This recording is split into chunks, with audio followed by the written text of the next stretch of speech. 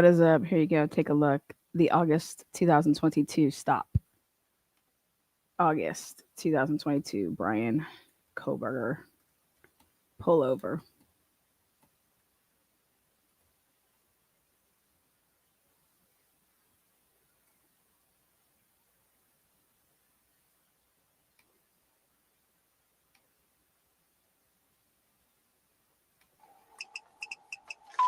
Pullman at Farm with Pennsylvania. Lincoln Frank Zebra 8649.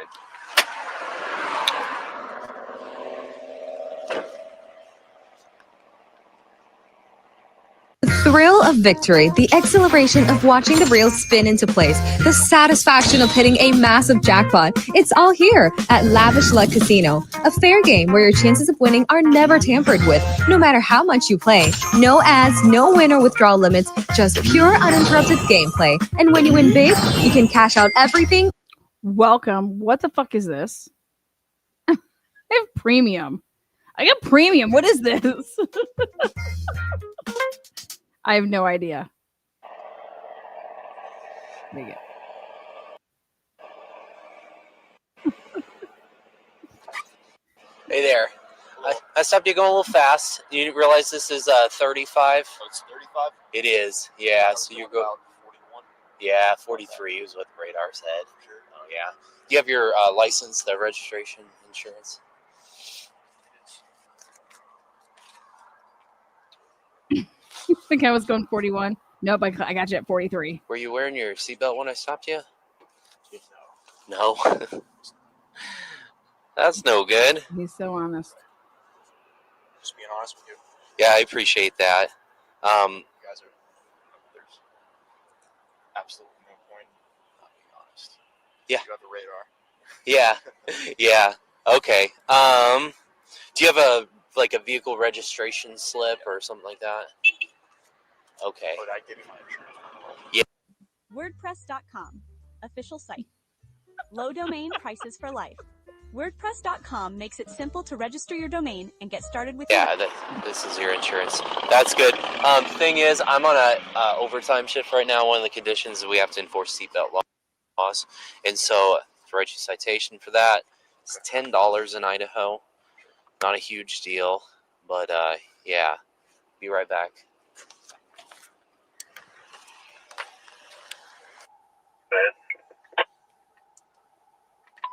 Last name Kohlberger, King Ocean Henry, Boy Edward Robert, George Edward Robert, First Brian, Boy Robert Young, Adam Nora, Middle C. AM 3292 Pennsylvania, valid 2024 and clear. I'll be busy site.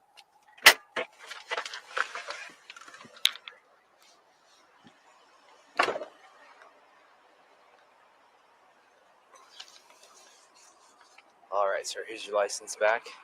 It's here. Just infraction citation. The only thing I let. WordPress.com, official site. Low domain prices for life. WordPress.com makes it simple to register. Failure to wear your seatbelt on the traffic stop. Like I said, the fine at that's $10. You do have the right to a hearing on this if you'd like one. If you'd like hearing, you need to request it before September 8th at 8:30. Otherwise, they'll automatically be entered against you. You'll lose the right to the hearing. You just want to pay it. The mailing address there, website right there. Yeah, I just have a question about that. So in terms of when you get a speeding ticket that's obviously reported to your insurance, is that the same thing with the seatbelt? I don't think so. I think it's only moving violations that go to insurance, or things that might put points on your license. Yeah. But I'm not 100% sure. Okay. Could I get a phone number from you? Yeah, why? We need to put it on the citation as it goes to the court. Yeah. Just for future reference, I mean, I'm obviously an honest person. Like I told you, I wasn't wearing my safety belt. When people lie to you about that, say I lied to you about that, right? Just for my own knowledge. WordPress.com, official site. Low domain prices for life. WordPress.com makes it simple. Do you honestly go back and look at that, or you just With a seatbelt like this, I didn't check as I was coming up, so that's why I asked you. Do you usually? I should. I noticed you weren't wearing it, and I'm on this emphasis, and like I said, I'm getting paid by ICD, and they want us to enforce the seatbelt law. So I was being more aware of that. That's where I'm coming from. Yeah. Okay. All right. Have a good night. This is what the fuck people are going crazy about. This is what the fuck people are going crazy about. Welcome to the transparency. What's up? Welcome.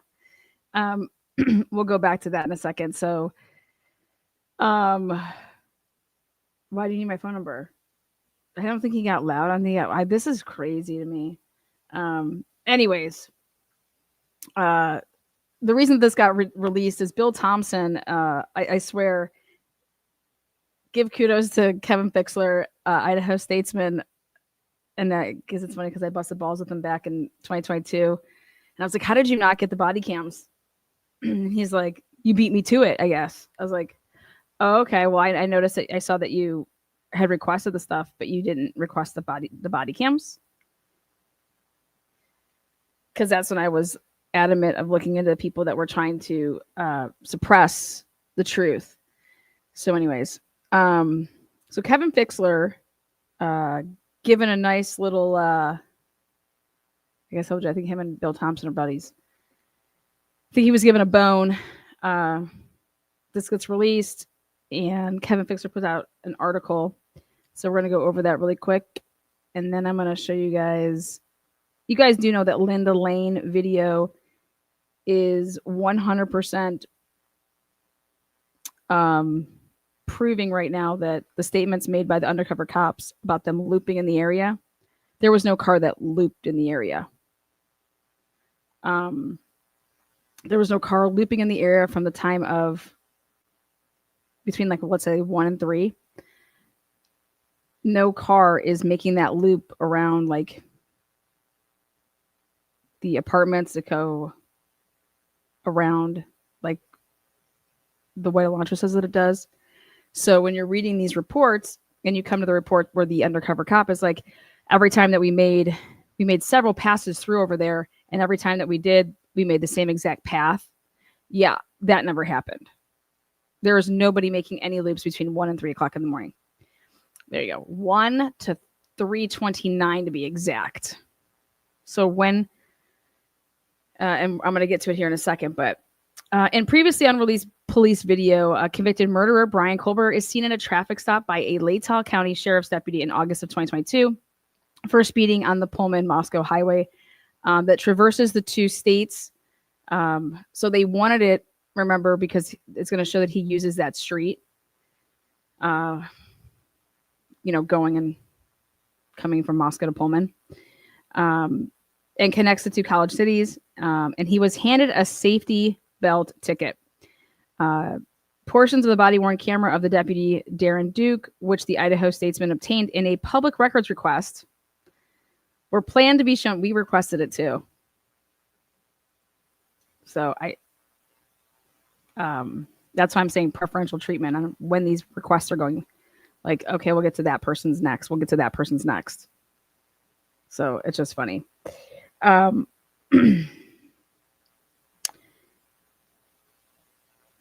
Where was I at? Blah, blah, blah. So here,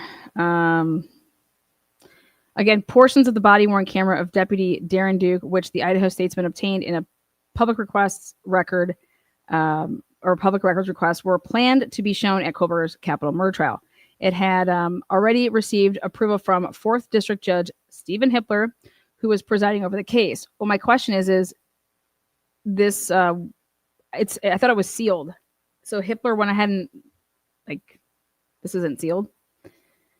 Prosecutors said that they intended to show jurors the police video to establish Colbert's identity, phone number, and that he owned a white Honda Elantra.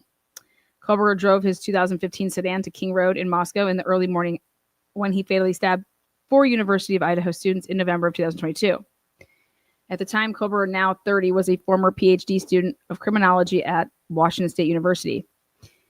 He pled guilty to 4 murders earlier this month, and Hippler sentenced him to 4 consecutive life terms in prison with no chance of parole. The victims were University of Idaho undergraduates. I would call them graduates. They were given degrees. Madison Mogan and Kaylee Gonsalves, both 21. Xana Kernodle and Ethan Chapin, both 20. The three women lived in an off-campus home on King Road in Moscow with two other female roommates, and Chapin was Xana's boyfriend and slept over for the night. In quotes, I stopped the vehicle for speeding 42 miles per hour in a 35 mile per hour zone. Confirmed patrol speed at 29 miles per hour. End quote, wrote Duke. What?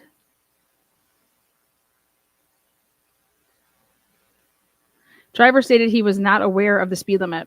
I noticed he was not wearing his seatbelt, and he acknowledged that he was not. I cited him for the seatbelt and warned him for the speeding. So give it up. I think the Idaho Statesman's been on it. He's done public requests. I also just wanted to ask Kevin Bixler if he was the anonymous body-worn camera YouTube channel. So today is the 29th, right? Sweetness. Next. Kevin Fixler had an interview with Bill Thompson. I'm not sure if he recorded it via like audio and visual, but Kevin Fixler went on a YouTube channel. What was it? I don't know. Yesterday, day before, and unleashed some like, hey, this is what Bill Thompson told me this. This is what Bill Thompson told me this. But then today he was going to, so I was trying to wait until Fixer released his own stuff because I wanted to give him the credit. Like I said, he was the one putting in the work with getting the, public requests in this case with other stuff. And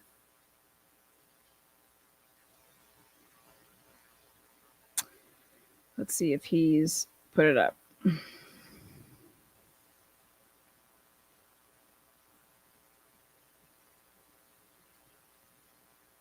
Happening now. Join our Kohlberg case live and ask your questions. Don't know if they're doing it. Oh, it's going to start shortly. That's because we're a couple hours behind. Noon, Tuesday, July 29th. So noon to them over there is like, should have started.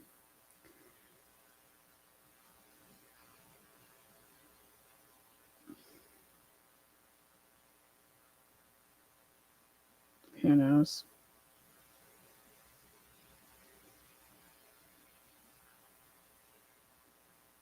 Okay, so these are the people that are going to be on that panel. As regardless of their assigned beats, these reporters found themselves tracking the case. Investigative reporter Kevin Fixler took point on our coverage. He did a deep dive into the DNA law and the technique that led to Kohlberger's arrest, and traveled to Kohlberger's hometown in Pennsylvania to interview his past friends and explore connections. He also made several trips to Moscow, profiled key players in the legal case. Also going to be on the panel is Angela Palermo. She was the first Statesman reporter dispatched to Moscow, where she had been a student at U of I not long before. She stayed for weeks chasing leads on the case. The breaking news reporter was Sally. She covered many aspects of the case as it unfolded. She was on duty the Sunday that the deaths were announced, provided an illustrated breakdown of the home where the crimes occurred, and used her TikTok skills to share our reportings with that audience. Criminal justice reporter Alex Briz used her expertise on court records and proceedings to cover much of the buildup to the trial, which was vacated when Kohlberger pled guilty. And then editor Chad. So I was trying to. Happening now. Join our Kohlberger case live stream and ask your question. On November 13th, 2022, the eyes of the world turned. This is not what I wanted. This is not what I wanted. Whatever. We'll come back to you. Literally finishes. Oh, so is it done? Is his thing done? Oh, so it's over? That was a quick sesh. Okay. Well, let's get to the goods. I have a bomb for you guys. So we're going to put this bomb up. So let's go like this. Again, good afternoon. Welcome. Come on in. We're going to use Hector. Hector's going to help us out. There we go. Okay.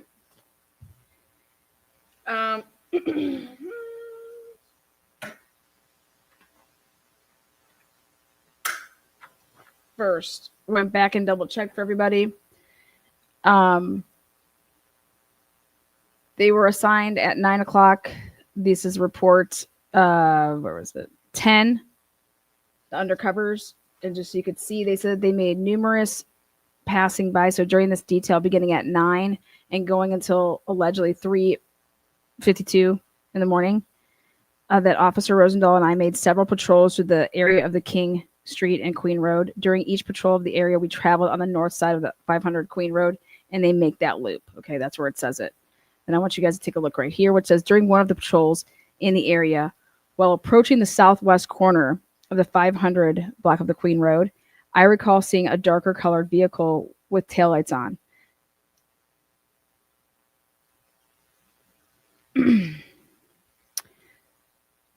This vehicle was parked facing south on the south side of the parking lot. Towards the west end, there was a short section of the parking lot which extended to the west of 500 Queen Road, south of 1122 King Street, which was where the vehicle was. Each time we patrolled this area, I drove. It does not say I walked, I drove. I drove. Which my best recollection was between 2 and 3 a.m. Do you see that? Well, Linda Lane says, no fucking way. Linda Lane has nobody making a loop between 1 a.m. and 3:29 a.m. So if you were over there, if they were over in that area at this time, between 2 and 3 to see this, they saw it on foot.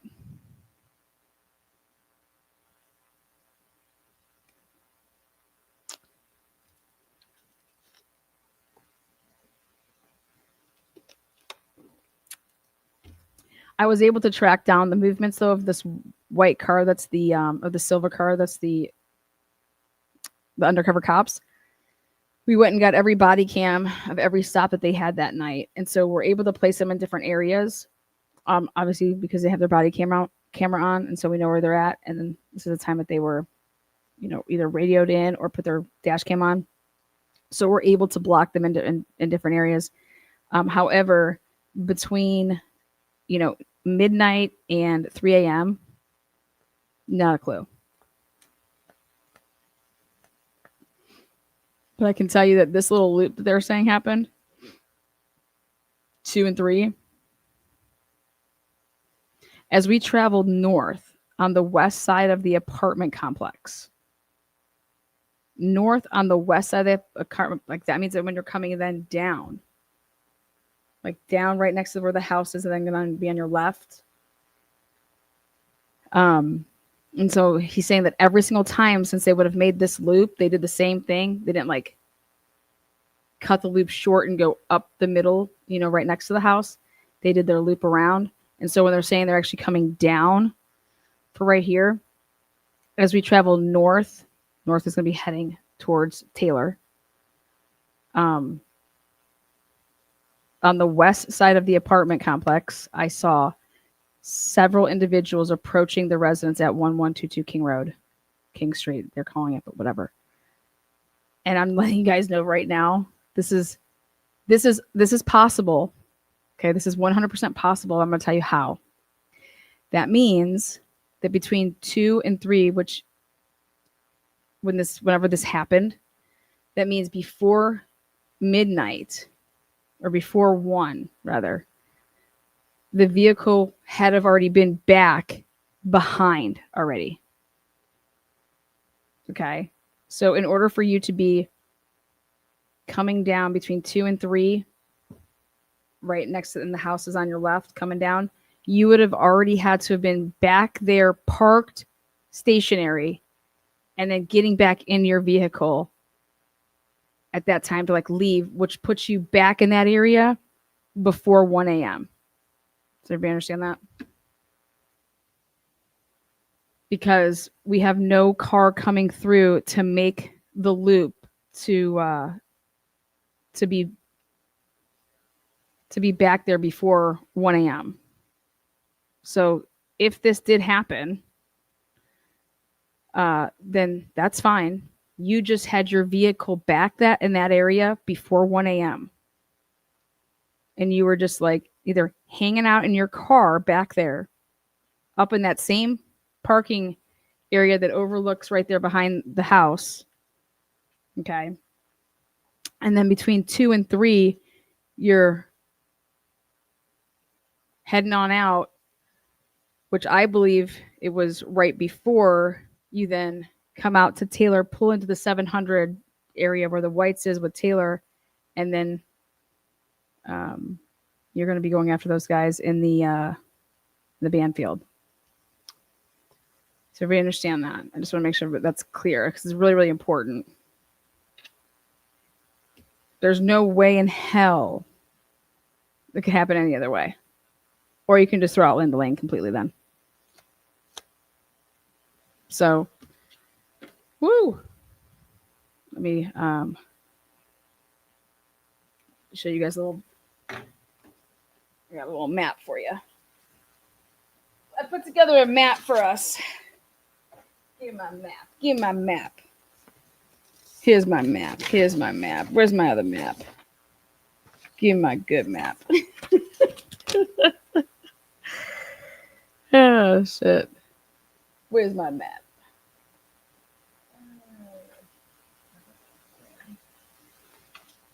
I'll just print a different one.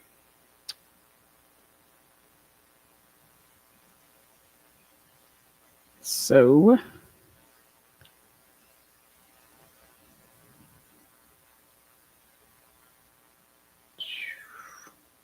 okay, this is the one I want. Print. Thank you, Karen. Karen, $999.99. What's up? Late, but happy to catch a live. My little firecracker. Oh, I don't know how I feel about that anymore. Now that I know that Dylan and Bethany are firecrackers. Just kidding. Love you, Karen. You're the bomb. Yeah. Okay, here we go. I did it so I could. I'm going to zoom in. Karen, you're the bomb. All right, let's zoom in. Okay. This is right here's the house. There's the Queen Road Apartments, okay? So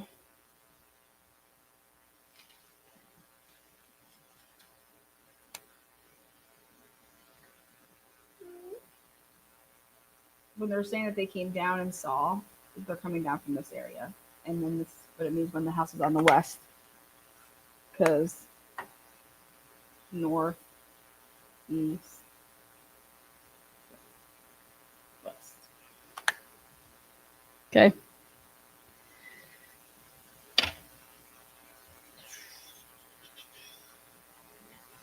And so they would have had to be sitting back in this, parking area.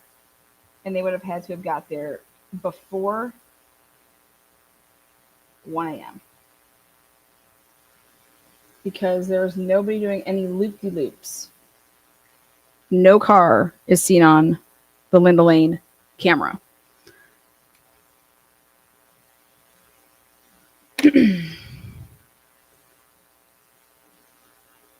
So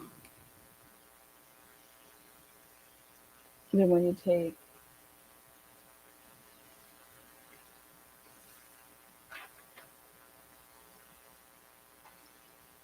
when he's saying during one of the patrols in this area, while approaching the southwest corner of 500 Queen Road, southwest corner, the southwest corner over here in this corner, while approaching it, that means he's trying to say as he was coming, he's trying to say that as they were making one of these loops, as he's approaching this corner.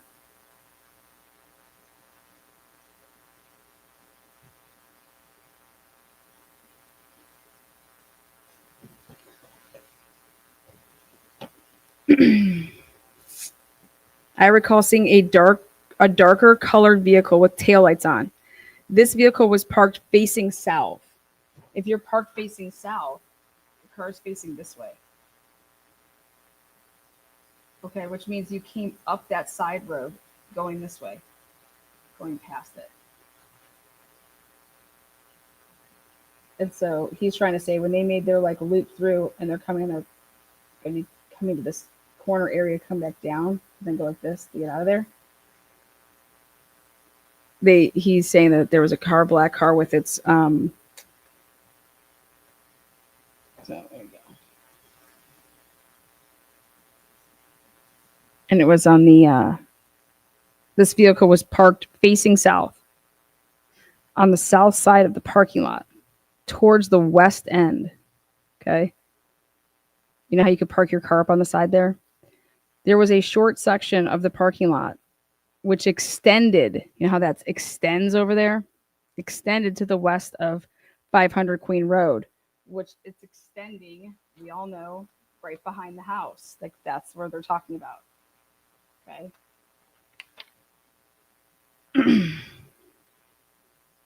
And so it's interesting that he's trying to put another car in the spot that I'm telling you that they were in. He is trying to put a car there. He's putting a car in the spot that I know that they were in. Isn't that crazy? Because what Linda Lane proves is that there's no car coming and making a loop around between the hours of 1 and 3:29.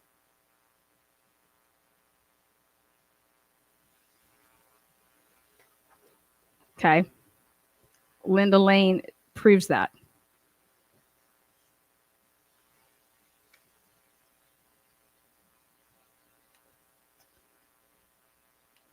Then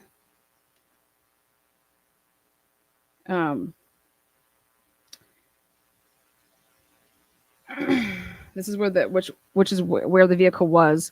Each time we patrolled this area, okay. So he's just saying during one of these times that he wanted to tell his supervisors that there was this. I recall seeing a darker colored vehicle with taillights on during one of these patrols, which I believe it would have been then after 3:29. That's my opinion. My opinion is that this was after 3:29.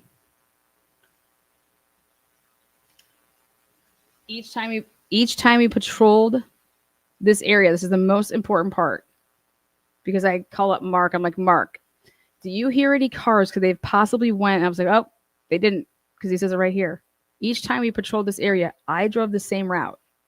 During the final patrol, he's trying to say, during the final patrol, the last time he was back there,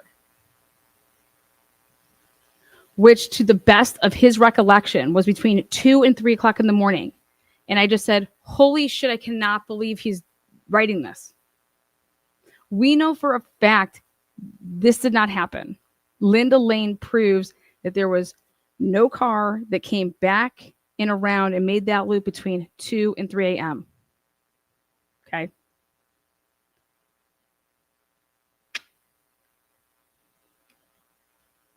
So he's saying on the last loop, which to the best of his recollection was between 2 and 3. And I'm going to say, oh, it's probably more like 3 and 4 to the best of your recollection. As we traveled north on the west side of the apartment complex. So if you're traveling north, okay, if you're traveling north,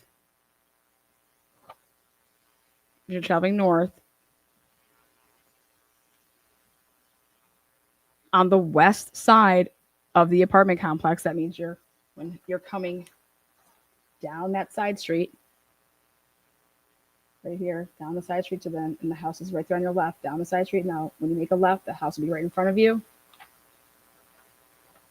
When you do that, when they did that, this is when they said that I saw several individuals approaching the residence at 1122 King Street. During this detail, I was looking for alcoholic beverages, open alcoholic containers, and individuals who appeared to be intoxicated. I observed the individuals as I drove past, but did not see any reason to contact them for our related patrol. I recall my view of the individuals being obstructed by the vehicles and brush on the east side of the parking lot. So, what he means by that is that when he's coming down that side street, the east side of the parking lot, okay, we know that when he's slowly trying to go down that little street and he's looking to the left, he's got cars that are parked on that side, okay, as well as you have that brush area. That's what he's talking about. And so he couldn't really tell, you know, he's trying to. So now we know exactly, we're putting him exactly where he's saying he was on his last patrol. And he's seeing individuals. And we're over here telling you that it could not be between 2 or 3 in the morning. And if it was, you guys, okay, and if it was, that means that they were sitting back in there and back in that area the whole time from at least beginning no later than 1 a.m.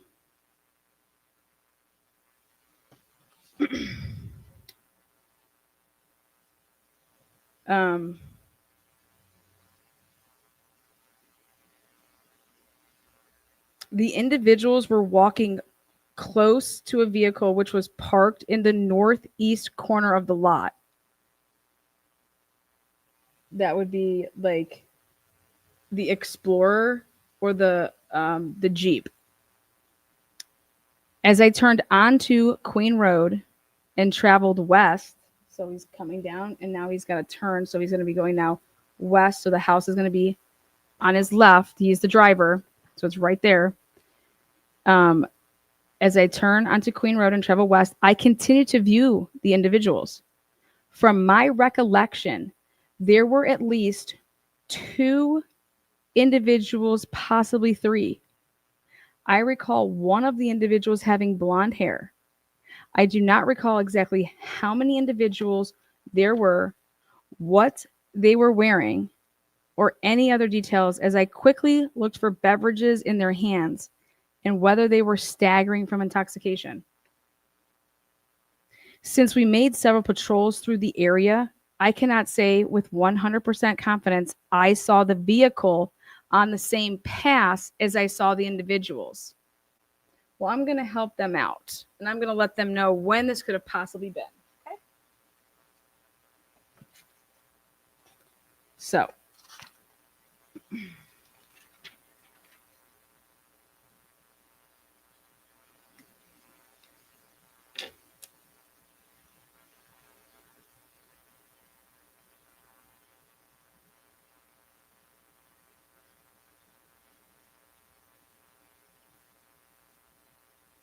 it couldn't have been from 253 to 317.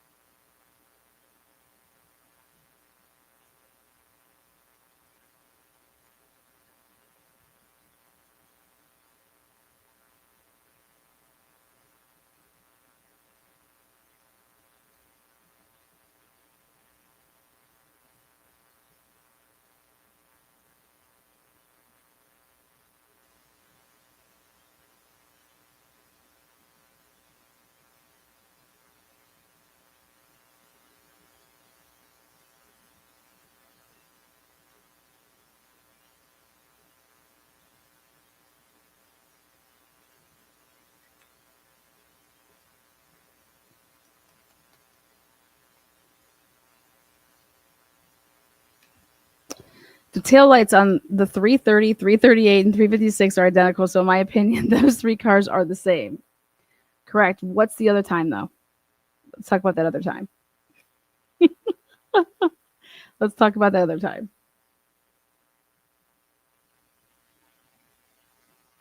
The reason I can tell you that they are not there then is because they're on a body-worn camera.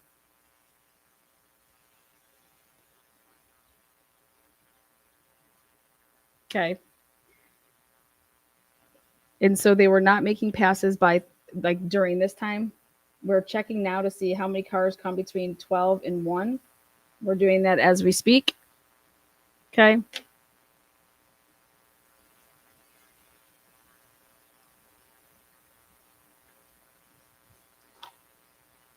And then all you have to look at is when you see this, that you cleared the area for the, what do you call it? For the Banfield. And you say that you were there until, where was it? 3, 2, there it is. This is why I don't believe anything in this report. Upon review of my radio history, I contacted 3 individuals at blank Taylor Avenue at 2:55. To the best of my recollection, this was after exiting King Street, after seeing the individuals at 1122 King Street. That's after he's saying that he just did all of this. Okay. And we are telling you now, if that's the truth, that means then without a doubt, these dudes were back there between 1 and 2. They got there before 1. And they were back there. That vehicle was back there between 1 and 2:53 in the morning and did not move until it's coming down to then go down, park. And now think about that. If you then go down and park in Taylor, right? Remember those people that were leaving the house and that they actually stopped in Banfield? Okay.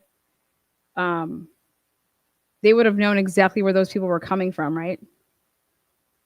Because he said, remember he said, I watched you guys walk down the stairs and stagger down those stairs.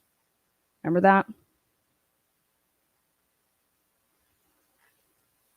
So think about it.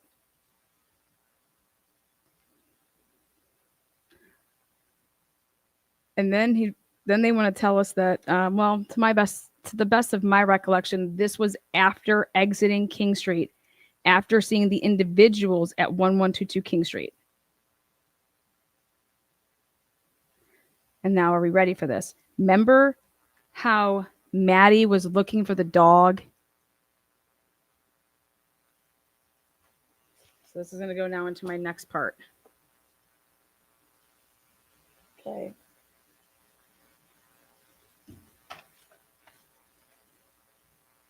At 2:53. 2:53.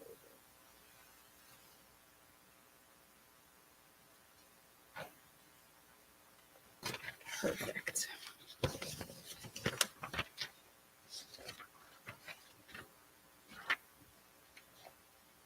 Okay.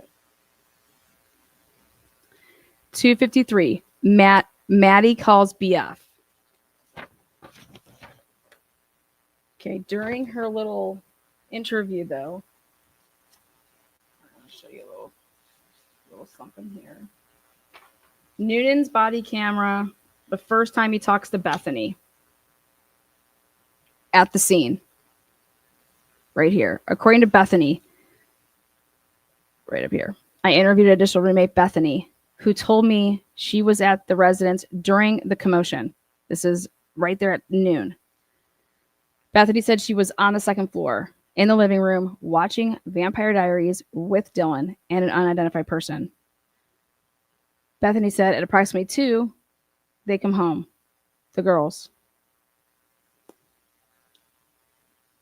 Then she tells Noonans that Bethany, and Maddie go outside to let the dog out. And that was between like 2 and 2:30.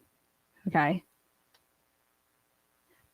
Bethany said during this, Madison was still outside with Murphy. Both of those 2 girls have blonde hair.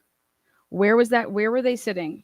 Where was the bring this back out? Okay. who's been up here just chilling? You know what you can see from over here? You can see everything on the courtyard, can't you? It's a perfect view of the courtyard. Okay. So between 2 and 2:30, when they would have let the dog out and we're outside, where were the undercovers? Okay.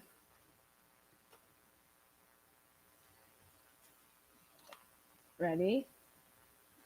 I always wondered why this left Bethany's statements, and I think I figured it out. So she said, hey, me and Madison, we went outside and we let Murphy out. Okay. Then she's like, oh, it was kind of cold, so I came in.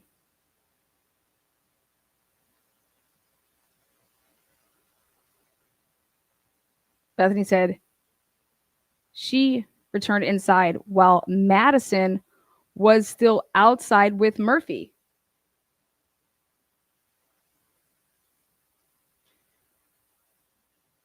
Bethany said she went to bed around 2:30.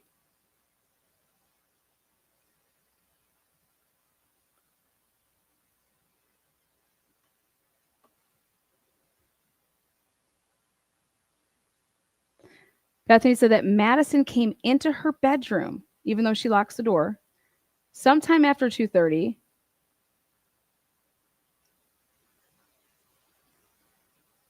Then asked her if she knew where Murphy was. Who the heck took Murphy? Where's Murphy? Remember, Murphy goes off running into the woods back there? Did those cops, were they just standing back there? Who was back there? Murphy just ran off. Where's Murphy at?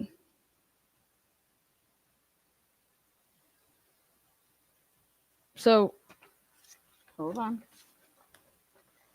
Bethany says that Madison came to her room and said, hey, do you have Murphy? No.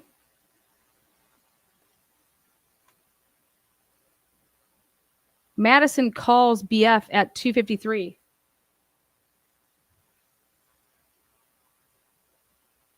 Doesn't mention that. Like, why was BF calling her at 2:53?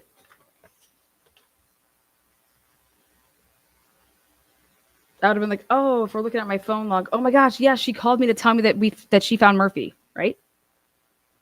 Now this whole time, these undercovers are sitting back behind this house. And they've been back there. Now, according to them, if they truly were coming from back there to like loop around, they couldn't have, their car had to have been back there before 1 a.m.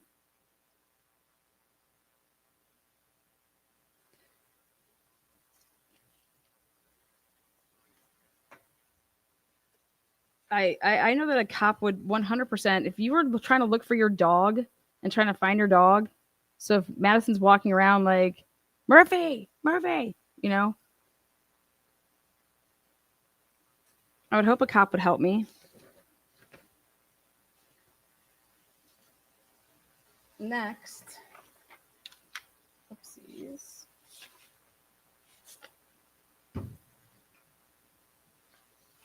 Okay. Let's check this out. Madison came up. Oh, nope, I don't have Murphy. And Madison just left. Bethany said, like, boom, just period, just left. Bethany said she woke up in her bedroom, which was located on the first floor, to a sound she described as a firecracker and a flash. Bethany said she initially thought the sound was a prank. No mention of where Ethan and Xana, when they came home, nothing. So right here, Bethany has no idea that a DoorDash was ordered, that anybody's waiting on DoorDash, nothing. Okay? Like, this is just how simple, like, compacted this was. Just boom. And then she just says, here, according to Bethany's phone log, she shows me, because she's going to show me this phone log. Now think about this. If you whip out your phone,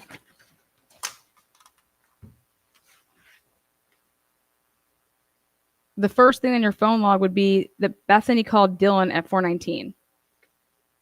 But before that, Madison called Bethany. That would like ring your memory to say, oh God, yeah, she called me at this time and it was to tell me X, Y, or Z, or I must have missed it. I didn't talk, like, was it answer, was it not? I believe it was a 2-minute phone call, but could have been a voicemail. Don't know. But right here, she goes straight to, she's like, according to Bethany's phone log that she showed me, Bethany called Xana at 4:21, Ethan at 4:22, Madison at 4:22, Madison again, and then Kaylee at 4:30. Bethany said she never received an answer on each phone call. Bethany said she went back to sleep and woke up around 11:56. So when I went back and read this again, I was like, oh my gosh, how did we miss this in the beginning? How did we miss this in the beginning? Does she say that Dylan came down to her room? No. She doesn't mention Dylan coming down to her room, and she doesn't mention that her and Dylan talked. Because at that point, you would not know if she called Dylan. She called Dylan. When she says to the police that nobody answered, well, Dylan was the only one that answered, actually. Or Dylan didn't answer, and then she calls me back. So you have to know if that was an answered phone call, if it wasn't the first one. Right here. So where Bethany starts to say, hey, look at my phone log. This is where she would have started. When really,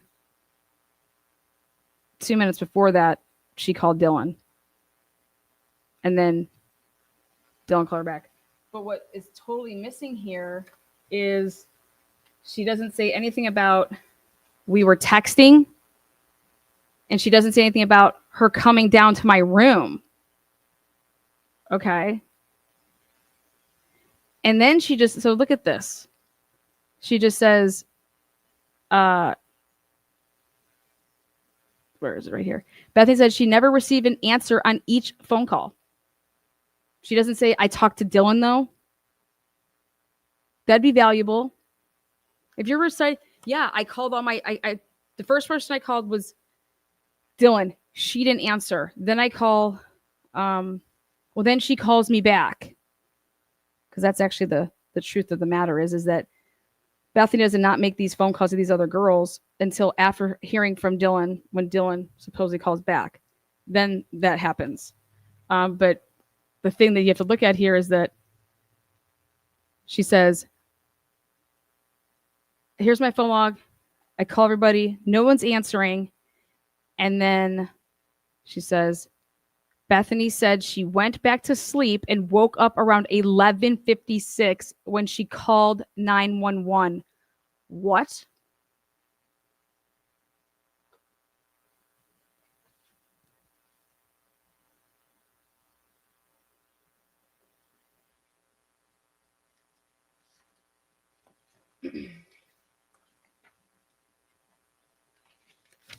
The next time Bethany would sit down with law enforcement would be when she was in Nevada.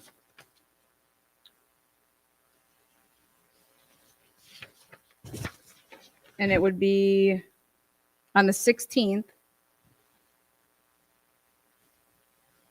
And so I want to show you guys where there's a problem.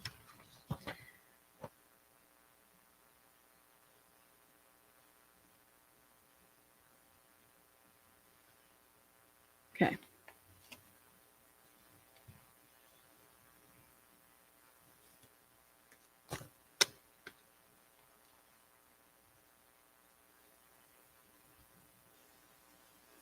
Right here.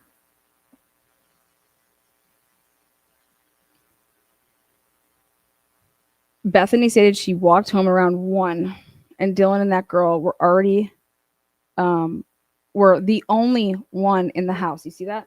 See, these idiots can't spell shit. Okay. There was music being played. There was people coming and going, right? But Bethany said that when she walked, Okay, and went in. They were the only one in the house. Okay, they were the only ones in the house. Bethany, Dylan, and this person were watching Vampire Diaries for a while, and at around 1:22, that girl left. Kaylee, and Maddie come home at 2. Okay, Maddie, Kaylee, Dylan, and Bethany went up to Kaylee's bedroom once they got home. So I get that's like getting more in depth. So I don't care that that's not in there. Kaylee was getting ready for bed as they were hanging out in her room. Bethany, Maddie, and Dylan went downstairs, and Maddie and Bethany took Murphy outside to let him go to the bathroom. Perfect. Like, all making sense. Then Maddie stayed outside for a short time, or I'm sorry, Bethany stayed outside for a short time. She then went back in the house and put something away in her cupboard and grabbed a bag of chips. Bethany went downstairs to go to bed. What's missing here? Bethany stated nothing was unusual about Maddie and Kaylee when they got home. What's missing right there? Well, what's missing is that Bethany saying that Maddie comes down to her room and says, "Hey, have you seen Murphy? Do you have Murphy? Do you have Murphy? Where's Murphy?" Okay, that was a big part of the story. Then now all of a sudden has to get out of the story. Murphy can't be missing, right? Because maybe who actually helped with Murphy? Maybe it was like, hey, don't say that part. Okay. Look at where that should be. Oh wait, I'm sorry. It's in Dylan's one. No. So here she says that Bethany went downstairs to go to bed. Bethany said that nothing was unusual. Maddie, Kaylee, I'm sorry. Hold on. It was Dylan that says this. Hold on. She's saying that as she was watching the show, Maddie came downstairs to ask her if she had Murphy because she could not find Murphy. That's it. So she elaborates more on it, which is good. So she's saying that she asked, "Hey, do you have Murphy?" versus now it is, "I can't find Murphy." So like, Murphy's not outside. I thought that she was with Murphy though. So like she's putting her outside with Murphy. Now it is that she comes downstairs. She said she locked her door, but she's just walking in. Now she's saying, "Do you have Murphy?" "Nope, I can't find Murphy." Bethany told her no. Bethany said her door was locked. And she normally locks her door when she goes to bed. Well, so she has her phone out. Okay, but Maddie called you. Bethany told me eventually she turned off the show and her iPad and went to sleep. Bethany said she woke up after falling asleep to hearing what she felt was a firecracker go off, and she thought she saw a sparkler go off through the crack under her door.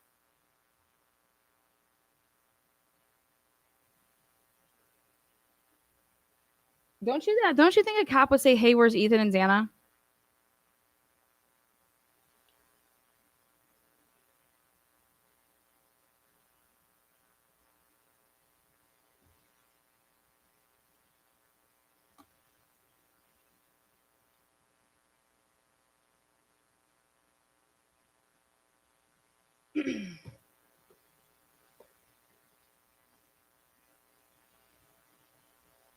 Does she say anywhere that she hears Murphy barking?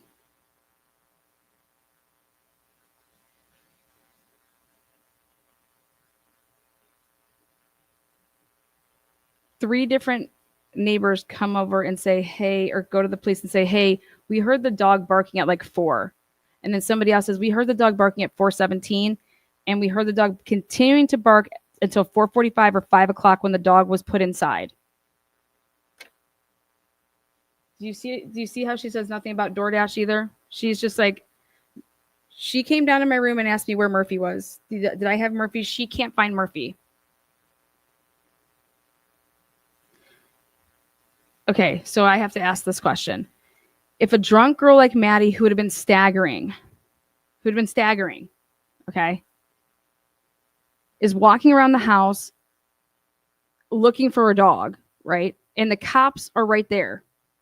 Don't you think they would have seen her like staggering because she was when she was walking? Like it didn't catch these guys like who this girl's calling for a dog. If they let the dog out the back, that's where they're looking and watching. And if Murphy ran off to the woods where Murphy normally likes to go, that's exactly where the cops would be.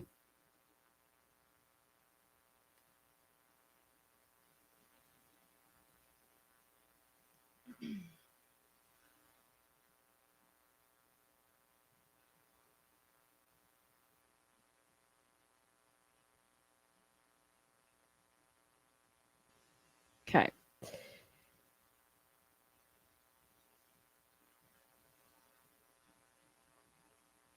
So she wakes up to hearing this firework. And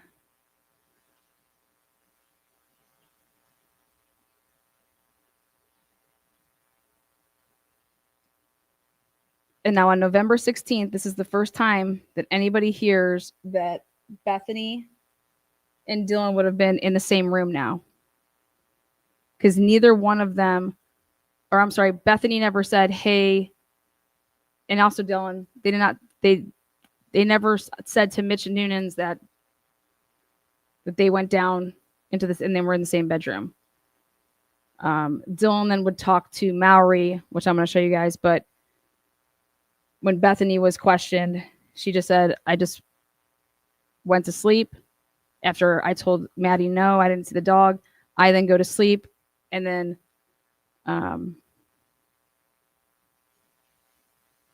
wake up, I hear something, and then I just call the police when I woke up at 11:56.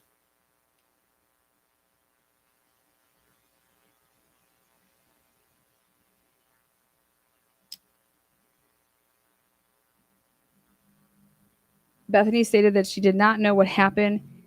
Either Bethany called Dylan or Dylan called Bethany, and Dylan stated she thought she had seen someone dressed in all black in the house.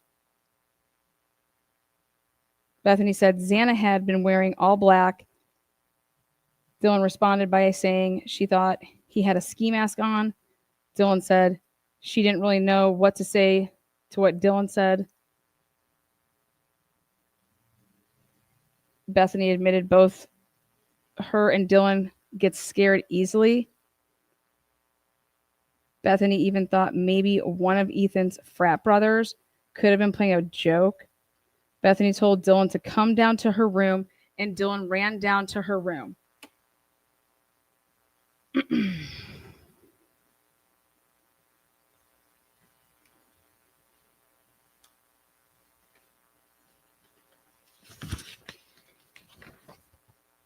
Ann Taylor said that she didn't believe this. And she said she filed this. And she said that Mr. Culver maintains his innocence, right? She says, thus the time frame the state alleges is very much at issue. And so she wanted them to take like a look at everything, right? And so when I was examining again, okay, right here.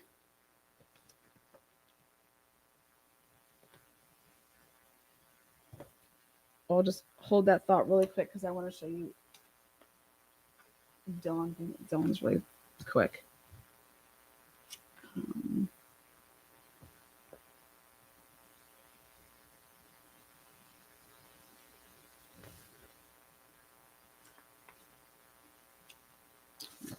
second. This matters to me in this order.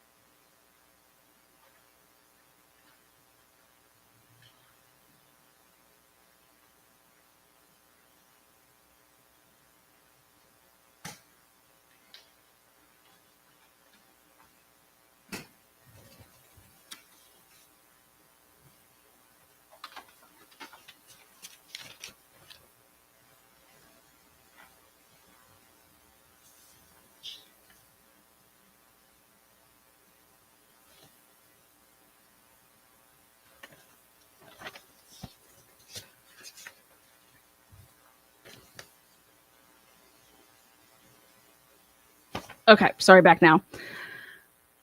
Apologize for the delay. Okay, do you guys see anywhere in here that it says that they were text messaging? So I went back through all of this again, and I'm just trying to show you guys how my brain operates. And I said, these are the 5 most important things. And it says, do you see anywhere in here that they were texting? Okay. And the answer to that is no.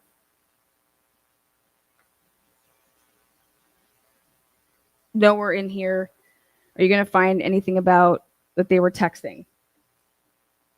Okay. So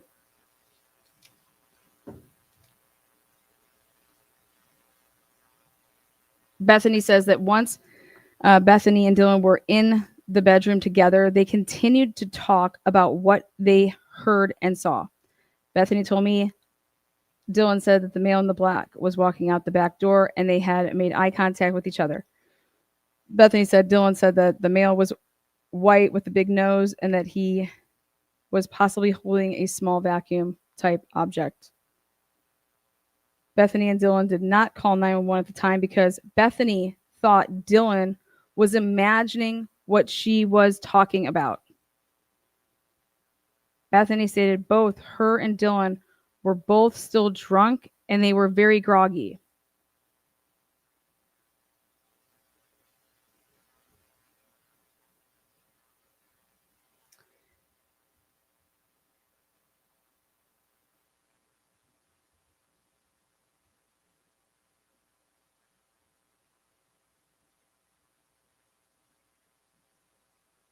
See how it talks about there's the phone call that they had?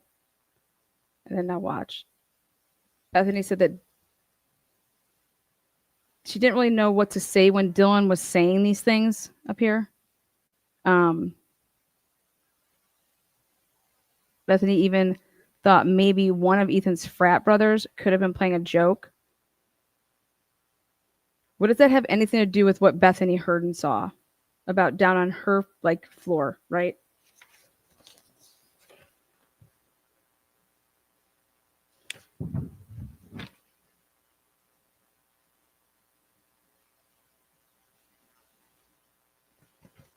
So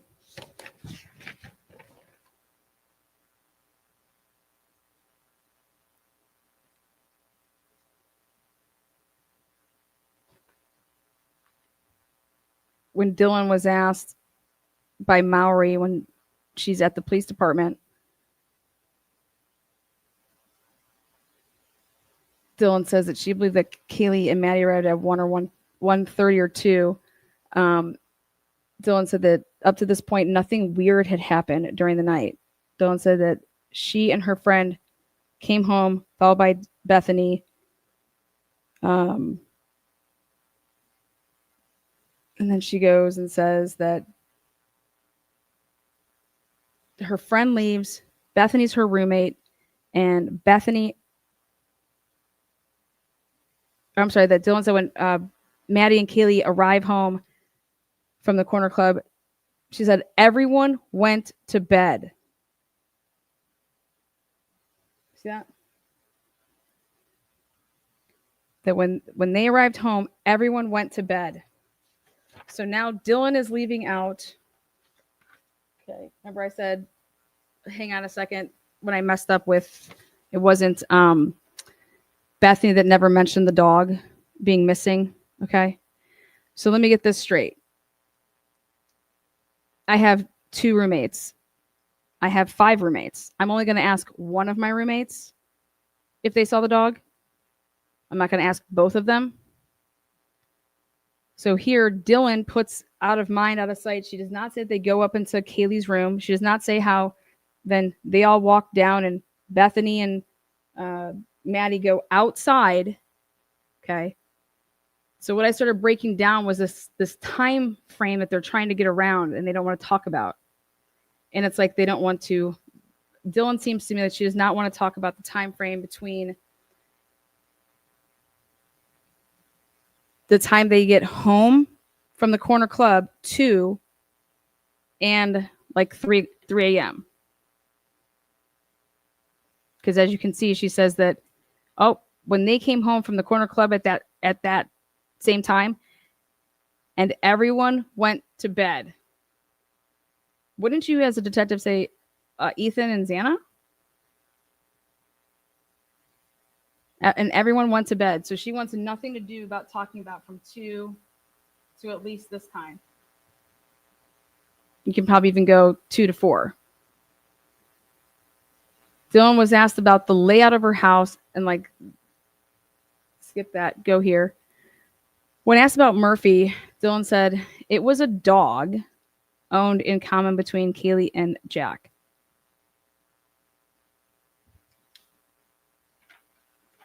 So when asked about the dog, that's the only thing that you say. Not like, oh yeah, that's right, the dog was out. The dog went missing that night. In Boise, that's where, Maddie's boyfriend was. I couldn't believe what I saw next. When she was being interviewed at 1:45 in the afternoon, after noonins, she says Dylan indicated that Xana was dating Ethan, who was in the room with her at the time of the incident. How does she know that?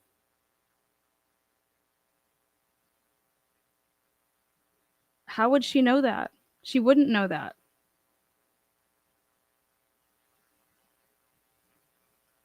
That doesn't make any sense.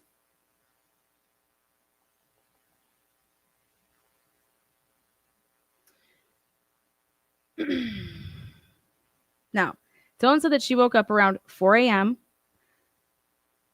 where she could hear Kaylee and Murphy, the dog, dancing.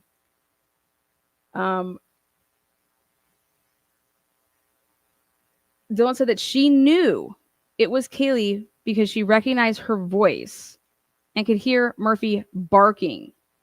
So Murphy's barking at 4 a.m. That is corroborated by the people on Walensa behind, the people on King next door at 1126, and another house on 1118. That at 4 a.m. and all the way until 5 o'clock, the dog was barking. Dylan said she knew it was Kaylee because she recognized her voice and could hear Murphy barking. Well, now, this is when it was like, okay, if you can hear Kaylee's voice and you know it's Kaylee and she's still alive, right? And she's saying that this was at she thinks that this was at 4. And I'm over here like, well, what if this was more like at 3? Okay, but everyone's saying that there was no dog barking at that time. Okay. There's also loud music being played all the way until 4 in the morning, supposedly, from the other people that were interviewed. But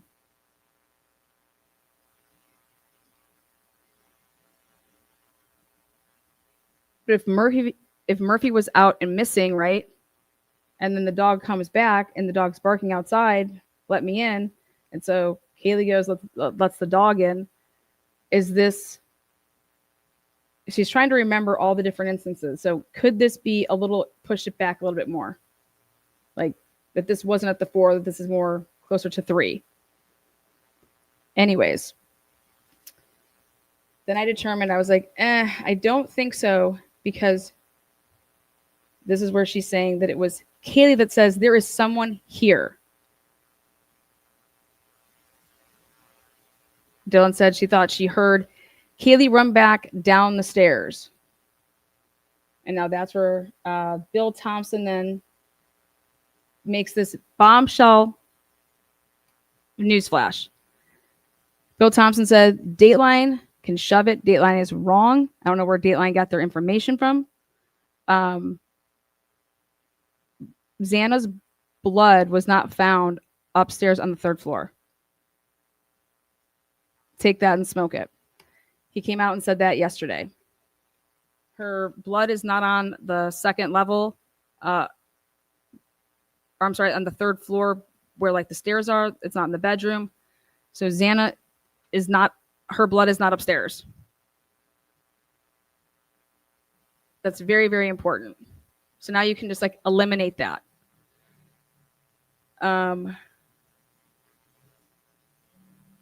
Really, really, really important. Nothing about Molly seeing somebody up in the 3rd floor window. That's based off of pain. Show Molly that picture, have her circle where she was seeing somebody. Okay. So here, this is where Ann Taylor is like, we're going to turn it up. Dylan said at this time, when she hears Kaylee saying that there's somebody inside the house, somebody's here, she thought that she heard Kaylee run back down the stairs. Dylan said Kaylee sounded scared when she made this statement. Dylan said at this time, she jumped up, locked the door because she did not know what else to do. Dylan said she called out Kaylee's name and did not indicate if she got a response. Dylan said that she then tried to call Kaylee, Xana, and Maddie on their phones. And I about just fell over. I said, oh my gosh, hold on. I said, wait a second, we have a problem. Where's this thing at?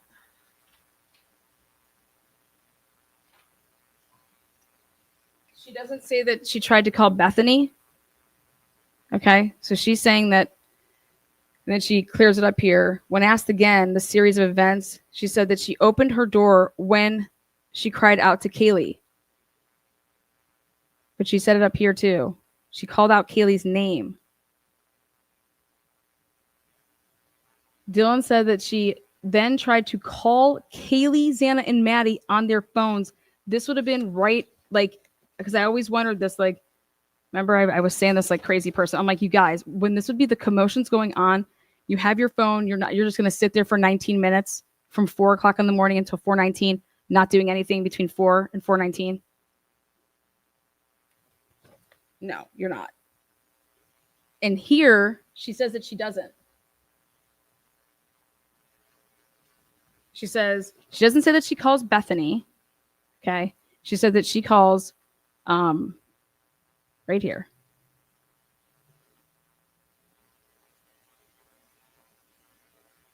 So the first time I jumped up, locked the door because she did not know what else to do. Dylan said she called out Kaylee's name and did not indicate if she got a response. Like, what do you mean you didn't ask her? Dylan said that she then tried to call Kaylee, Xana, and Maddie on their phones.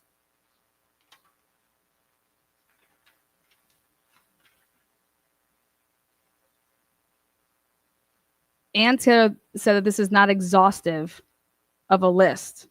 Okay. I always wondered why they are starting this at 4. At approximately 4, this is when I heard this, okay? I always wondered, why aren't they saying that I heard this like at 4, like a little like 4:20?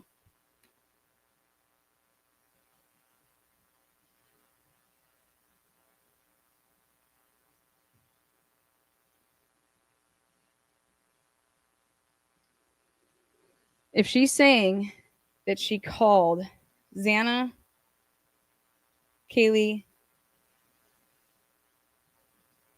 and Madison, see? This is DMs. Maddie, Kaylee, Xana.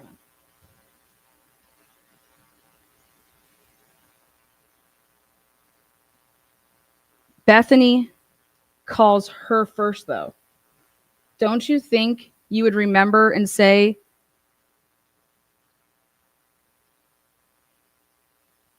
Bethany called me? And she's saying that she did it as soon as, like, hey, there's somebody here.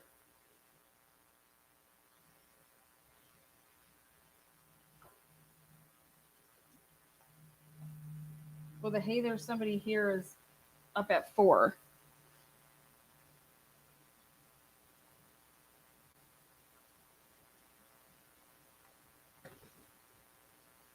If you're looking at your phone and you're looking at your call log, right?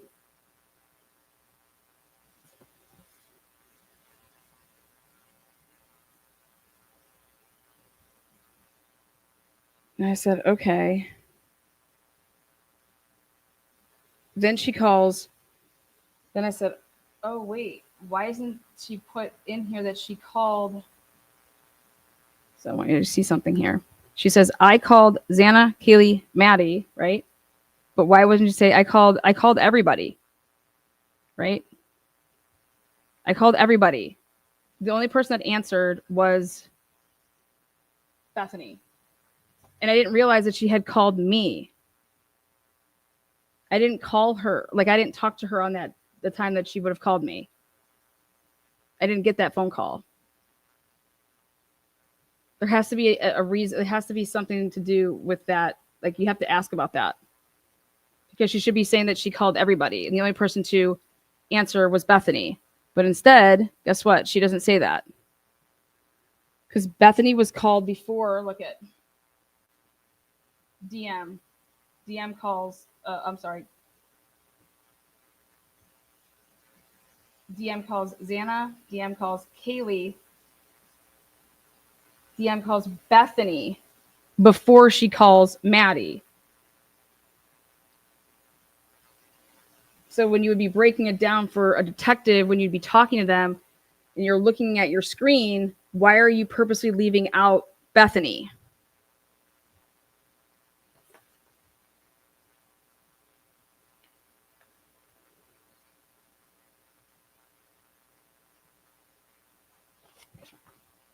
Unless there's calls that are before this. When asked about the series of events, Dylan said that she opened up her door when she cried out to Kaylee. That is just the one time she's just re-explaining it. So she opens up her door after hearing there's somebody here. And she said that she heard her scream. And then so she opens up the door. Kaylee, you know? Then closed the door because she was scared. Dylan said she then opened the door again and heard who she thought was Kaylee, but it could have been Xana who's putting that in there, crying in the bathroom. Dylan said that she then heard a man's voice say, "It's okay, I'm here to help you." Do you understand that this is all coming after, like, when she originally said this, that I called to Kaylee, did not get a response, and then she's like, Dylan said that she then tried to call Kaylee, Xana, and Maddie. Why wouldn't she say I tried to call Bethany too? Like, how would she wouldn't know. They're keeping each other out of the story.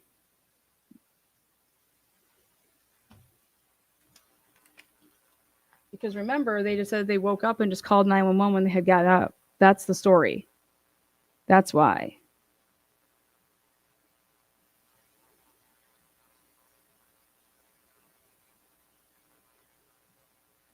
She said that she saw the person. Dylan said that she opened the door again, and the guy is right there. And I said to myself, wait, hold on. Nope. I said that doesn't fly. I said that doesn't fly because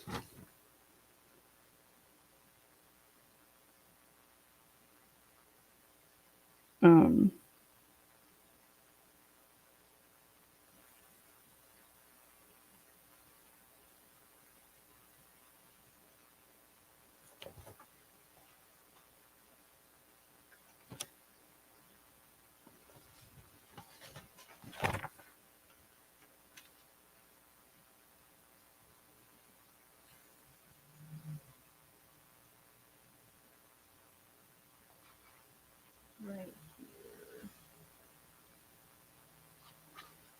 Dylan was asked how long she believed it was from the time Kaylee said, "Someone is here," to when she saw the suspect.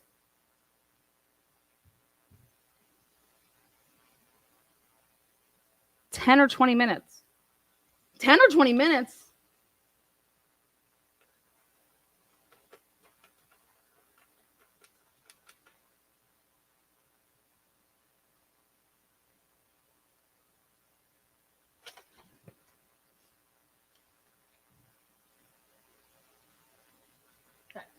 She said that she saw the guy leave. She watched him go, watched the suspect go to the kitchen door and leave. She watched him do that. Dylan said at this time, she closed her door and locked it as fast as she could. Dylan said the suspect did not walk toward her or say anything.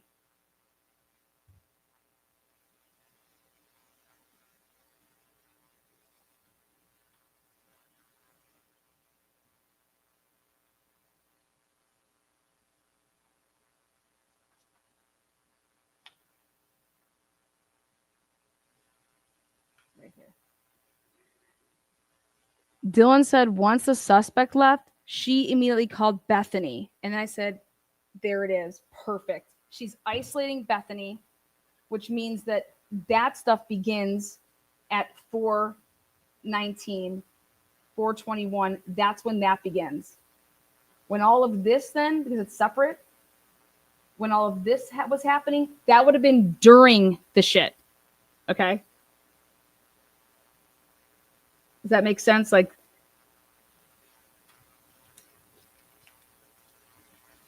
she's saying that all of this, calling out to Kaylee, calling and trying to reach her friends, right? But doesn't try to reach Bethany, but she's calling out to just these three people.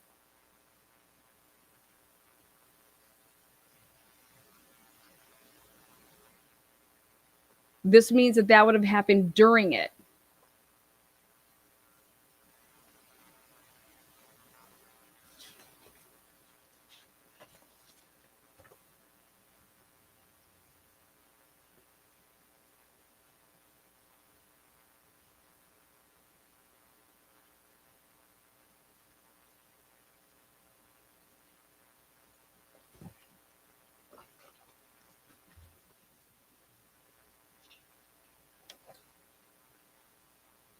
I think Ann Taylor left off the ticket a bunch of stuff between here and here because she wasn't going to show her whole cards. You understand that? And so how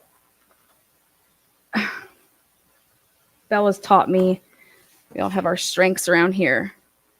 And she said, listen, when you're looking at an interview and you're breaking it up into certain things that would have been going on, the first time that she mentions Bethany's name is she was doing all of these other things during that time, which would have been Kaylee, Maddie, Xana. Here, all by itself, is the isolation of Bethany. Dylan said once the suspect left, she immediately called Bethany, right? She immediately called Bethany once the suspect left.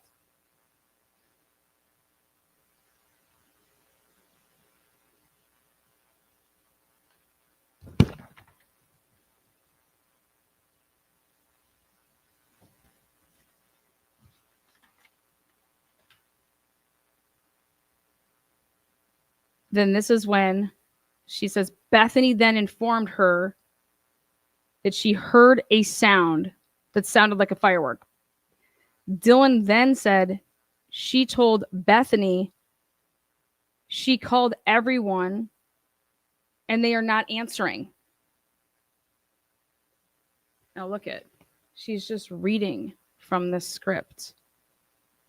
No one is answering. What else does she say then? No one is answering. Look at, no one is answering.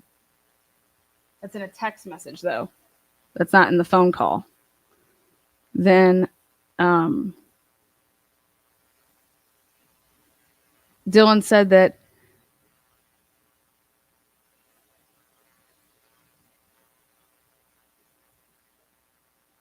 she was in and out of it and believed everyone was just asleep.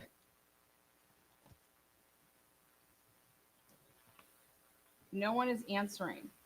I'm really confused right now.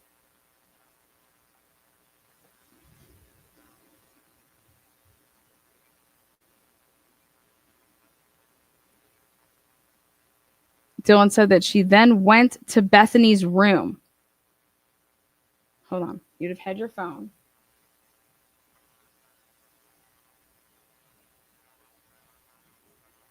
Wouldn't you be saying, we started texting. And then I text Kaylee, like, Kaylee. I remember this whole, like, I yelled out for Kaylee. You yelled out for Kaylee or you texted Kaylee after the fact? What's going on? BF, outgoing message on Snapchat. BF to DM. Yeah, dude, what the fuck? BF to DM. Xana was wearing all black. First time that Bethany didn't even say that she saw Xana come home, nothing. So when did you see that Xana was wearing all black? You went to bed. They weren't even home. DM to BF. I'm freaking out right now. DM to BF. No, it's like ski mask almost. Dylan. Like he had something over his. So she doesn't say any of this to the cop. She's just saying that right here. She was in and out of it and believed that everyone was just asleep. Dylan said she then went to Bethany's room, locked the door, and went to bed. Dylan said she woke up at around 11 or noon. What?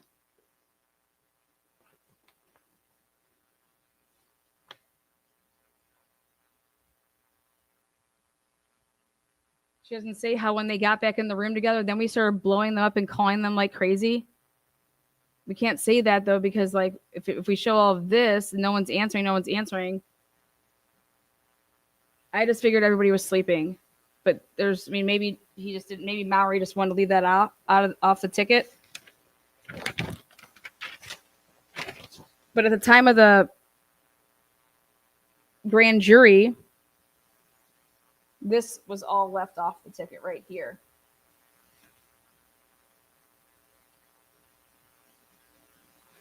And so when we see Dylan was asked, or when she woke up at 12, then she, she said that she woke up around 11 or 12 and called her roommates and no one answered. Well, here it is. DM. I don't have, there's no calls. There's a DM texted Keely at 11:29 and DM texted Maddie at 10:23. But there's no calls. So she wakes up and she says that she calls them, and Bethany didn't call anybody nor text anybody. Okay.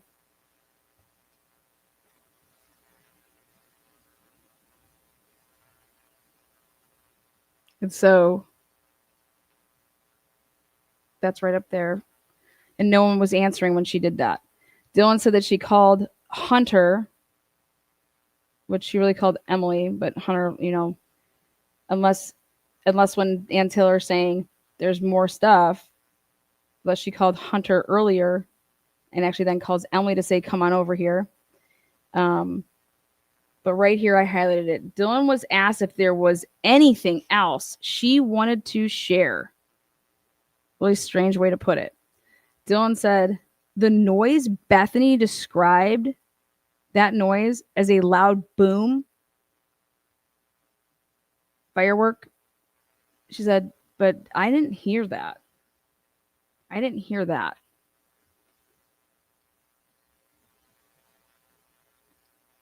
Then she comes back and they start talking about it right here. And Dylan said that she did not believe the slider door was locked the night.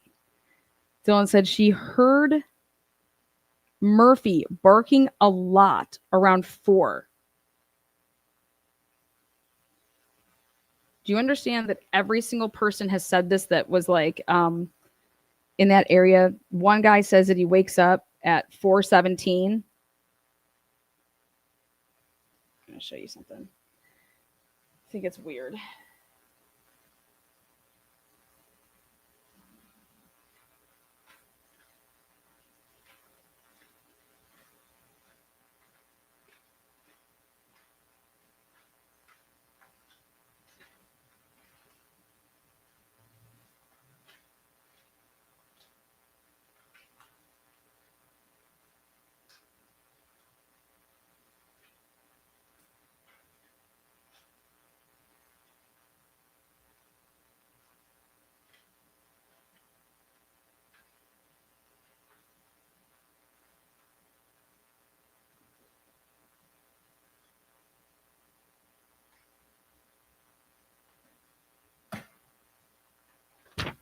This is the people that live on Walenta.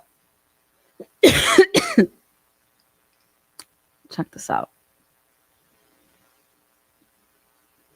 SG told me that he woke up a couple times Saturday night. He looked at the clock, saw it was 4:17. What the fuck? Really? Are you sure that you saw that? Or did you talk to your neighbors who... How can he say at 4:17 is when he woke up and saw the clock and he's like, I remember I woke up at 4:17. That's the same timestamp of the clock for the thud. Okay.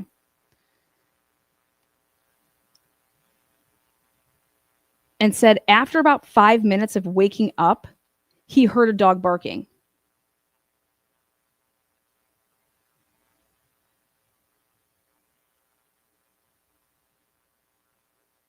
Well, if that's the case, ready for this? If that's the case, and the barking didn't happen until 4:23 a.m. Okay, think about it. Well, doesn't that kind of just blow up everything that Dylan and Bethany have just talked about? Stuff starting at 4 with the dog barking at 4. And this guy is saying that the dog doesn't start barking until after I get up a couple different times. Then I saw my clock at 4:17 and said after about 5 minutes of waking up, he heard a dog barking outside from the direction of the 1122 King Road house. He said he was going in and out of sleep, and after about an hour, around 5, he still heard the dog barking outside from the direction of the house. Then there was a person that was interviewed right next to them.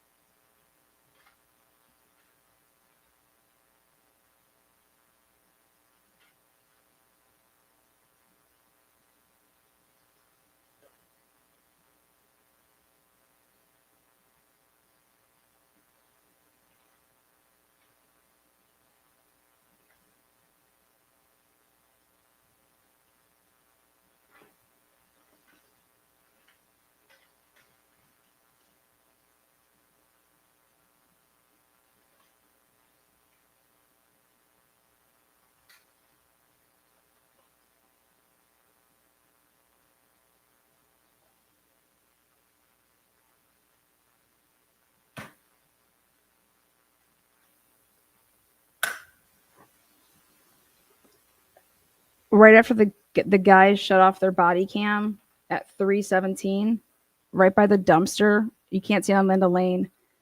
At 3:20, which is right after the Banfield, 3:16, they shut off their body cams. They see somebody walking right by the dumpster. That's right by 1112 King Road. And that's right after they shut their body cams off. There's that.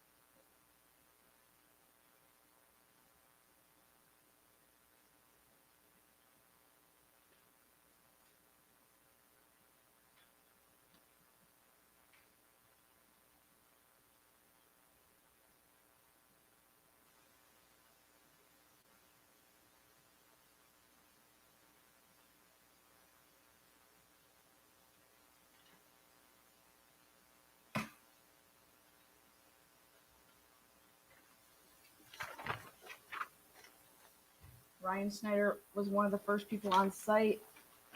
And right here. So here's the other person. I spoke with the subject at Blank King Road. The majority of them say that they were out drinking, blah, blah, blah. Get down here. This person at this now residence, King BP, stated at about 4 o'clock, he heard a dog barking coming from the east of his residence. He believed it was the dog at 1122 King Road, as he thought that was the only dog in the area. He said the dog sounded like it was outside and was barking for about 45 minutes until he believed someone must have let the dog inside at around 4:45 when it stopped. He stated that he had a female with him in bed at the time who also heard the dog barking at this time. 4 a.m.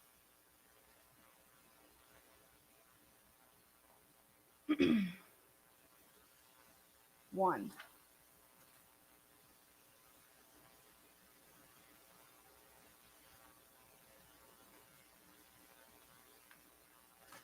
Now go back over here to Dylan.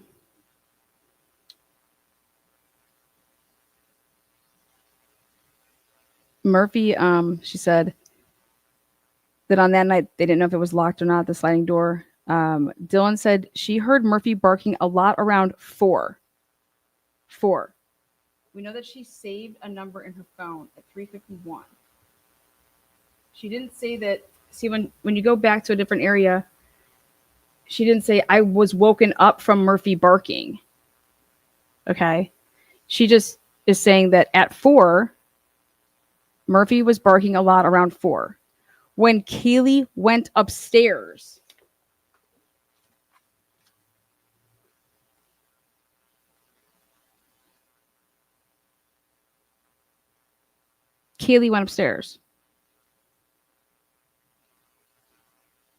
Then ready?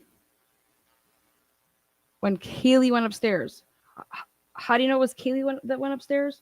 Would this been after she says there's someone here? There's someone in the house? And then remember, we have Molly McMichael who's outside being weird, but at 3:55 supposedly takes a picture, puts the DoorDash, right? And Molly's talking about, 15 minutes before that is when someone's bouncing up and down, ducking from her ass, right? So we got Molly doing weird things in the back of the house. We got the undercover cops doing weird things in the back of the house, right? And now, if Molly was in the area 15 minutes before 3:55, that's putting Molly there at 3:40.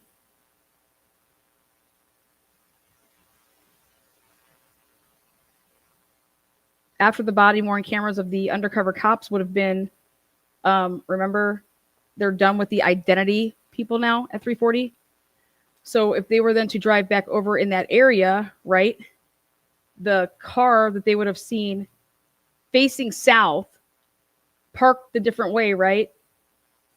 Could that have been Molly, right? Because then Molly says who she sees creeping down, driving, is some guy with spiky hair, right?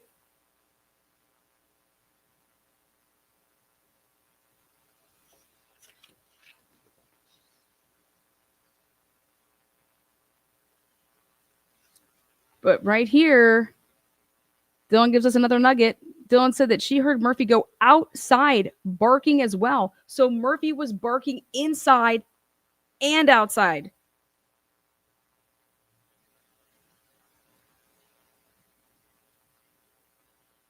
So ready? The upstairs slider door to go to the 3rd level, that balcony over there. It should be asked, what do you mean you heard the dog barking? So the dog was inside barking? Mm-hmm. Then Dylan said that she heard Murphy go outside barking as well. When? Like right after? Could this be on the top level? Dylan was unsure if Murphy would chase a suspect outside. Again, all of this is at 4 o'clock. 4 o'clock. Well, that sedan that everyone's going nuts about.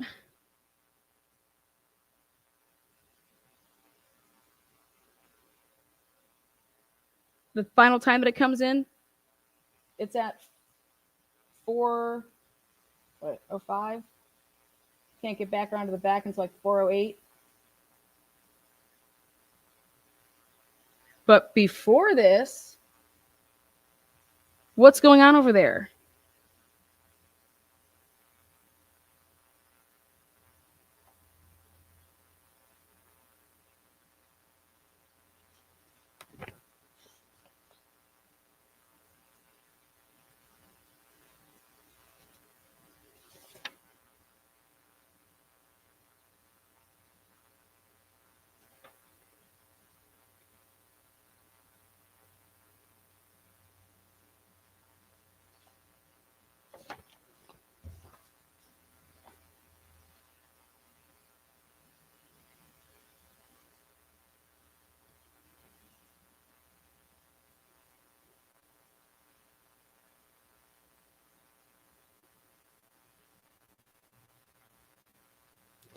And then I saw this. She did not remember if the suspect who ran left the slider door open. Wait a second. What? The suspect ran? You see all these little nuggets in here? The suspect was running out of that house? That's the first time we see the word run. Ran.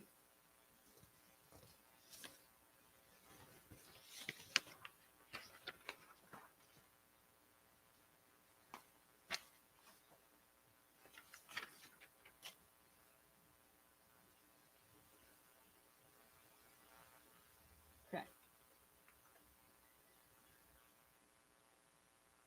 On 11/13/2022, this is one of the first responding officers. Snyder writes up his report on 11/13.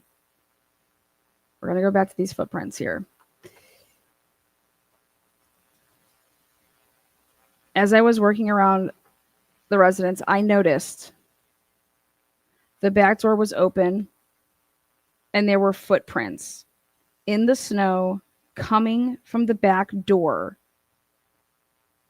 on the back porch. You know, when you, obviously you guys would know like what footprints look like in the snow, but you know also when you walk in snow and you carry part of the snow onto your shoe, and then if you were to walk on a part that wouldn't be that would be dry and not have any snow, then when you lay down your foot, it would then leave the outprint of the snow that was still left that could have possibly been like onto now your shoe.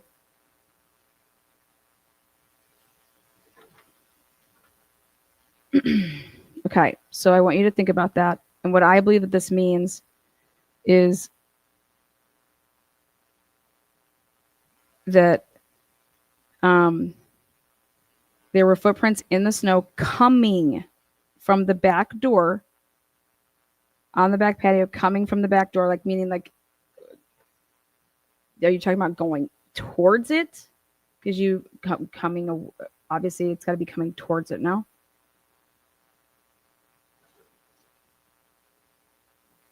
Either way, it's in the backyard and it goes, guess where? He took pictures of all of this shit too.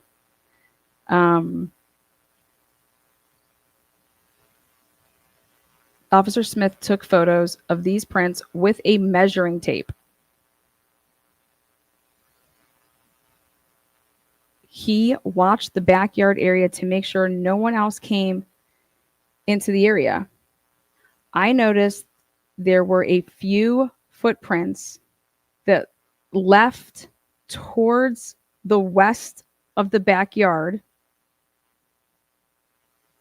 This portion of the backyard is connected to two other residents, so it's not back towards where the cars are, okay? It's back towards where, if you were to go walk towards the houses, also walking towards Walenta.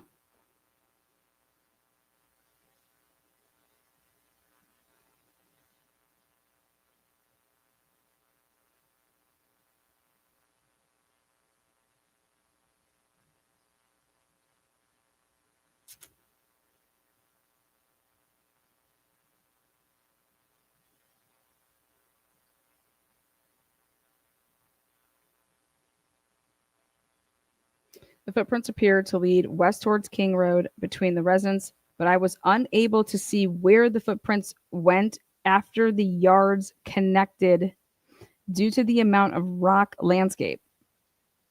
Then it became rocky.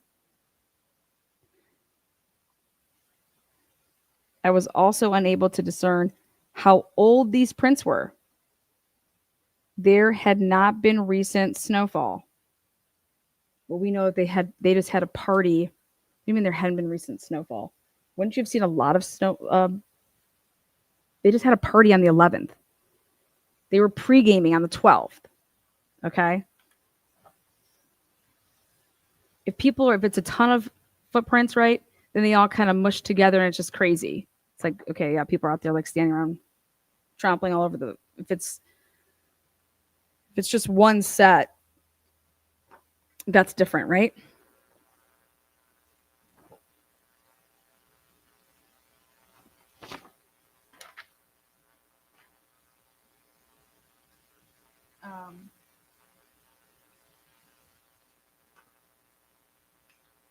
So Jenna.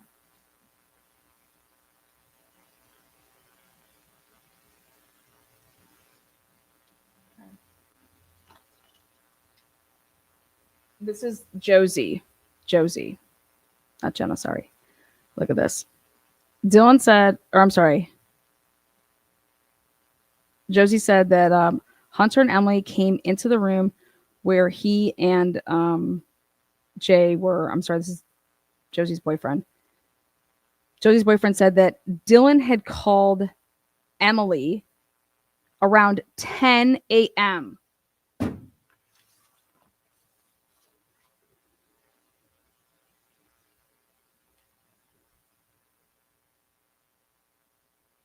a.m. and sounded scared. Blank said that Dylan told Emily someone had been in her house last night. Dylan said, Blank ran. Okay, right here. Someone had been in her house last night. This dude said that Dylan and Bethany ran downstairs and locked themselves in a room.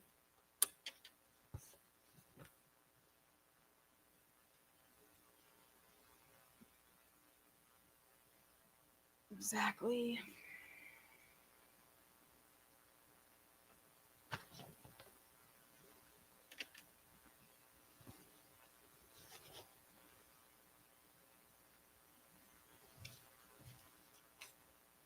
$10 a.m.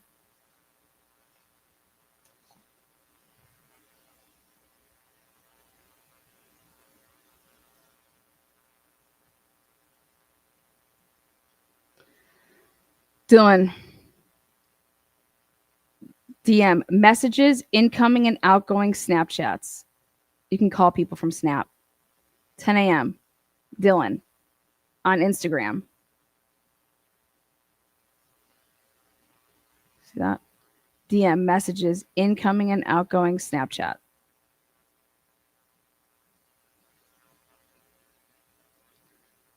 (10:04) 10:23.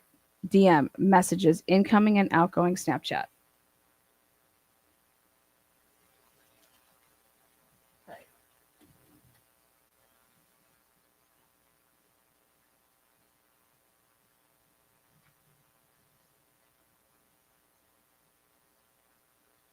Blank said that Dylan could only see his nose and chin.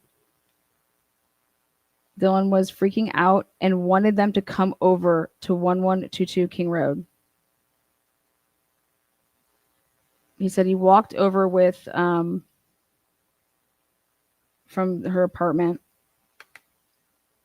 He said that Dylan and Bethany walked out of the house crying. I don't know why you would be saying that Dylan had called Emily around 10. Don't you think that you would be saying right before we walked over, she called? So we need to say 10 a.m. 10 a.m. That's 2 hours.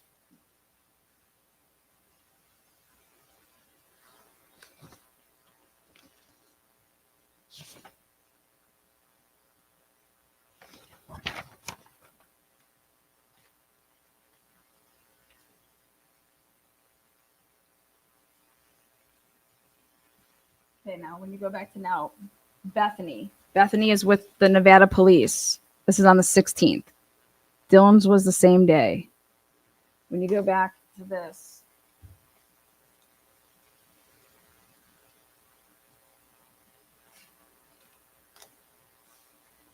and you see Bethany tried calling. So here, hold on.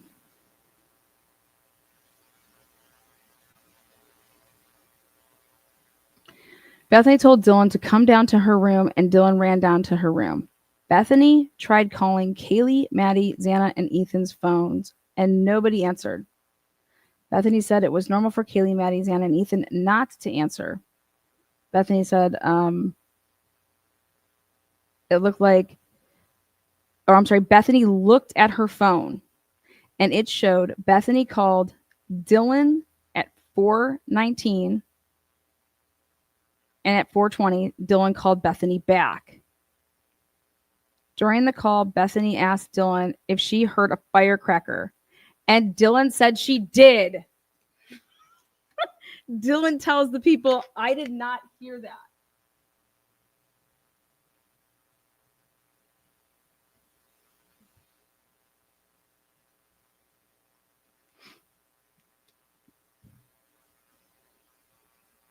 Bethany could not recall if it was during this call where Dylan was talking about seeing someone in black walking in the house.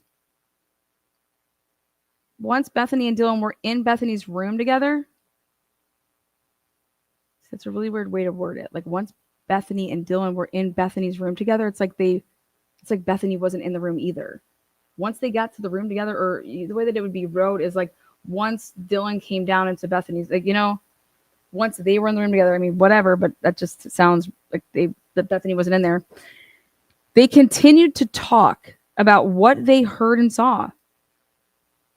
Bethany told me Dylan said the male in black was walking out the back door and they had made eye contact with each other. Bethany said, well, so if he left, then what's there to be scared of? Bethany and Dylan said the male was white with a big nose, going down to this part though. Okay. Bethany told me prior to hearing the firecracker, she thought she heard Murphy bark. Hold on, I'm going to highlight this.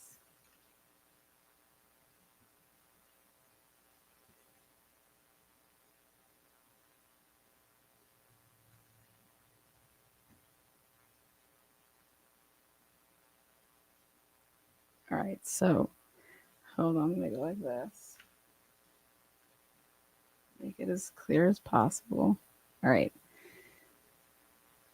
So Bethany told me prior to hearing the firecracker, she thought she heard Murphy bark. She also heard what she thought was the beer pong table moving and cups falling.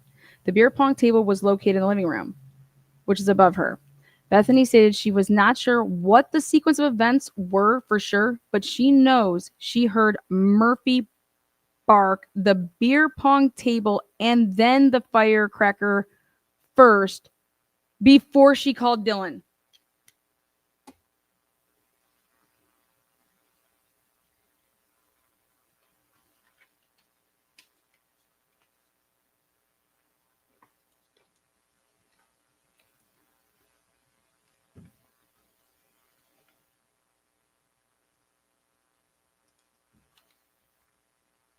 Okay, so hold on.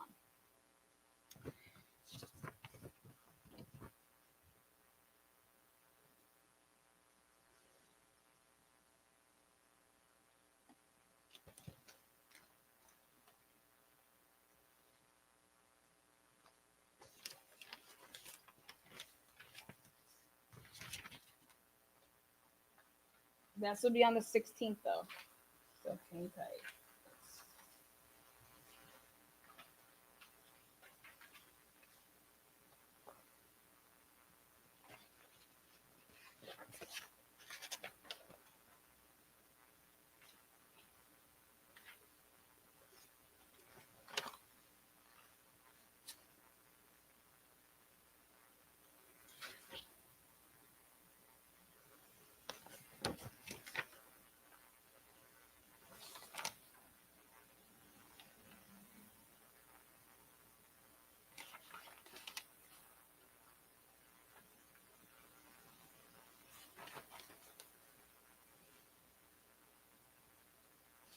All right, perfect. Okay. This is why Ann Taylor was freaking. She knows that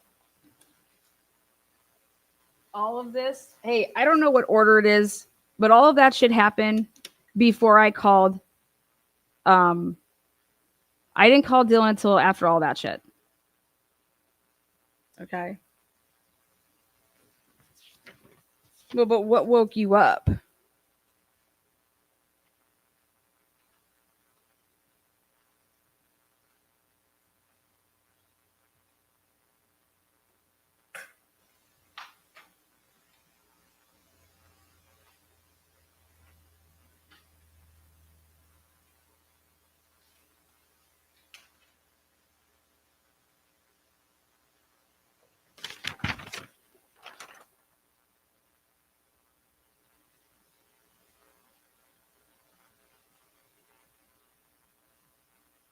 Noonan's. I interviewed an additional roommate, Bethany, who told me she was right here when she fell asleep.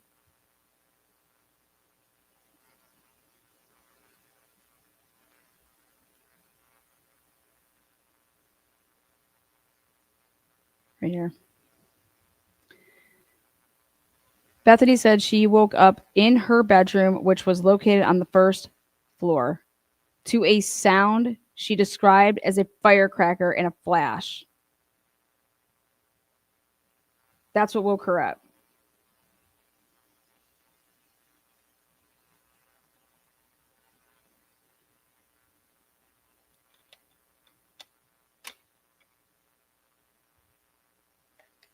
Now this is the story on the 16th. I don't know the sequence, but I just know that all of that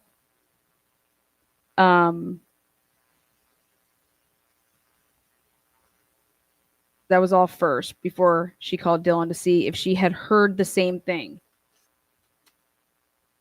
Bethany told me she tried calling Xana and Maddie, and then she tried calling Ethan.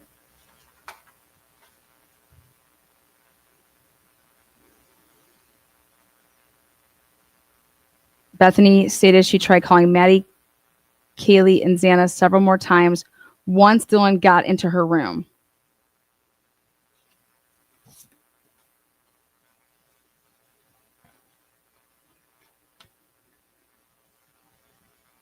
Bethany told me when she went to bed, she remembers most of the lights being left on inside the house. Bethany told me after trying to contact the other roommates, she fell back asleep. This is on the 16th, and then woke up around 7:30 and tried to call her dad about her tooth. Bethany called her dad again at 8. So 7:30.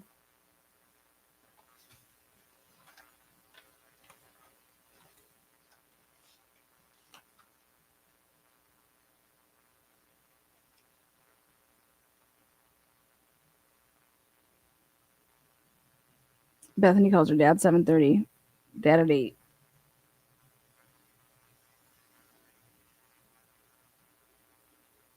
There was no answer. Then she called her house at 8:01.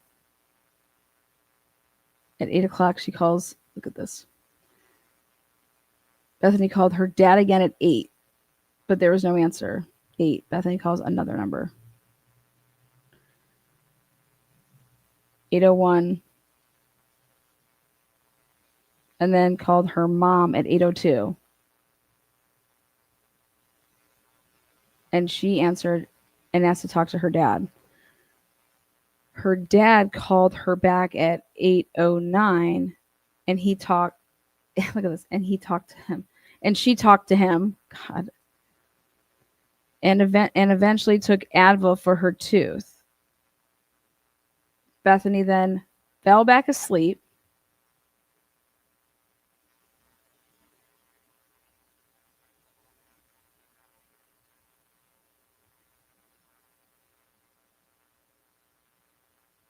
She took a picture at 8:45. She fell back asleep. And she's saying that Bethany woke back up around 11.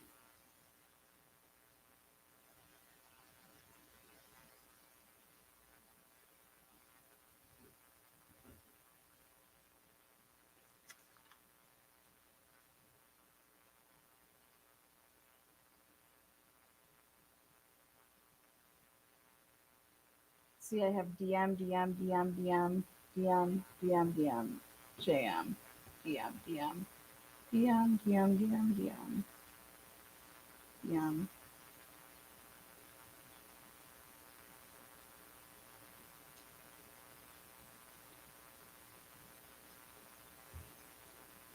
So she said that she woke up at around like 11. And then what'd she say that she did right here?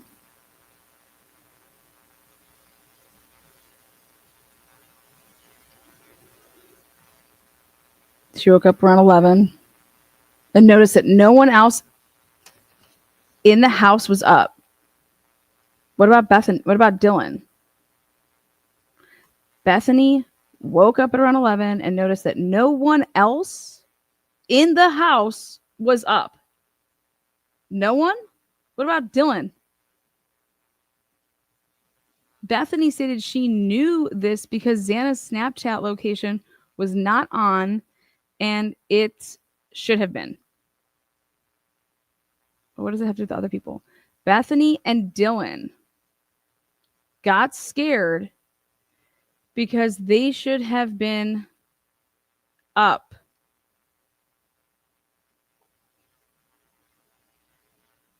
Bethany then called her friend Jenna, and told her she and Dylan were scared and asked if she would come and get them, pick them up.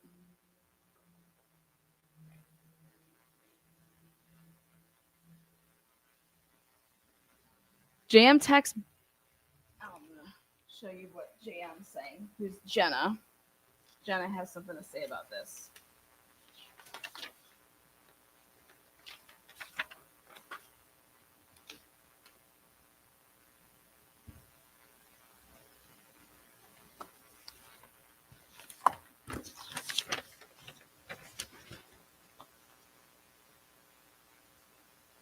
Jenna says that Jenna said that she texted Bethany at 11:20. She was using her phone because that's accurate. On the morning, Jenna asked Bethany if she was awake. Pick you up. Jenna said Bethany called her back at 11:49. But hold on, Jenna. Why aren't you talking about you were actually texting and talking with Dylan? Because when you actually use the other one to break it all down, these messages and stuff, Dylan.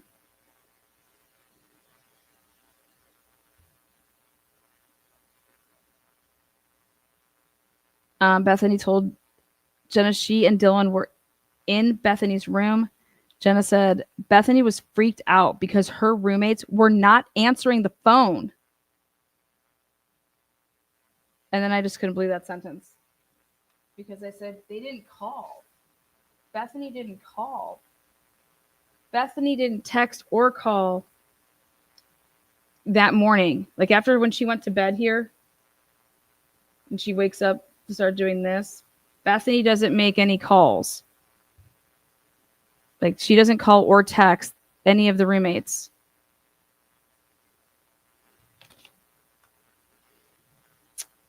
So when I saw that, I was like, what?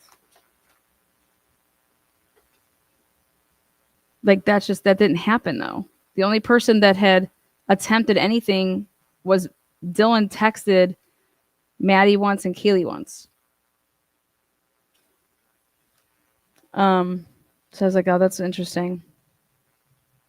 Jenna said that she heard Dylan in the background saying, now mind you, this would have been like at 11:49. So in the background saying, I saw something. Jenna said Bethany asked her to come over to 1122 King Road and pick her up. Jenna said Bethany texted her while she was driving there and said Emily and Hunter were on the way as well. And I was like, oh my God, that's so staged. Why would you write that? Why would you even need to write that? Look at this.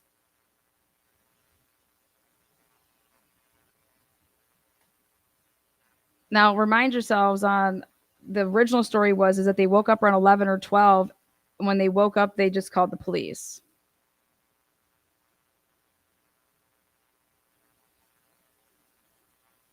BF calls JM. Then, ready right here. BF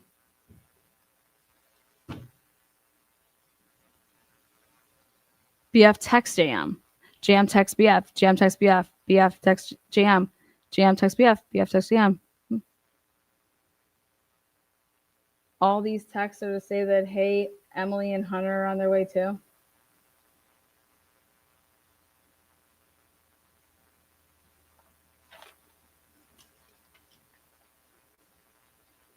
But Jenna doesn't, I mean, she says, hey, they're on their way. They're coming over there too. And then she says, Jenna said,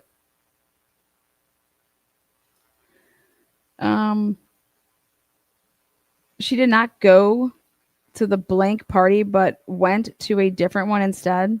I guess that's just where it stops. Like, look at this.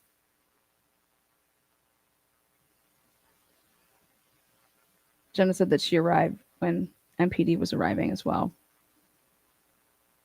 That's pretty quick. Jenna said that she did not go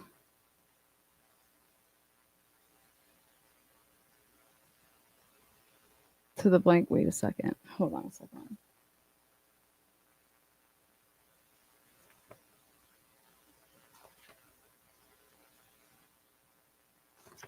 Okay.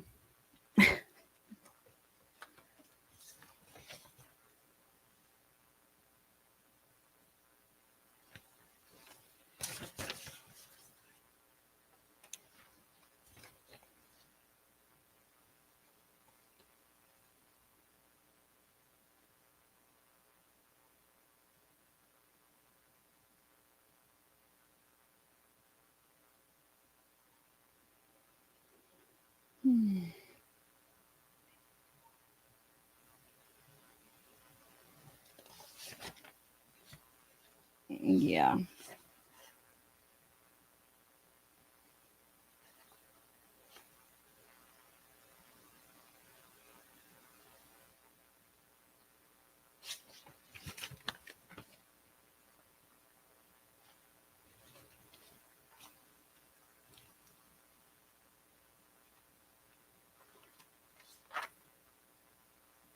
Where's Josie's interview? That's all I gotta say. Where's Josie? Josie girl.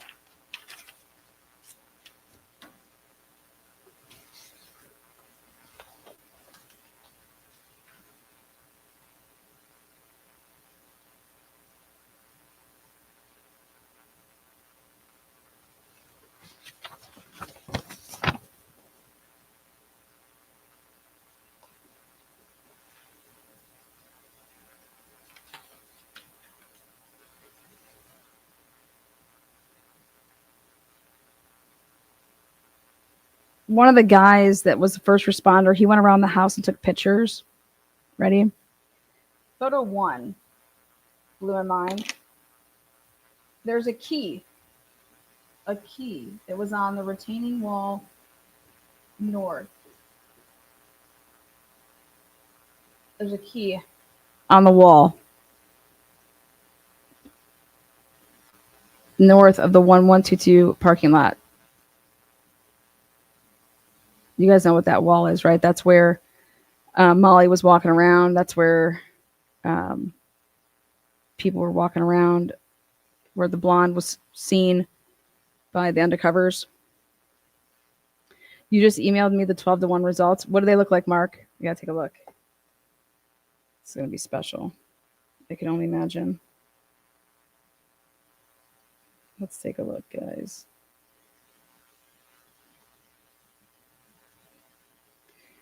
Mark said, I watched every second between 12 and 1 a.m. Only 2 cars circling. Oh, man. Oh, God. This is so priceless.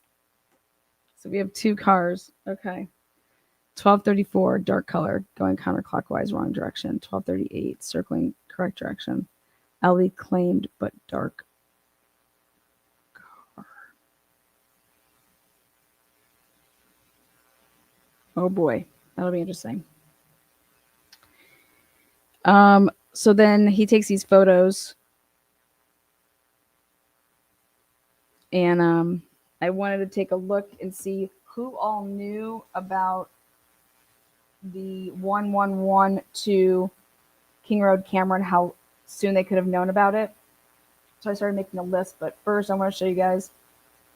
This guy goes into the house and he starts taking pictures. And so he takes a picture of the front address. Like, this is just what it describes. Nothing's like abnormal. So here.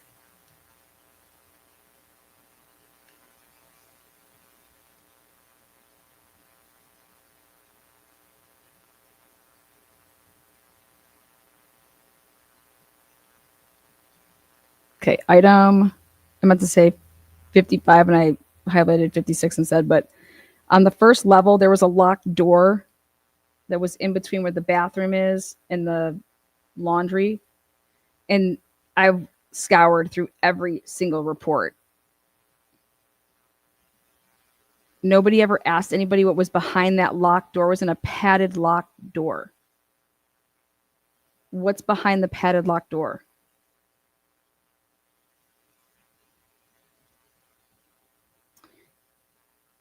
Um,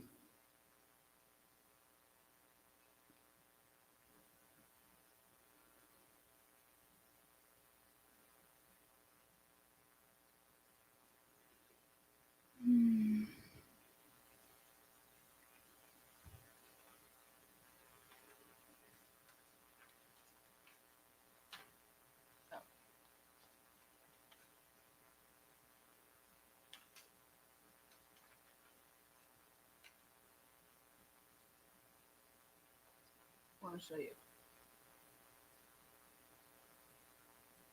Vehicle black Ford Explorer. It was there from the night before. So that puts the Range Rover and the Explorer being two cars that normally not parked there on this night.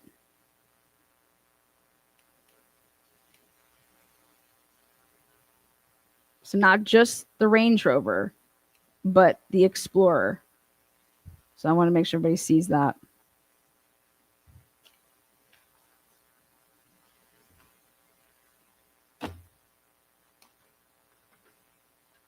Next.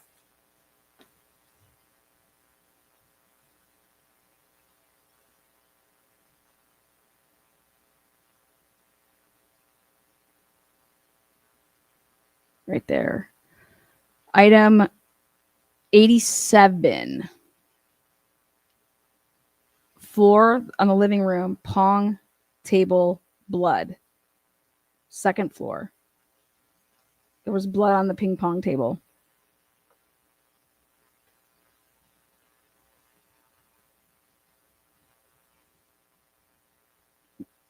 Love to know whose blood that is.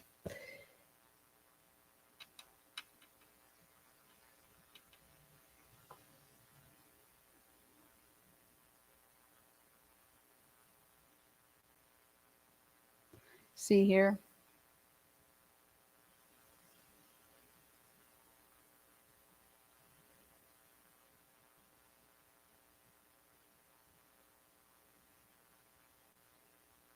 That is totally different than open, for the record.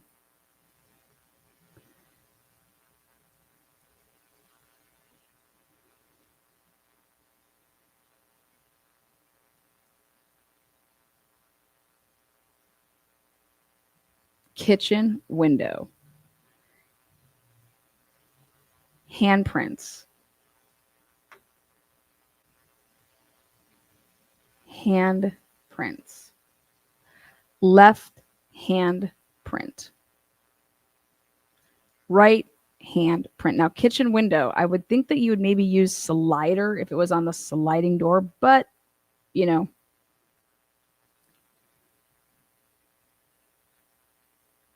Kitchen window. Face mark. Are you kidding me? A face mark kitchen window? What side? on the outside and the inside.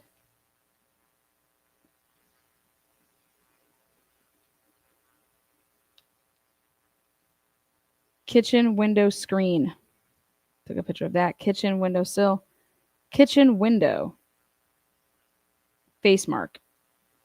Right handprint. Left handprint. So I'm guessing this is above the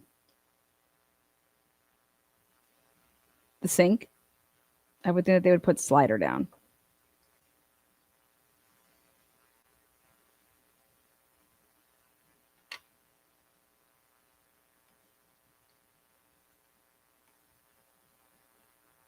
Karen, you guys are turning people green all day in here.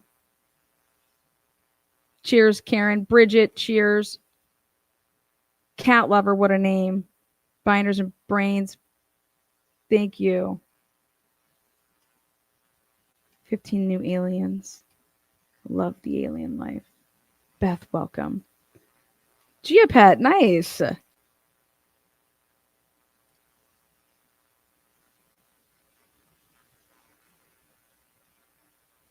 Well, I think it makes sense now the phone calls.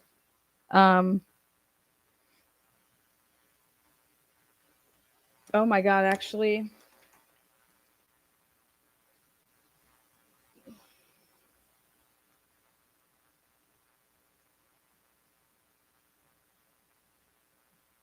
And I just thought of something. Holy shitballs. Dylan is the only person that never mentions that Murphy was missing, by the way. Neither one of them ever say that when Ethan and Xana come home, they don't see them, they don't talk to them. Dylan never says that she called or texted anybody to get food. Eric Rower never mentions the food. Yeah, wild.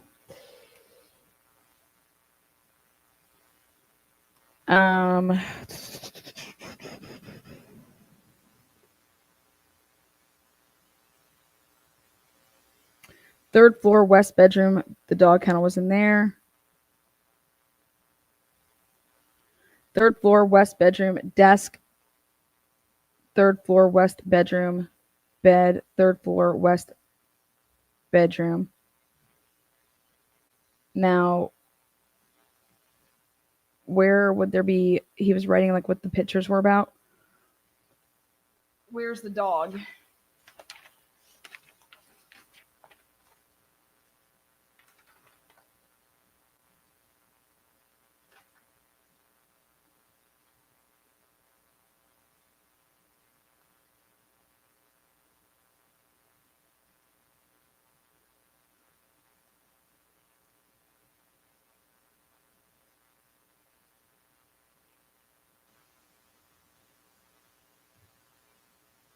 With Sergeant Gunderson, I entered the residence to continue taking photos of the scene. So with Sergeant Gunderson, I entered through the bottom floor, main door on the north side. I took photographs of the rooms and living areas of the residence. The photos were downloaded onto a CD and booked into evidence. The photos were labeled in this report with a brief description of each photo. Thank God this man did that.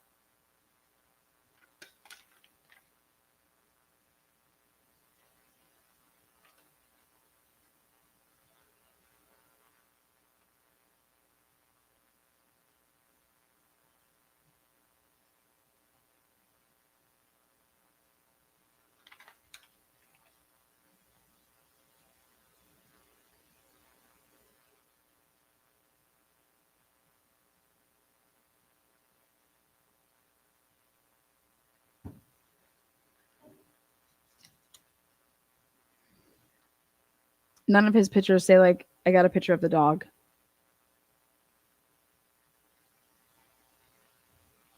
I looked. The third floor landing facing east, the third floor bathroom, third floor southeast bedroom. Now on the door, there's blood, there's cast off. Door, blood, cast off too. This is a picture from the doorway. This is a picture of the floor and the doorway. It's a picture of the bed, 2 female victims, a picture above the bed, a closet, 2 female victims.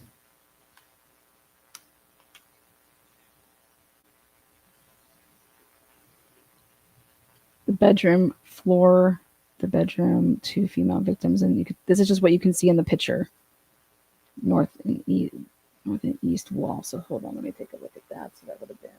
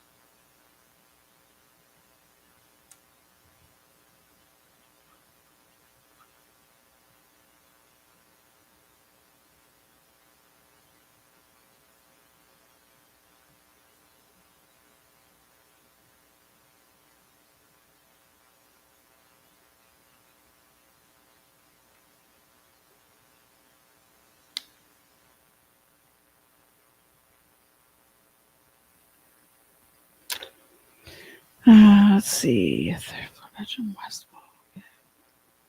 So bedroom, north wall, cast off.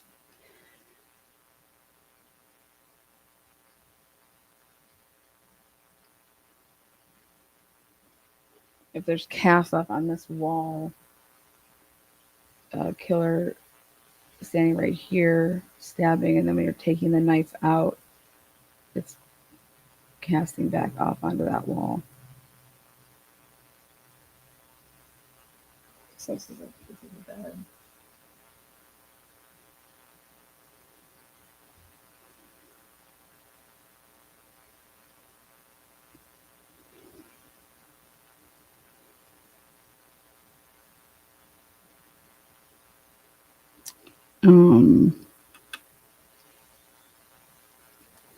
Okay. What's that over here?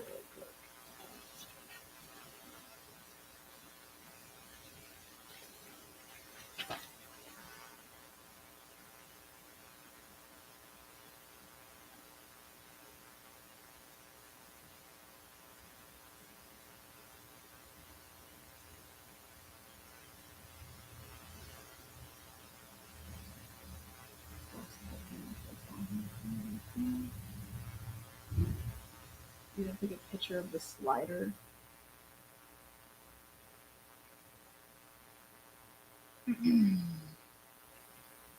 Okay.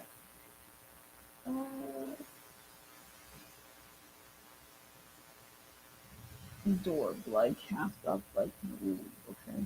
Wow. Okay.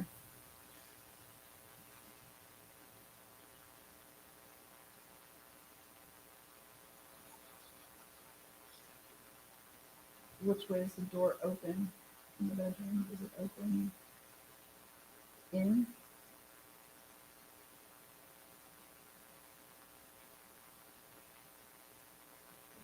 You want to know if the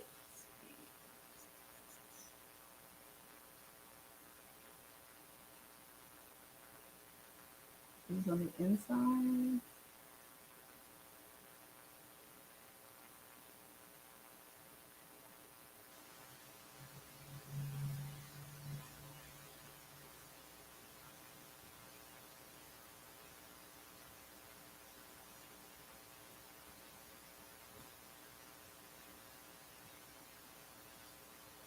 Lana, I'm keeping my dollhouse, you guys. I'm creating this. I'm like creating this. We need more though.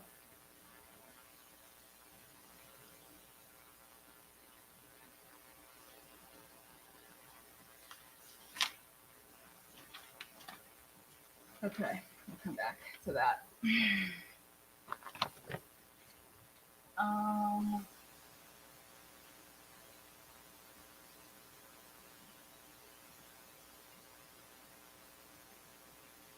Report 140.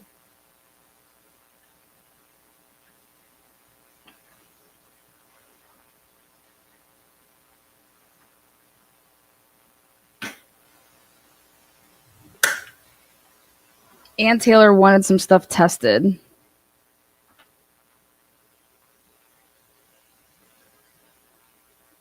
So, and she wanted it early on February 2nd, 2023, like right away at 8 a.m. Brett Payne and myself responded to the secure storage area at the city shop to take photos of property belonging to Dylan Mortensen and another unidentified female. What?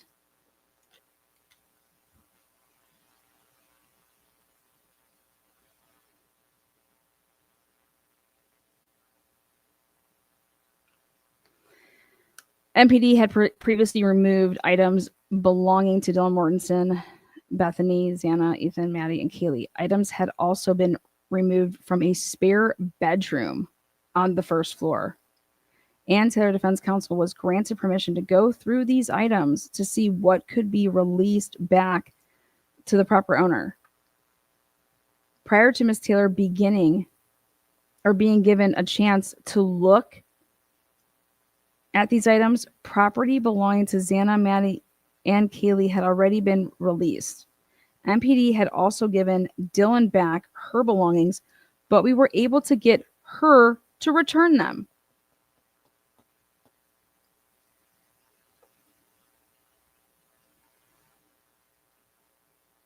Ms. Taylor requested we set aside the following items. Items from Dylan's belongings. She wanted handwritten note,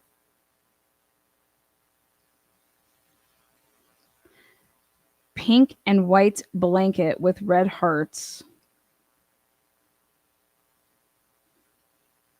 pink and white cloth possibly used as a curtain, black and white van shoes, red and white unknown brand shoes, black and white Converse shoes. Items from the spare bedroom that had been downstairs, Adidas black and white short sleeve t-shirt, size small. Right there, that's the puppy. The green and pink coat. I've seen this coat before. I am like going through all of my shit to find it.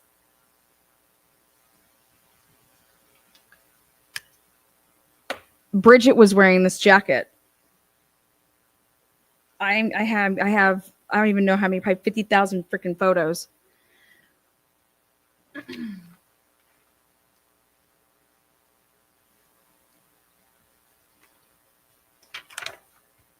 Ann Taylor, what is that stuff?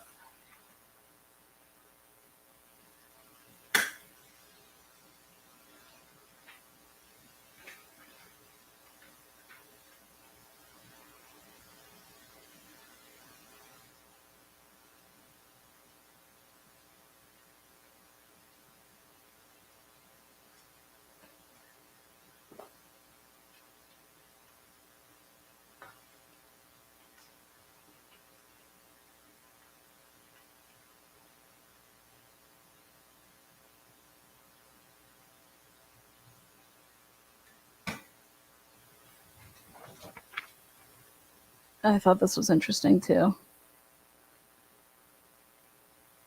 On 6/2, so this is just recently. On May 22nd, 2025, I received an email from Prosecutor Bill Thompson with a request for contact from, hold on. So this is report 312. Dustin Blaker.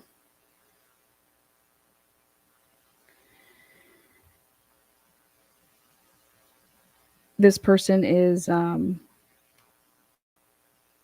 May 22nd, Dustin Blaker receives an email from Prosecutor Bill Thompson with a request for contact from an LA.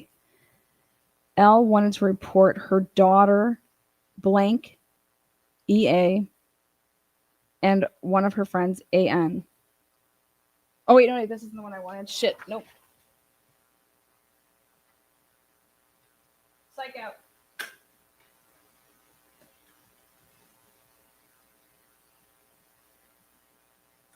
Here it is. Here it is. Ann Taylor wanted, on August 7th, 2024, I emailed PR support service manager for the Pullman Police Department, Brett Payne.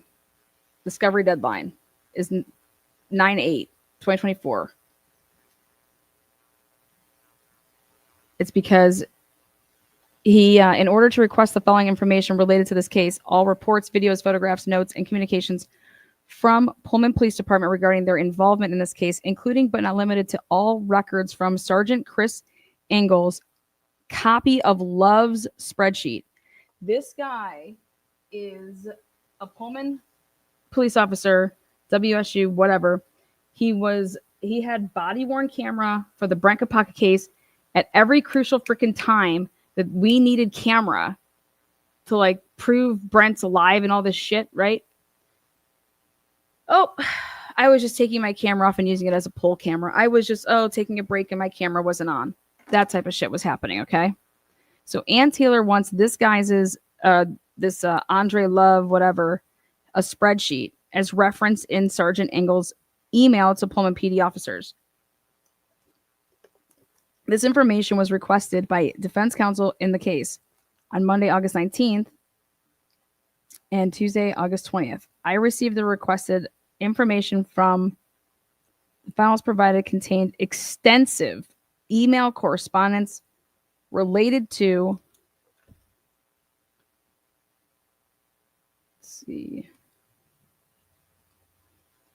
extensive email correspondence related to the search for Brian's name in the PPD email system. Okay. Spreadsheets from Officer Love St. Andre and Sergeant Engel. MPD vehicle list. And she wanted a body camera download. PPD also advised they search their instant message database for the keyword coverter for everything greater than 2/16/2023 and found 0 results for that. But all of these items were burned to a CD and booked into MPD evidence for discovery on August 22nd, 2024. So she's waiting to the last minute where she wants a copy of a spreadsheet.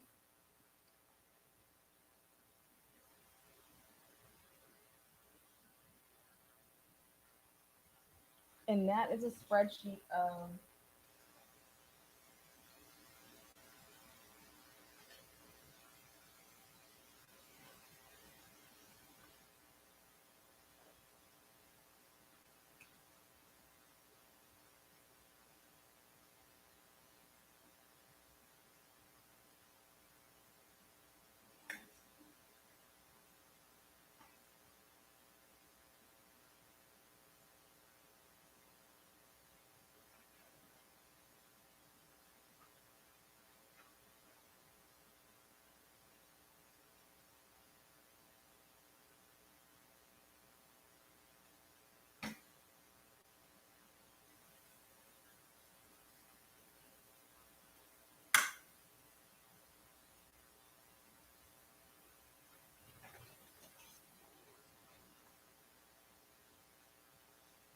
this is for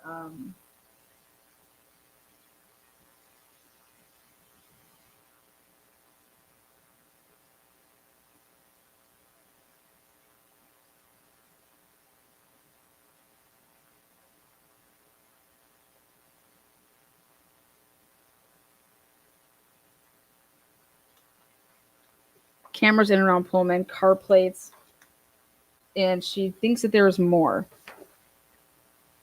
Going and looking at report 249, On October 17th, Ann Taylor wanted so Lawrence Murray writes this up. On October 17th, 2023, I received an email from Latah County Prosecutor's Office in reference to downloading additional footage from the security camera seized from the residence located at 1112 King Road, okay? Guess what she wants? What anybody would, a smart person would want. Previously, video had been downloaded from the camera for the approximate time frame of 2:30 to 4:30. 2:30 to 4:30 on November 13th, 2022. These videos were downloaded and contained audio. Through different methods using forensically acquired data from the camera's SD card, additional videos were downloaded. However, they did not include the audio. I was requested to download videos to include the audio from the approximate timeframes of she wants from 4:45 until noon because those videos didn't have the audio. And it's like, I would want to hear if there's, when there starts to be a commotion over there of like people starting to gather or cars coming and going. Can you hear anybody screaming when they would have found something, you know? When somebody would have woke up, you know? So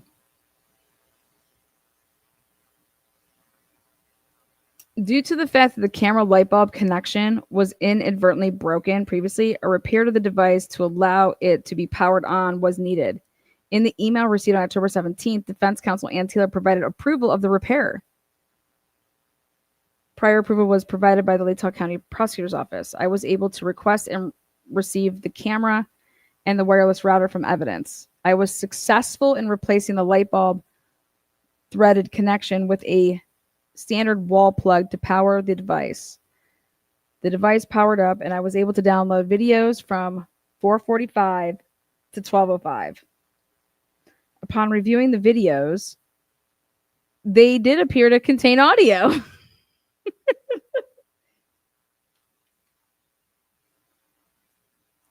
The videos were saved to a forensic computer located in, okay, I guess we have to give her these now. This should just tell you they weren't even concerned with getting that. They didn't even ask this to be done. Like you're trying to vet people's stories, and we're looking at video with no audio.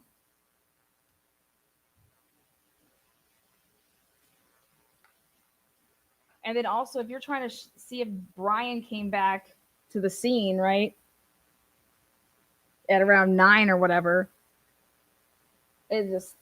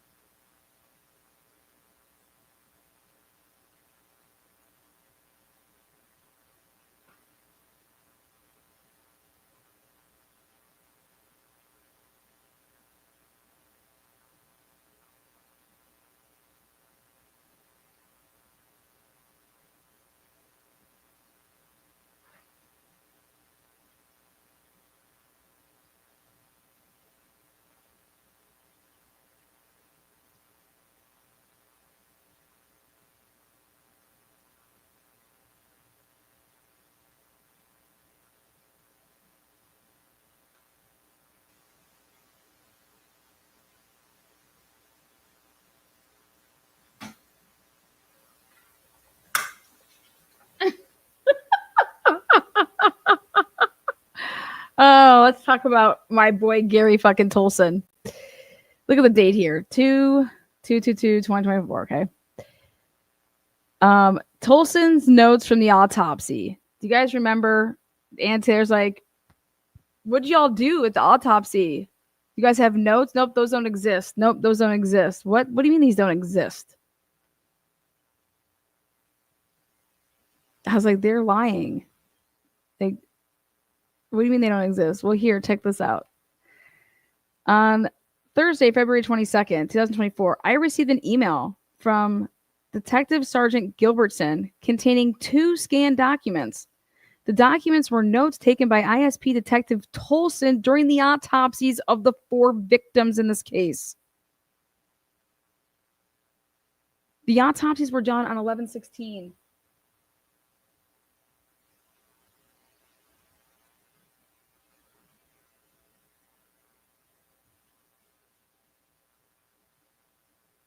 February 22nd, 2024.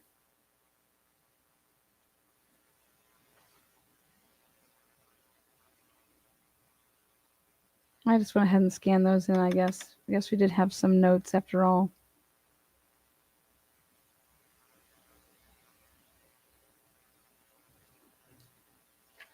Way to go, Gary.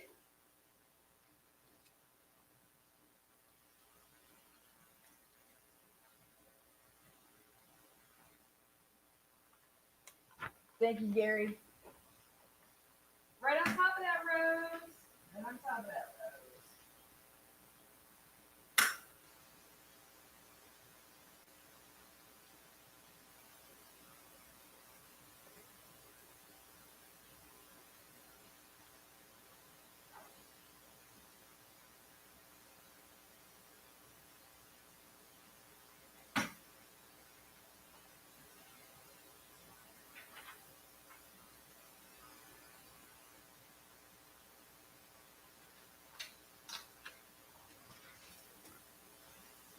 When do you guys think x-rays were done?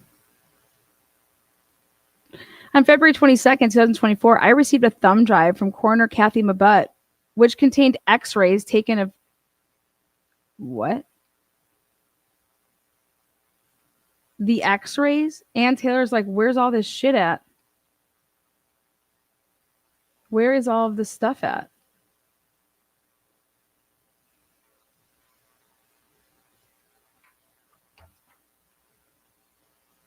A couple days later. On February 27th, 2024, I downloaded the x-rays, which were shared via OneDrive from Spokane County Medical Examiner's Office to Ashley Jennings. I had previously booked in a thumb drive with images provided to the coroner. Okay, the images were thumbnails. The images were thumbnails of the actual image. What?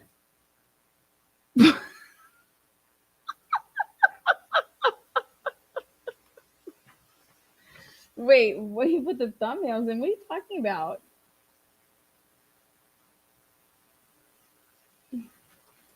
Sorry, we don't know how to work anything around here, but my bad. That shovel. Talk about that shovel. Okay.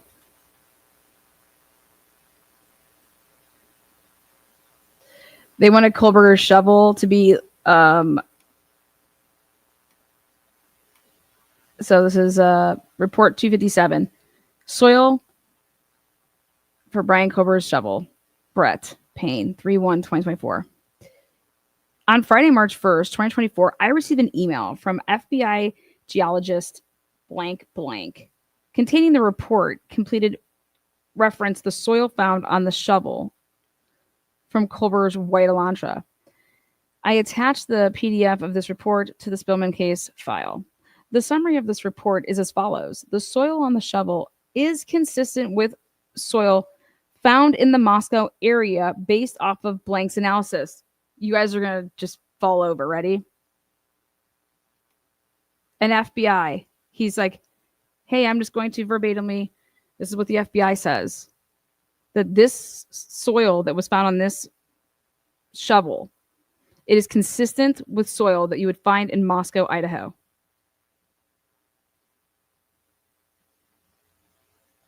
Ready for the next report? They say that it's not. So here, based off of Blank's analysis. The report also stated the soil was likely not from anywhere east of Moscow. This finding also excluded Pennsylvania as a likely source for the soil.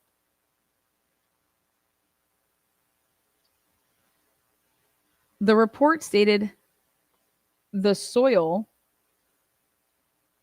from the shovel displayed characteristics of soil carried to the area via a water source. Though this could have been recent or any point in the area, they don't know that. During conversation with Blank, he stated the exact area the sample came from would likely not be attainable due to the prominence of the mineral compounds from the sample that are found throughout the Moscow area. Okay. Now watch this. Watch this magic.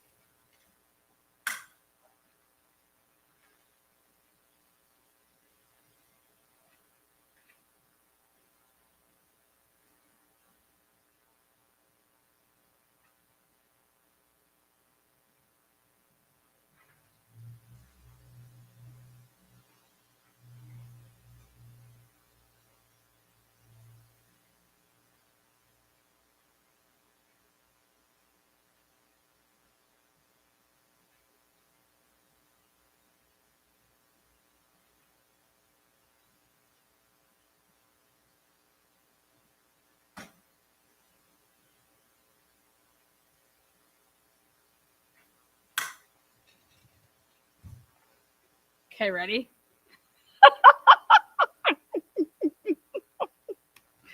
Okay, ready?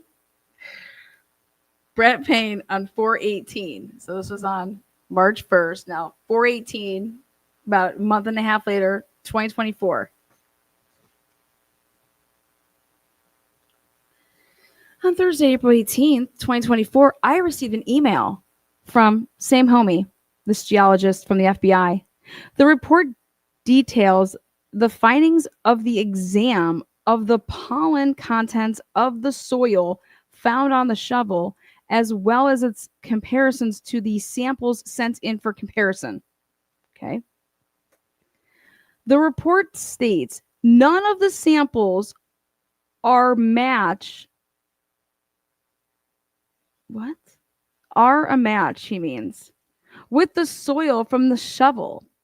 Additionally, the report states the soil from the shovel contained high amounts of pine pollen and quote unquote single pollen grains from plants that are not naturally distributed in the Moscow area, Idaho, okay?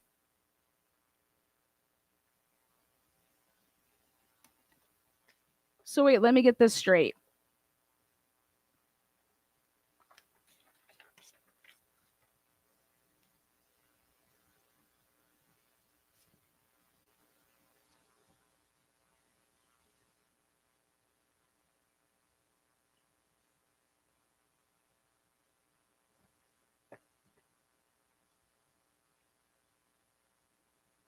The summary of the report on March 1st is the soil on the shovel is consistent with spoil found in the Moscow area based off of Blank's analysis.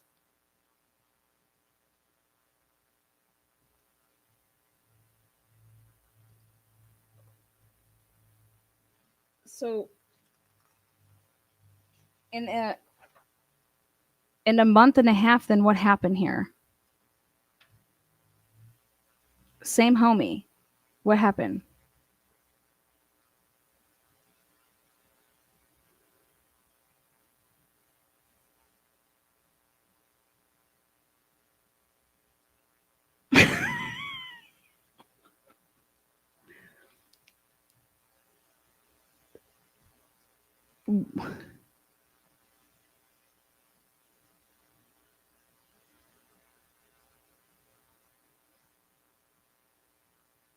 Is that East Coast dirt or West Coast dirt?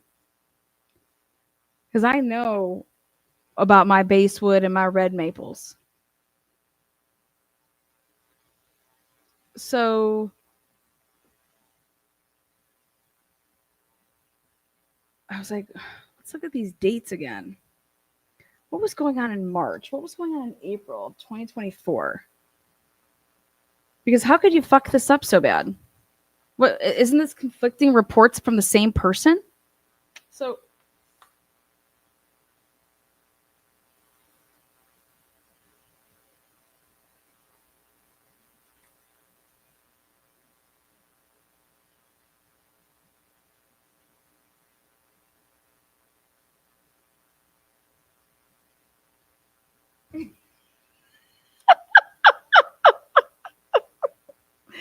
I'm sorry, but Payne, what's the conclusion? The report states none of the samples are matched with the soil from the shovel. Are you talking about you went out and got samples?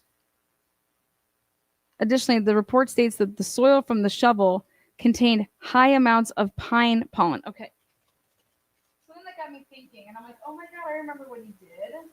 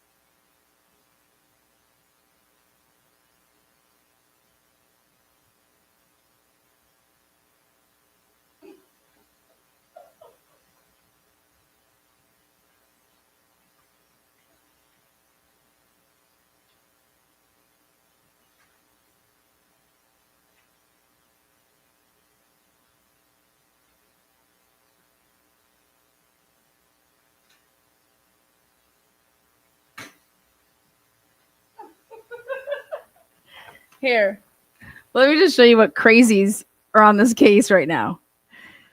March 29, 2023. On March 12, 2023, I received an email from Tisdall. You know, that little lion sack of shit, Tisdall. Advising someone had called claiming responsibility for the homicides. The caller hung up without providing any information. Trace that shit. The number the call originated from was blank. I searched TLO and requested assistance from the FBI in looking into this number. No available databases had any information on the identity of the caller. What? End of story. Like, what? What? Dude. Who is pranking? Who's obstructing justice during the middle of an ongoing, just, nothing to see here.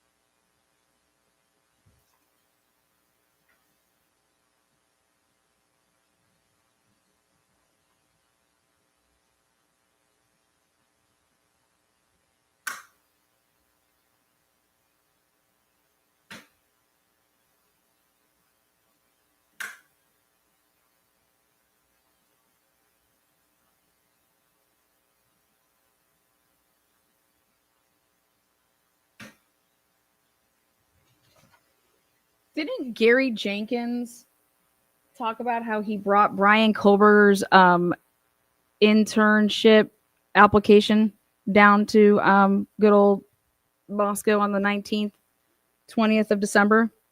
Take a look at this.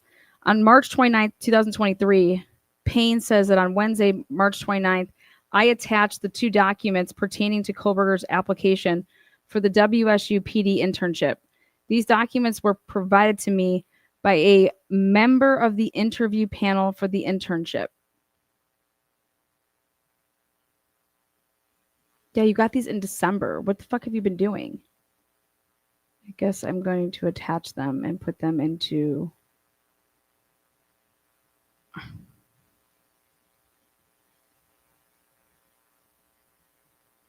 During this time period, this is like everyone's supposed to be getting ready for a preliminary hearing, if you can remember. Just figured that those would be wrote up a long time ago.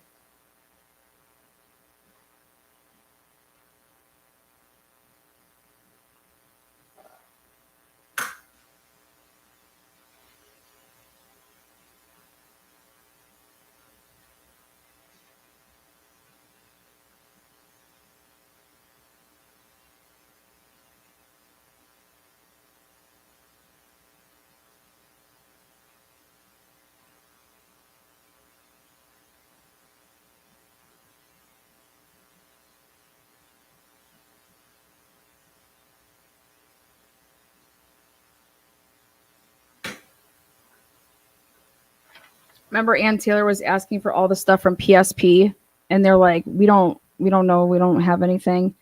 On 4/12/2023,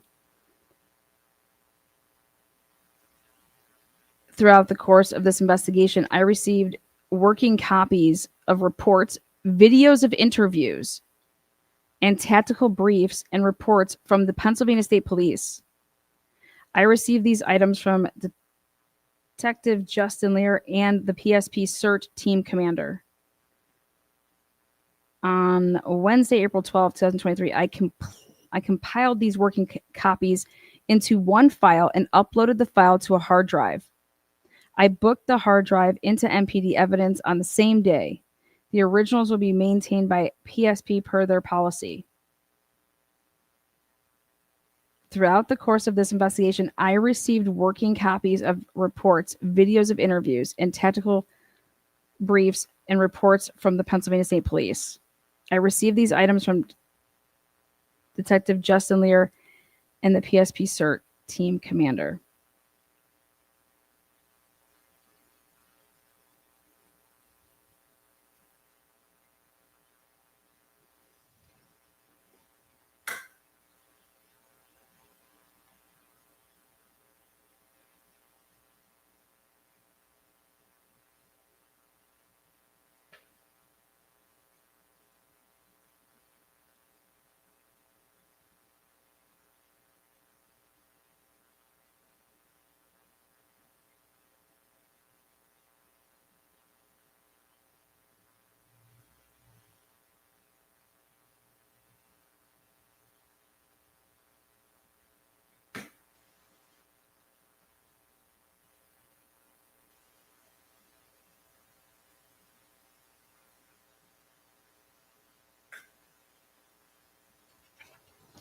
Take a look at this. Lawrence Mowry. On March 29, 2023, I applied for a warrant for the call detail records for Maddie Mogan and Xana.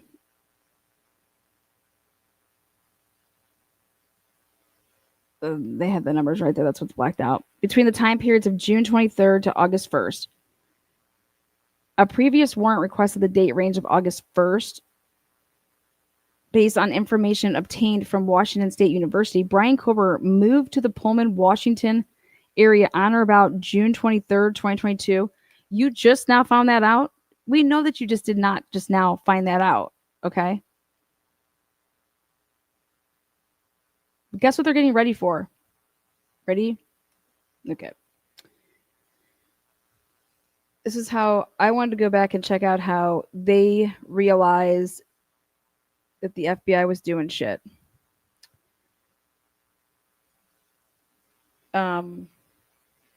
you knew this as soon as you had his name. When you would have said, you would have saw when he moved into that apartment, and you would have saw that his move-in date of that apartment was June. Okay. So this tells me that you have a preliminary hearing coming up, right? And if it goes into a preliminary hearing, and you can't get the grand jury, that you have to, hey, we're going to need to get that shit that was done by the FBI. We need to make sure everything's done by global legal demand and shit like that. And they didn't get everything. And some stuff was turned over that showed that it was, when you look at it forensically, that it didn't come from global legal demand.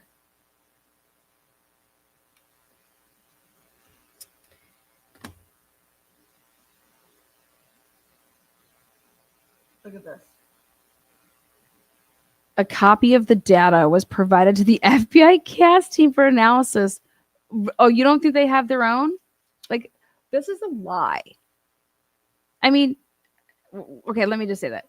You may have done that, but why? Because you're trying to make it seem like that they don't have it, right?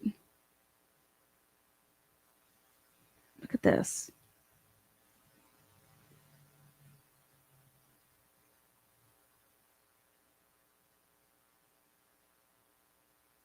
Call to our customer. So what was this for? There was ones that were T-Mobile. Well, who had the AT&T though? There. Oh, these two. I did grab the right one.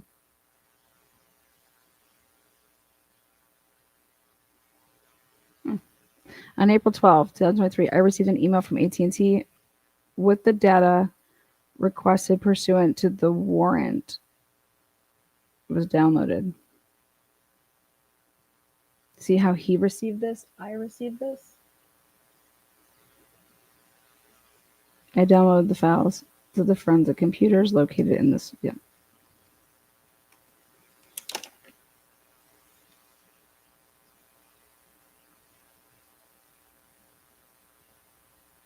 A copy of the receipt was sent to AT&T Global Legal Demand. Look at these sons of bitches.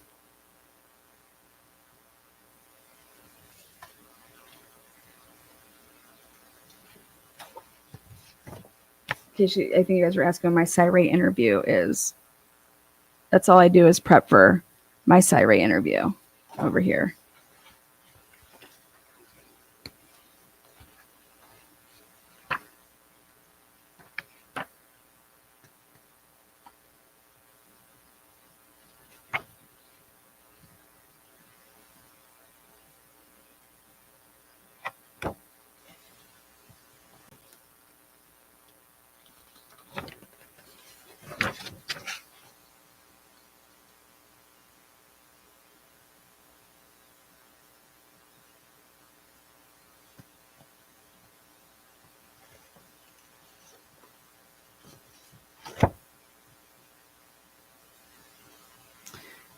The state has been advised and will offer documentation and or testimony that AT&T records are produced by their Global Legal Demand Center. AT&T, this is Ashley Jennings, AT&T GLDC did not begin producing timely advance records until May 2023.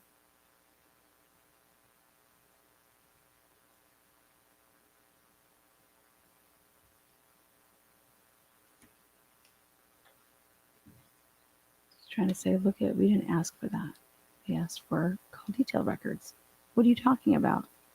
This is what we asked for.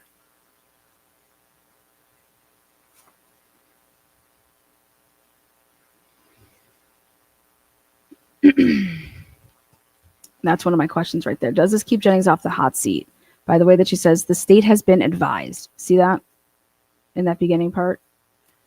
In her little crazy shit. The state has been advised. So you have to ask Jennings. You have to put her ass on the stand. The state has been advised. Who advised you? The state has been advised and will continue and will offer documentation and or testimony that AT&T records are produced by their Global Legal Demand Center. AT&T GLDC did not begin producing timing advance records until May of 2023.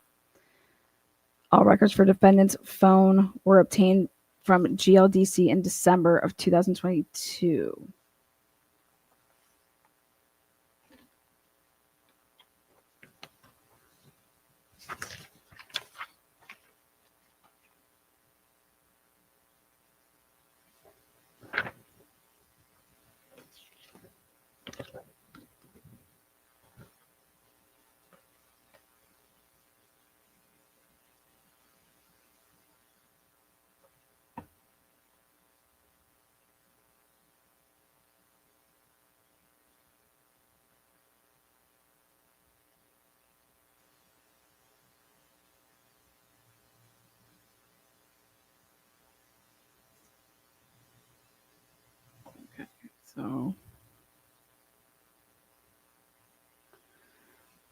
So then Ann Taylor responds to that by saying,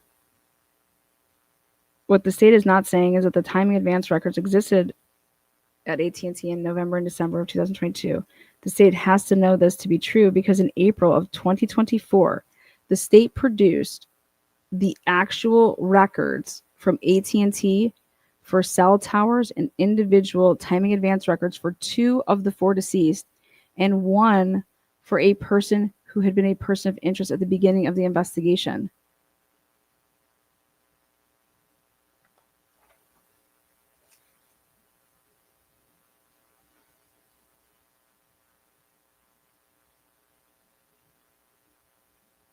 Wait, this is when it says he fucked up the date. Hold on one second.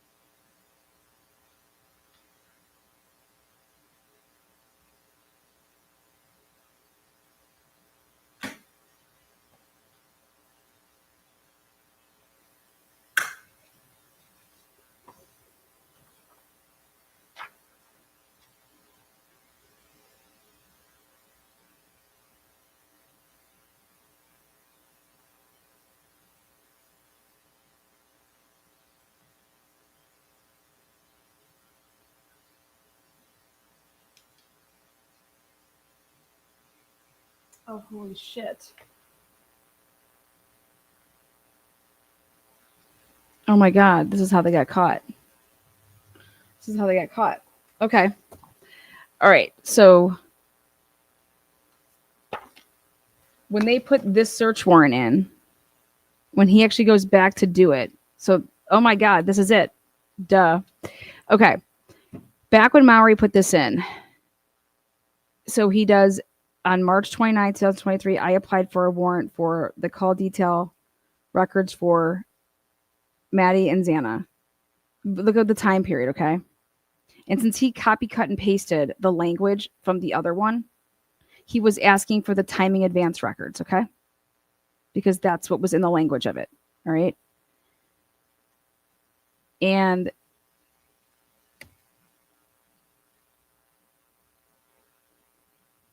remember the whole, you can't have, if you're asking for something and it's outside of the 7-day window, you're not going to be able to get them. Okay, well, look at when he's requesting. Ready? He's requesting on March 29th, 2023. I applied for a warrant for the call data records for Maddie and Xana. So it was a warrant, you know, and in the language, look at, you're looking for this. August 1st of 2022 to present. I thought you can't go back 7 days. I thought you can only go back 7 days to be able to get this. All right. I requested both historical records and real-time provisional records in order to determine if Kohlberger had any interactions with the victims leading up to the November 13th, 2022 crime.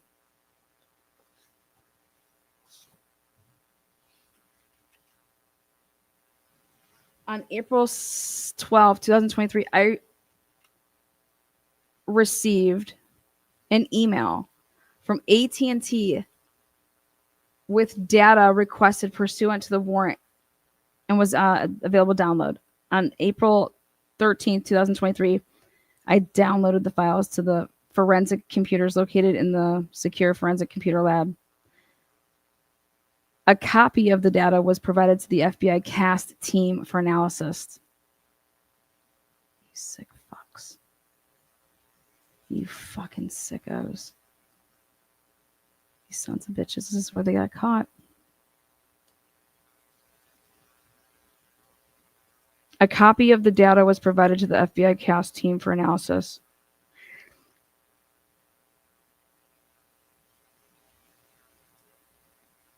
A warrant, receipt, and affidavit were completed, and these documents were sent to the Latah County Prosecutor's Office to be returned to the court. A copy of the receipt was sent to AT&T Global Legal Demand Center.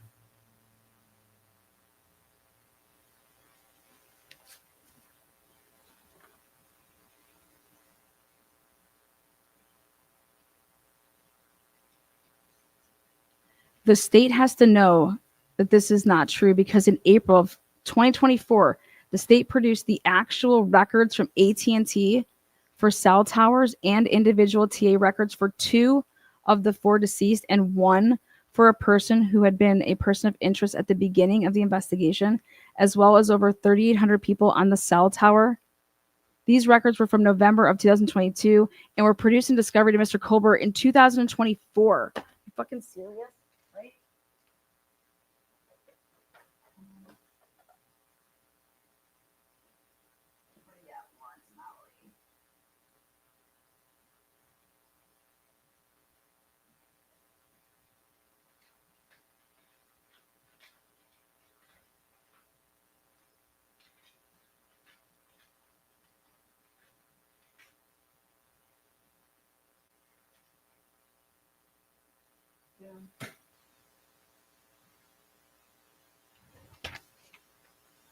Report 21.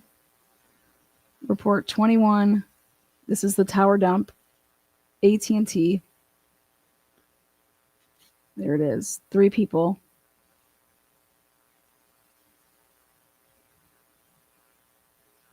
And they changed it.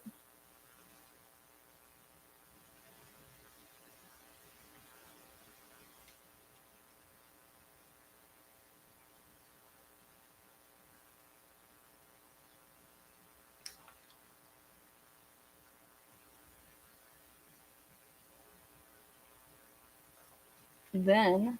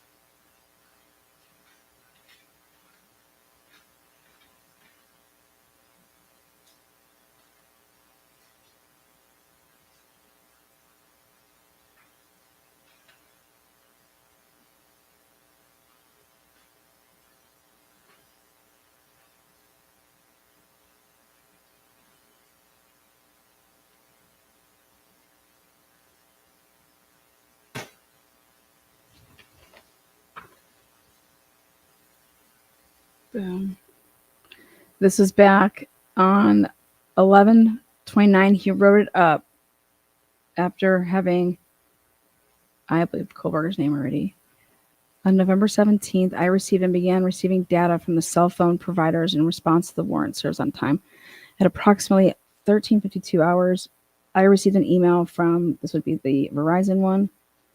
Okay, I completed the warrant return receipt affidavit. These documents were sent. See, says I did this. At approximately, this is where they were using all of these as their exhibits to show that this would be, he didn't do any of this. At approximately this time, I received an email from blank, blank, blank of this email included files containing the data requested for the tower dump. I completed the warrant return. AT&T. At approximately 3:30, I received an email from AT&T informing me the files from AT&T from the requested phone called Detail Records and Tower Dump Data.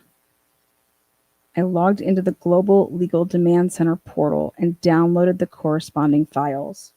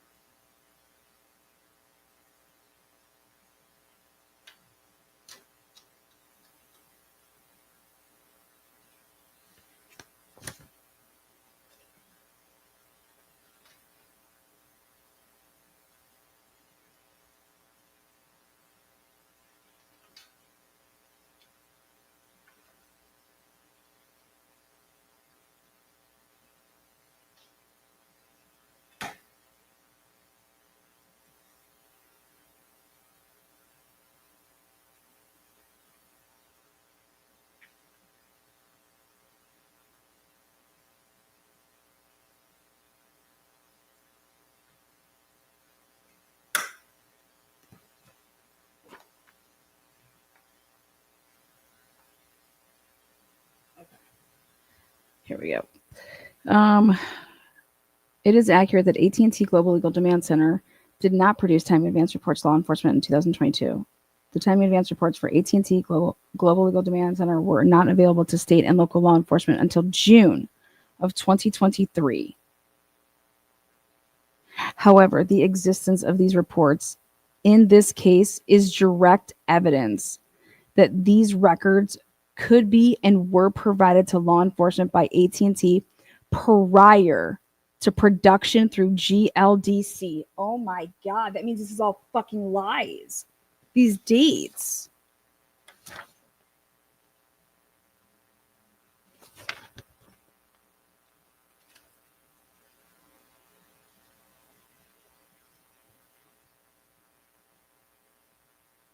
On March 29th, 2023.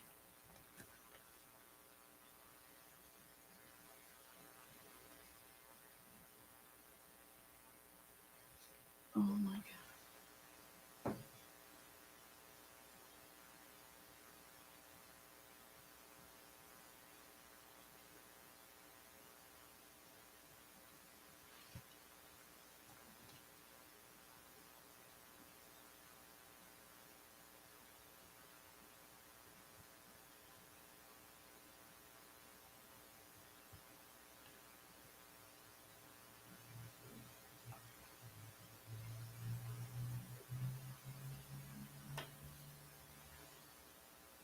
However, the existence of these reports in this case is direct evidence that these records could be and were provided to law enforcement by AT&T prior to production through GLDC. As such, Mr. Kohlberger's AT&T time advance reports from 2022 would not have been provided through AT&T GLDC.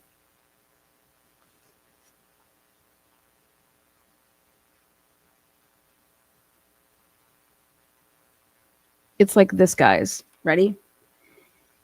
If you're going to go back on this day and do these people, the victims that have AT&T on March 29th, if you're going to go and run theirs, how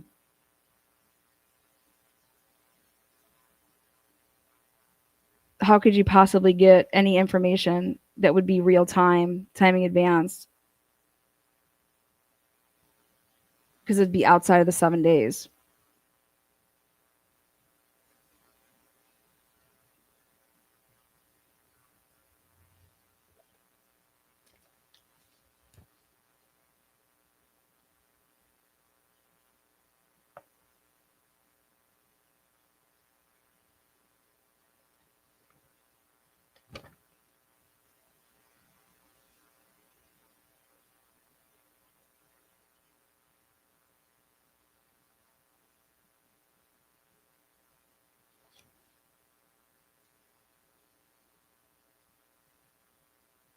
This is proof.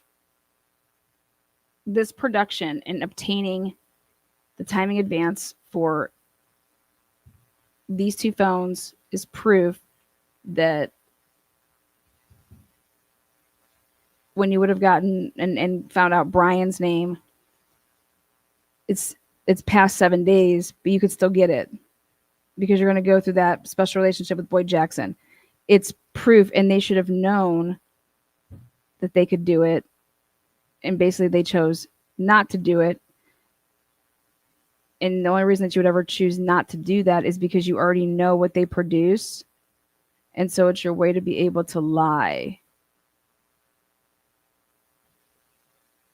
in a probable cause affidavit and act like you don't know something when you really did know something.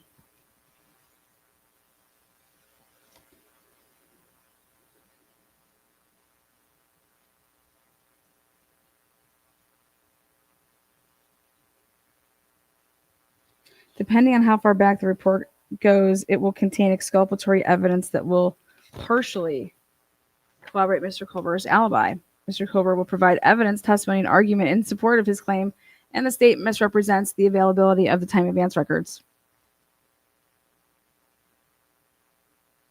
Mr. Kohlberger's time advance records are different than any other records provided in discovery. The records are location data that are accurate in determining the location of a cell phone. Timing advance is a term used in the cellular network industry relating to a measurement of time. It means the time it takes for the radio frequency to pass off shit. Yeah.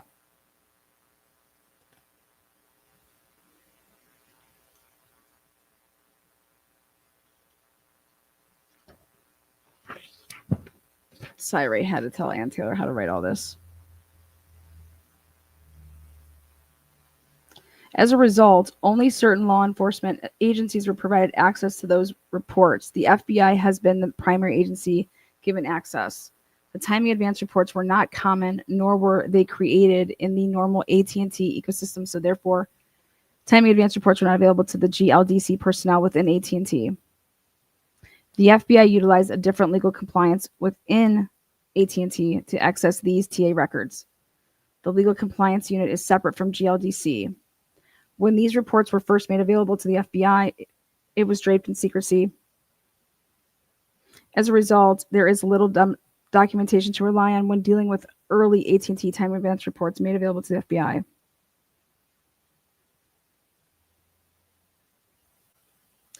Mr. Kohlberg is aware of the fact that AT&T Global Legal Demand did not produce timing advance reports in 2022. There is no doubt any representative from AT&T GLDC will testify to this fact. Mr. Kohlberg does not contest this claim. The state is also aware of this, as they did not obtain the current AT&T timing advance records in their possession through the AT&T Global Legal Demand Center. They had to utilize the FBI, who went through a different legal compliance unit within AT&T to obtain those records. This would be the bigger issue.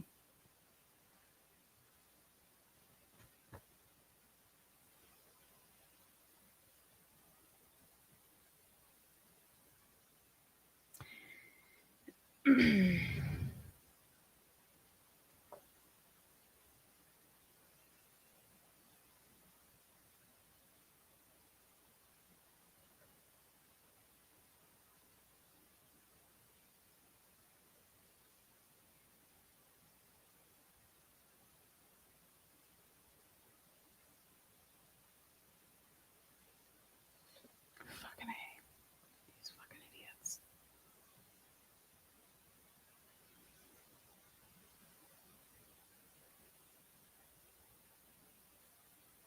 At the onset of this investigation, detectives with the Moscow Police Department began obtaining call detail records as part of the investigation. They did. In doing so, they heavily relied on assistance from Special Agent Nick Balance with the FBI cast. This is first documented in emails exchanged on November 15th, 2022.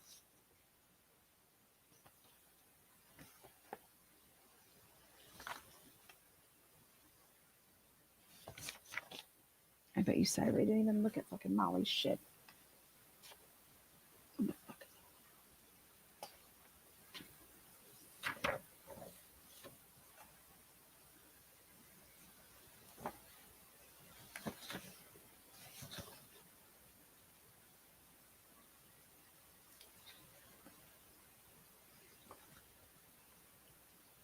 So then this is when he did it on November 17th.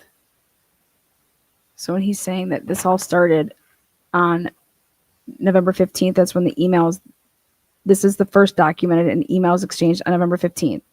Detective Lawrence Mowry and Brett Payne were tasked with writing search warrants to AT&T for a number of different requests. On November 15th, 2022, Detective Mowry requested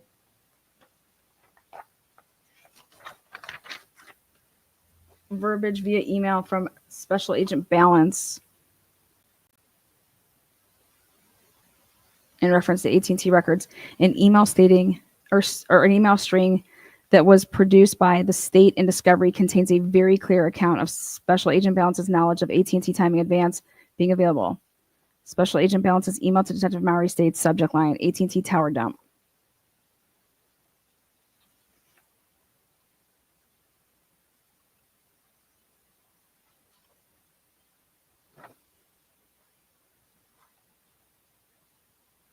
AT&T right here, tower dump.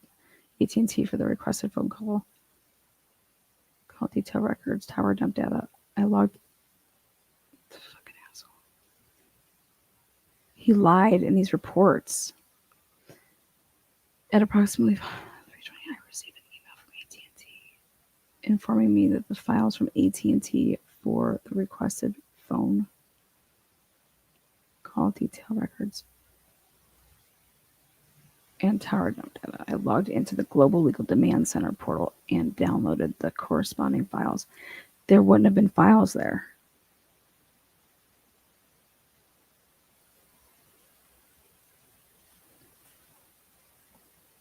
Lana doesn't even understand what she's reading right now. I think I do.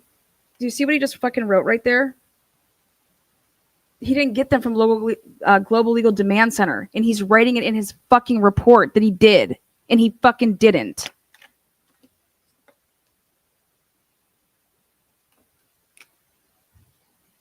I logged into the fuck you did.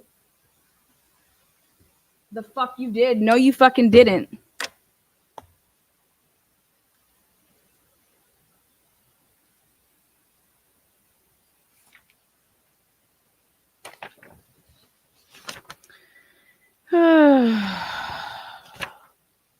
My point is to kiss my ass. That's my point. But here, you know what? Lydia, go buy me a beer and make me a fucking taco burrito. That's all I gotta say. I don't give a shit. It says nothing to do about Brian Kober being. I'm showing you guys how rights are getting violated. I'm showing you how people are committing perjury.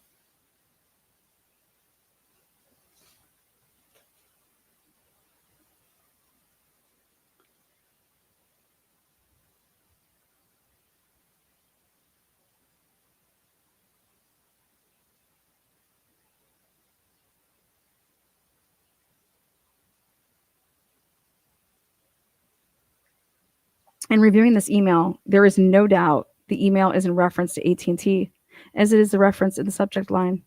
Additionally, there is an attachment with the email chain that contains the word warrant AT&T. Detective Mowry then forwarded Special Agent Balance's email to Prosecutor Ashley Jennings.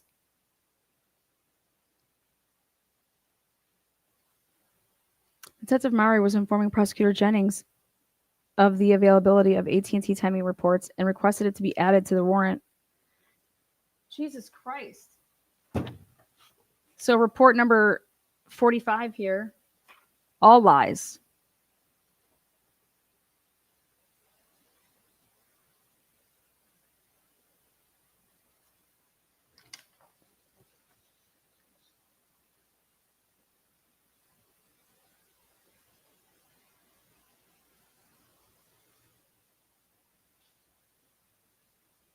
You couldn't have received an email from AT&T unless you just used your email address, but I logged into the Global Legal Demand Center portal and downloaded the corresponding files. The fuck you did?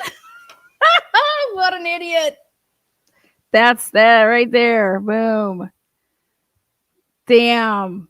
Dad. The fuck you did. The fuck you did, Mowry. Oh my God.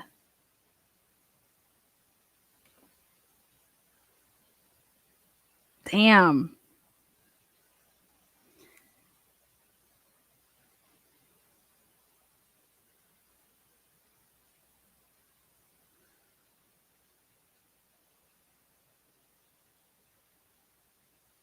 In reviewing the AT&T search warrants that were produced over the next few days after this email chain, all of them contain specific verbiage requesting AT&T timing advance reports, just as recommended by Special Agent Balance.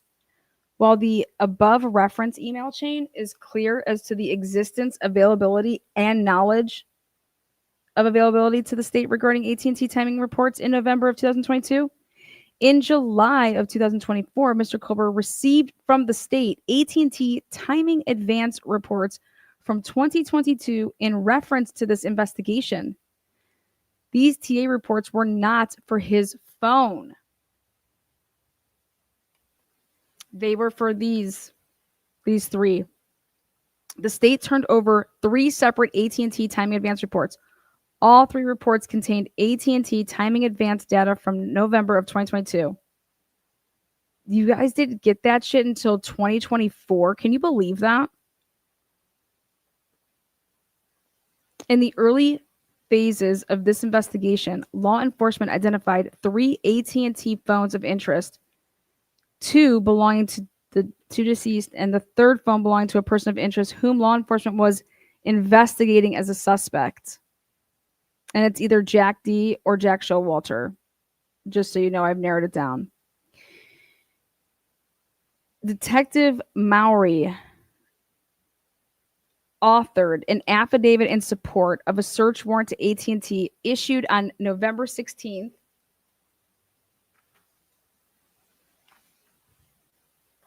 Let's see, this is the return on it. See, I received. Look at that.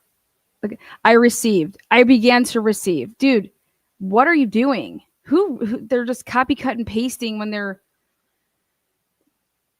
This is why this is all mess. This is why nobody knows anything either. Because they didn't do it. These people didn't do it. This is how they found out.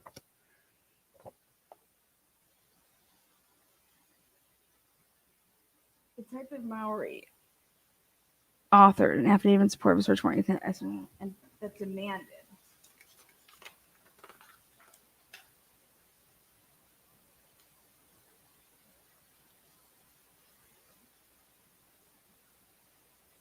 all 3 timely advance reports were produced by AT&T and are currently in the state's possession.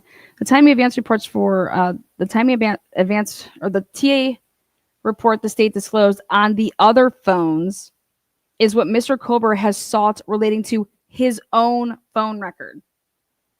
He requested the report through discovery, and during a motion to compel, Mr. Colbert is aware and will provide testimony in support that the AT&T timing reports currently in the state's possession were not provided to the state by AT&T GDLC.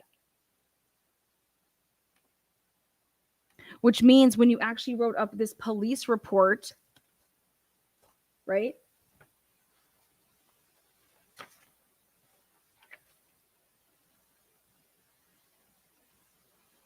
This is a report.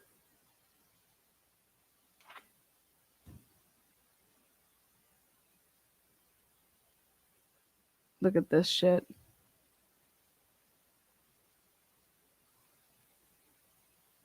Why doesn't it say that it's under the pains and penalties of perjury like the other ones do?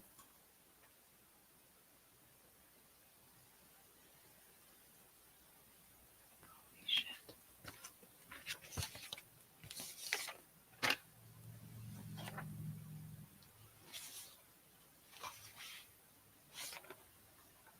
Look at.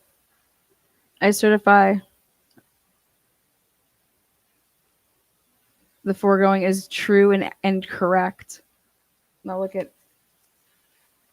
this one.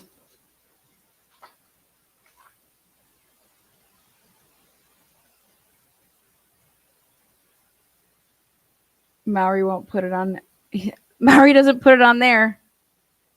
Oh my God. Oh my God.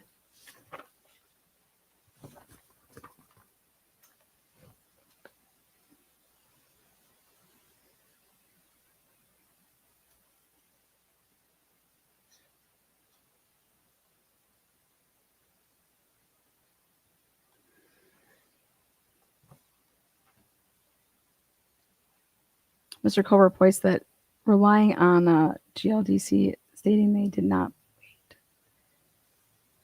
They were not provided.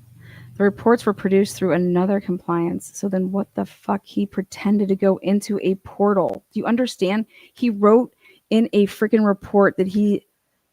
Oh my God.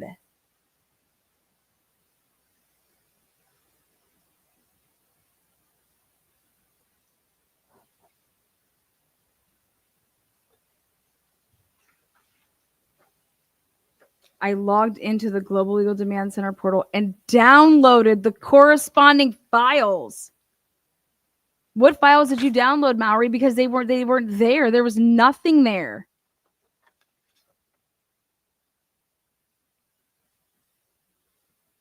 Do you see the date that he wrote up this report?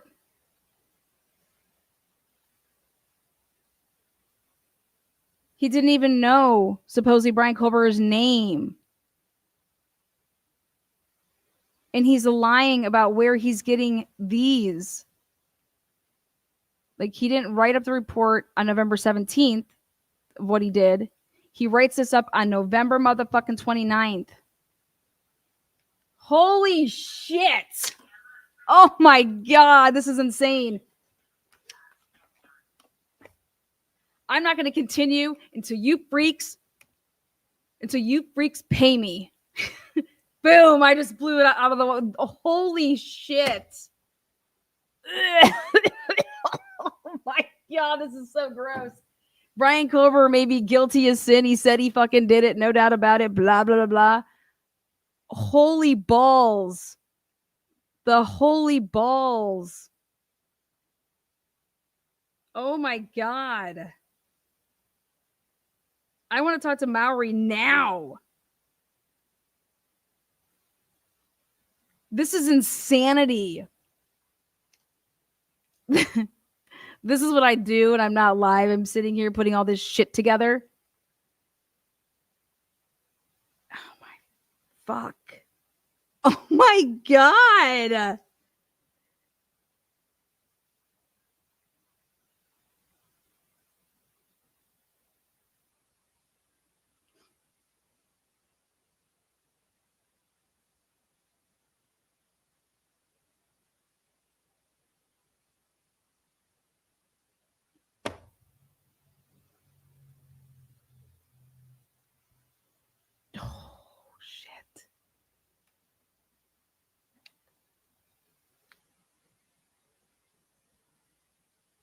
Oh my God.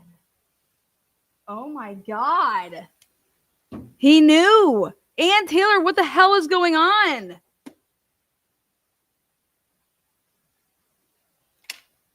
Oh my God. I'm speechless. Okay, do you guys want me to, oh, here, I'll break it down even more for you. Okay, right here. Okay.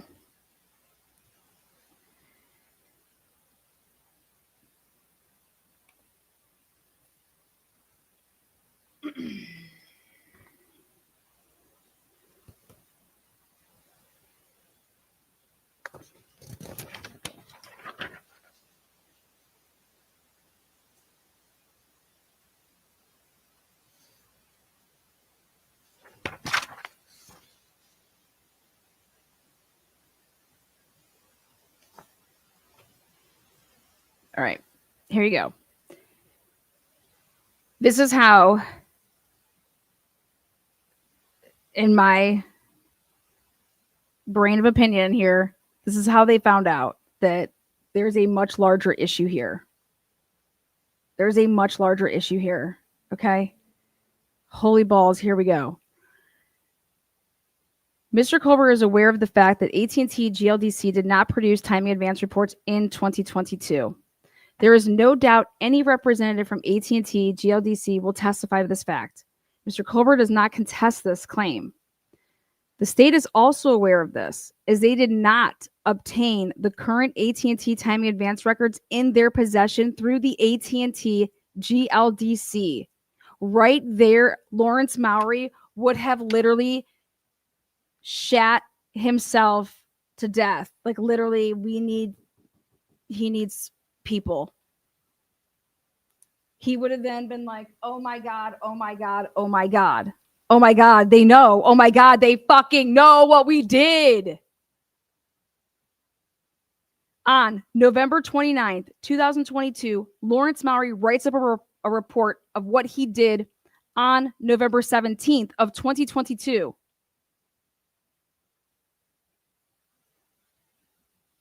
Lawrence Maury writes up a report saying that on November 17th at approximately 15:30 hours, he received an email from AT&T at this number.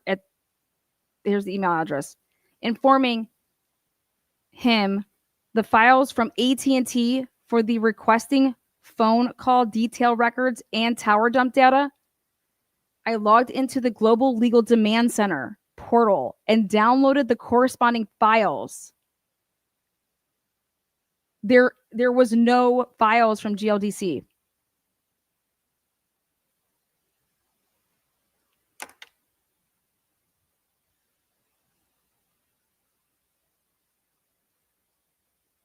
He couldn't have done this. They don't exist. This doesn't exist.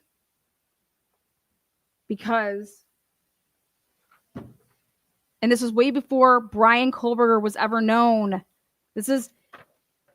He's writing this report on 11/29/2022.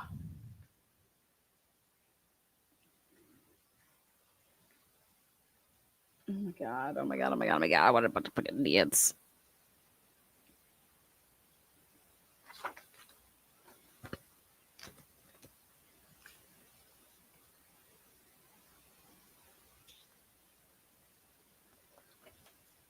So, right here, Maury would have shit his pants.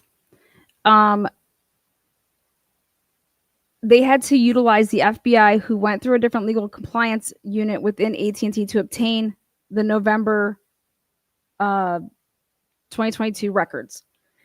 At the onset of this investigation, detectives with the Moscow Police Department began obtaining call detail records as part of the investigation. In doing so, they heavily relied on assistance from Special Agent Nick Balance with FBI CAST.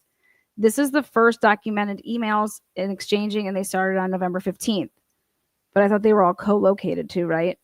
Detectives Lawrence Mowry and Brett Payne were tasked with writing search warrants to AT&T for a number of different requests. On November 15th, 2022, Detective Mowry requested verbiage via email from Special Agent Balance in reference to the AT&T records, to how to write them. An email string, here it is, boom. So you can clearly see that that's what it's about. Hip hooray. In reviewing this email, there is no doubt that the email is in reference to the AT&T, because it says at the top. Additionally, there is an attachment with the email. Here you go. Detective Mowry then forwarded Special Agent Balance's email to Prosecutor Ashley Jennings. Detective Mowry was informing Prosecutor Jennings of the availability of AT&T timing advance reports and requesting it be added to the warrant, because she actually wrote the warrant. And I have Bill Thompson stating in an interview that in November 28th, 29th, and 30th, that they were helping by writing these warrants. Next. In reviewing the AT&T timing advance, or the search warrants that were produced over the next few days after this email change, or after the email chain, all of them contain specific verbiage requesting AT&T timing advance reports, just as recommended by Special Agent Balance.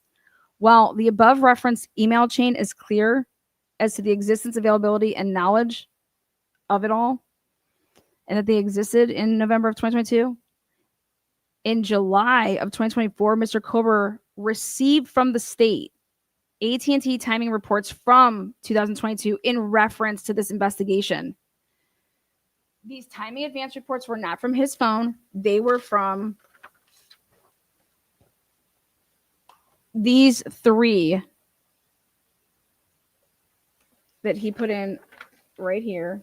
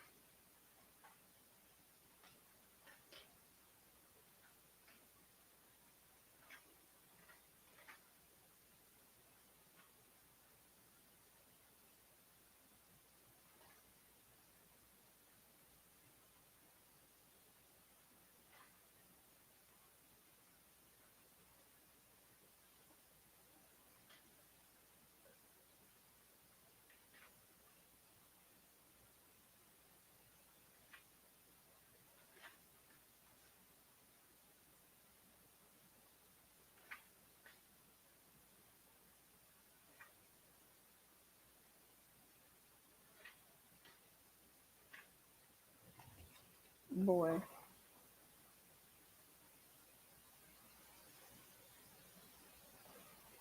Holy shit. Okay, so damn.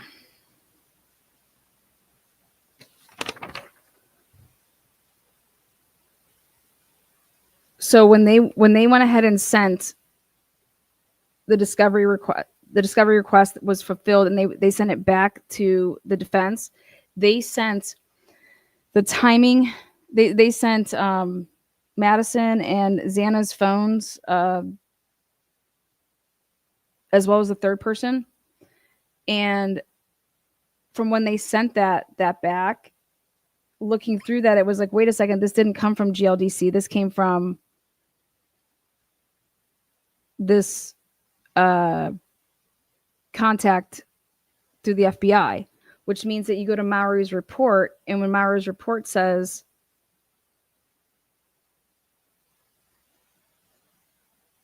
this little piece of shit.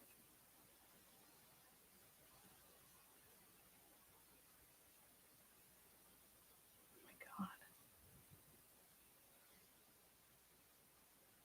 Maury never wrote up a report that he ever put in for the warrant. Okay, do you see how it says here, cell phone warrant return? What should be before that is the cell phone warrant application, a report for that.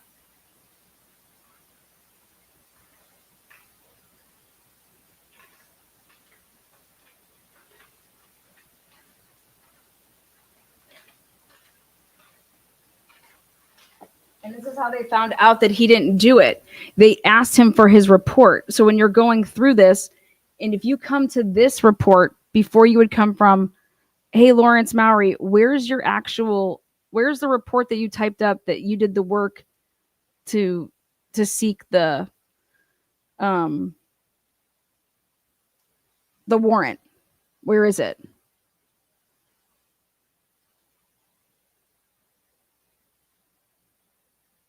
It doesn't exist, right? There's going to be no report that Lawrence Maury ever wrote up saying that he wrote up the search warrant, because he didn't. Ashley Jennings did. Ashley Jennings asked him on the stand. Oh my God. Ashley Jennings asked him on the stand, did we? Oh my God.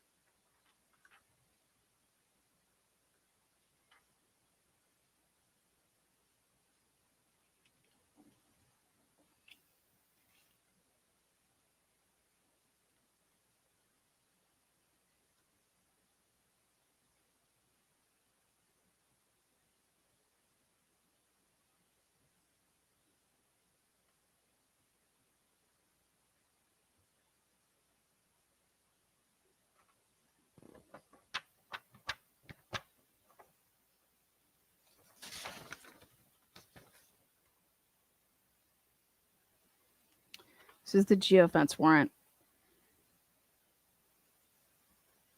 On November 18th, I applied for and was granted a Geofence warrant for any data associated with these points. Nick Balance, he assisted.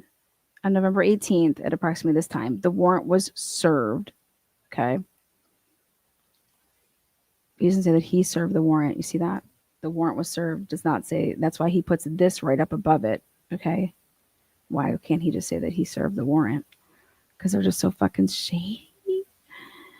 On November 20th, Balance received notice that the data requested pursuant to the warrant was available. And again, why would he receive that?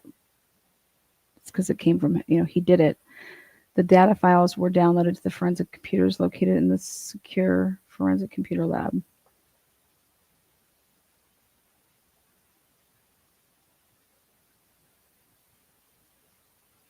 based on the information received and in correlation with the cell tower records previously reviewed. And I'm like, wait, you just fucking got these back.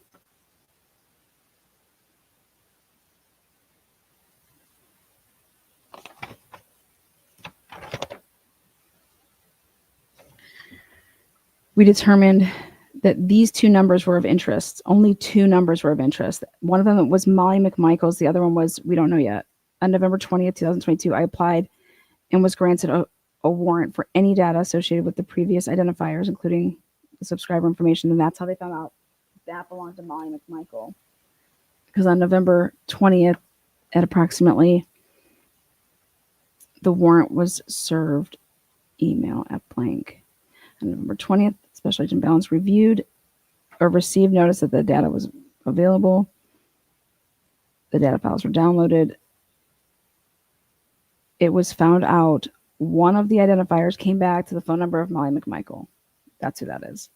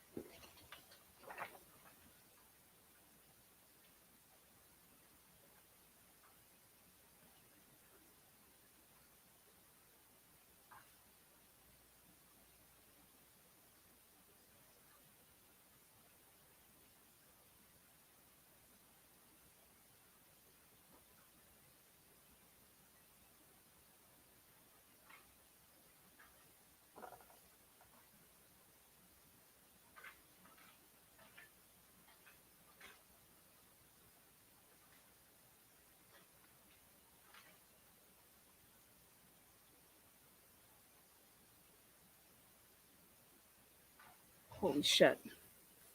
IGG did not identify Brian Koberger.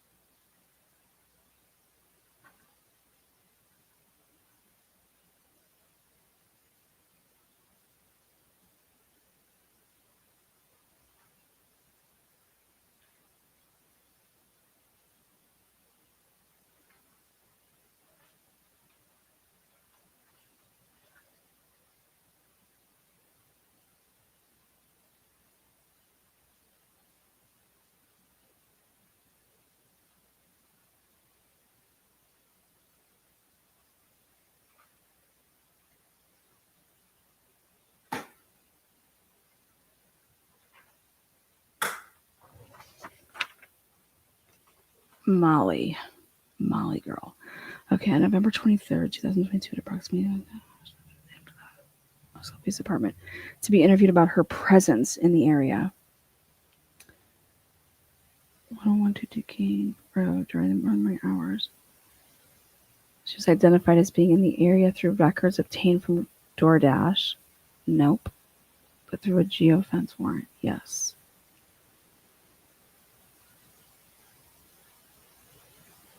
Then you send Payne to do this. Molly told me she worked for 12 to 22 hours. She received 3 orders. How would she know that? How would she remember that? How did you ever set up this meeting? Molly just stroll in there one day like, hey, I'm here. Heard you guys were looking for me. Fucking idiots.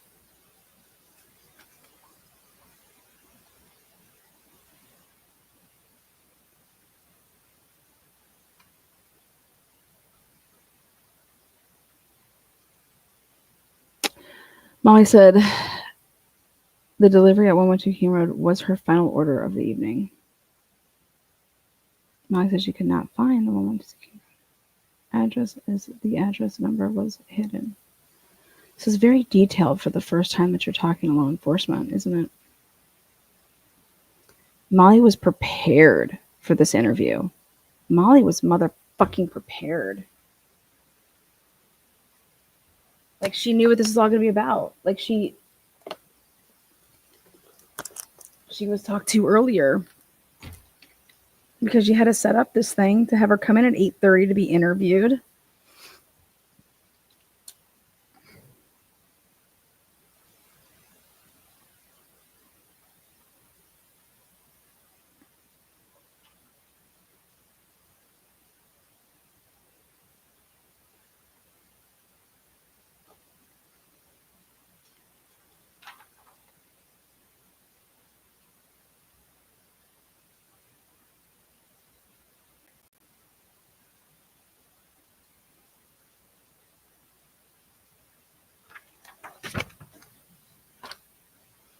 Dear Lord.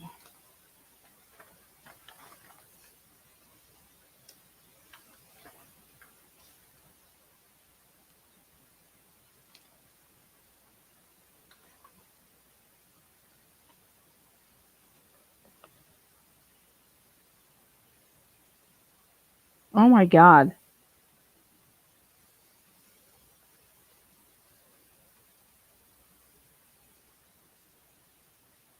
Look at this. This is report 196. Right before there's a grand jury. Right before the grand jury is convened. Okay, this gets written up. This report gets written up. Or like right after.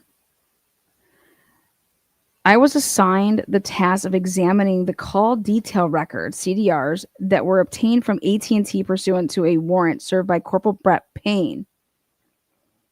He didn't serve him. For the time frame of November 12th to November 14th.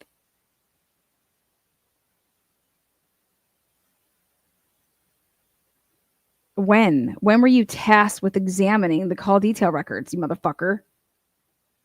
Oh, wait, that's right. He didn't. This is a lie, too. This is a lie right before the fucking grand jury. Oh, my God.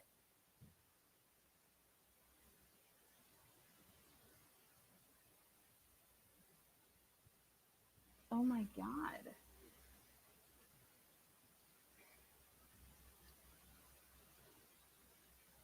This is insane. This is all lies. I was assigned with the task of examining the call detail records, CDRs. These records were requested, and I said, when did you do that? When were you tasked with that? These records were requested for the account associated with the phone number blank. That's Brian's. This phone showed the subscriber as Brian Colberger. Look at how he spells Brian.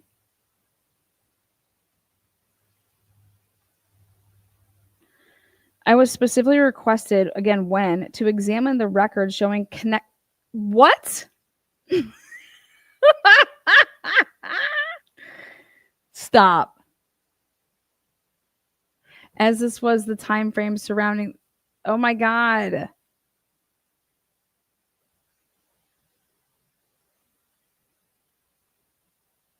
Although the records. Oh my God. Although the records contain records for voice data and estimated 48 hours that I could only locate 27 data usage records in the specified time frame. To assist in mapping the location of the cellular towers and the direction of their sector, I imported the data into Cast Biz. What's that report number? 196.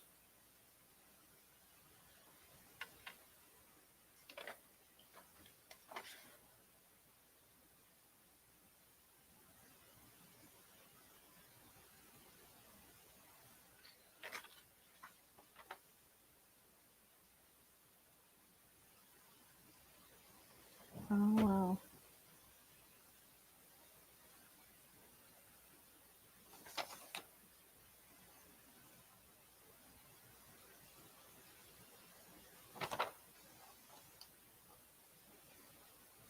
Oh, wow.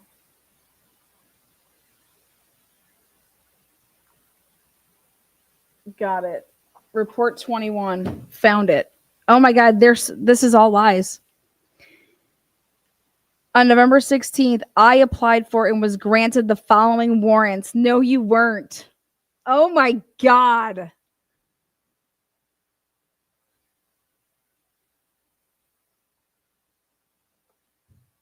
There's your tower dump. For a tower dump of all records and the unique device user identification. Look at timing advanced. Holy shit. We got it. Yes, yes, Daddy. Yes. That's where Daddy came in. He's like, you gotcha. Cyrus said, oh boy. You a damn lie. You a damn lie. There you go. Real time tool. Yep. When did you write this report up? 11/17.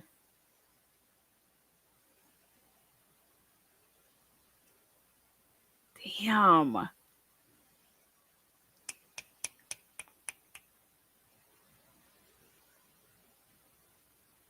wanted those GPS coordinates so bad.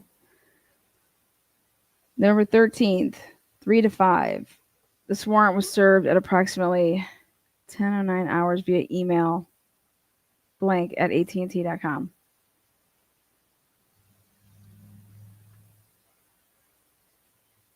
For the AT&T call detail records for the following phone accounts, 1, 2, 3. That's what they got back. And that's when this warrant was served at approximately 9:22. Then you got the Verizon Wireless people.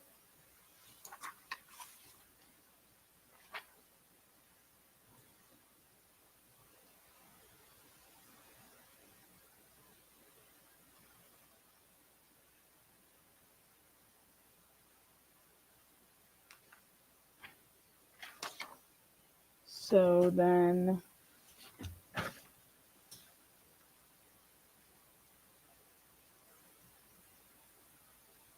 oh boy.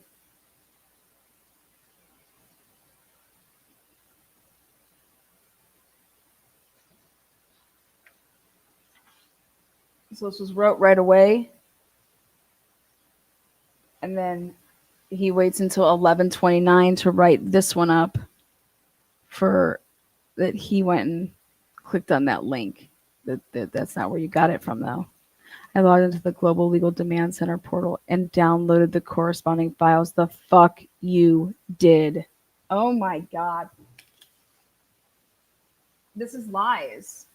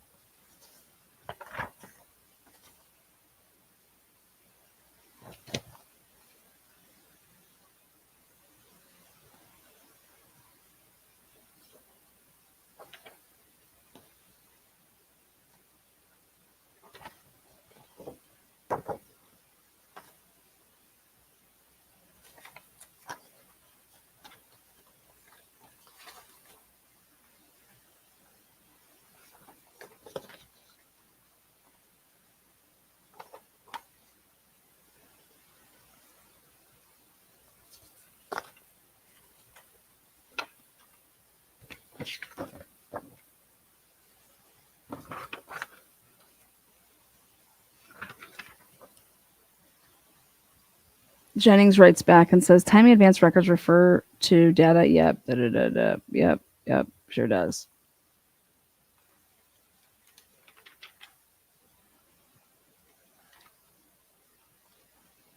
Regarding AT&T, before June of 2023, AT&T retained time advance records for 7 days. These records were not routinely provided in response to legal demand prior to June of 2023. After June of 2023, AT&T started providing these records pursuant to legal demand and began retaining time advance records for 13 months.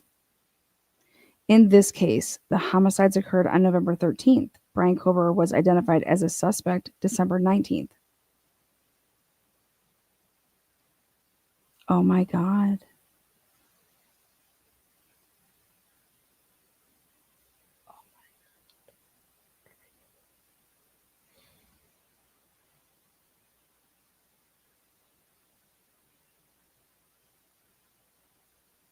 Search warrants for his AT&T records were executed on December 23. At this point, timing advance records were not available for Brian Kober's phone to cover the relevant time period.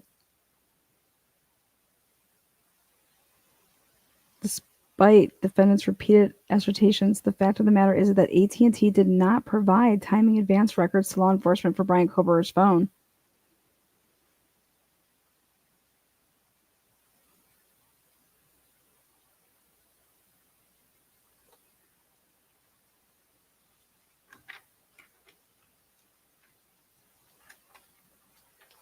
Oh shit. Oh my God. Oh my God. Oh my God. Oh my God. What is the date on there?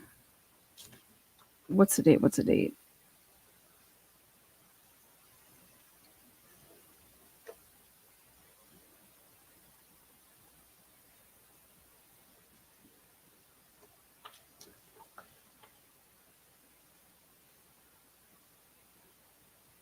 Okay, AT&T did not provide time advance records. You're right. Okay, good. What about the other one?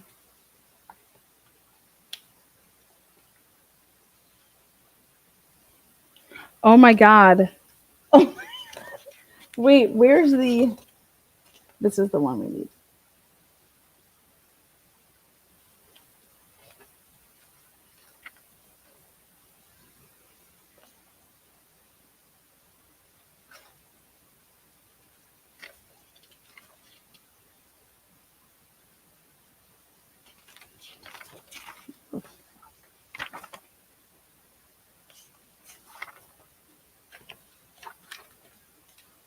Okay, then they write back. They write back.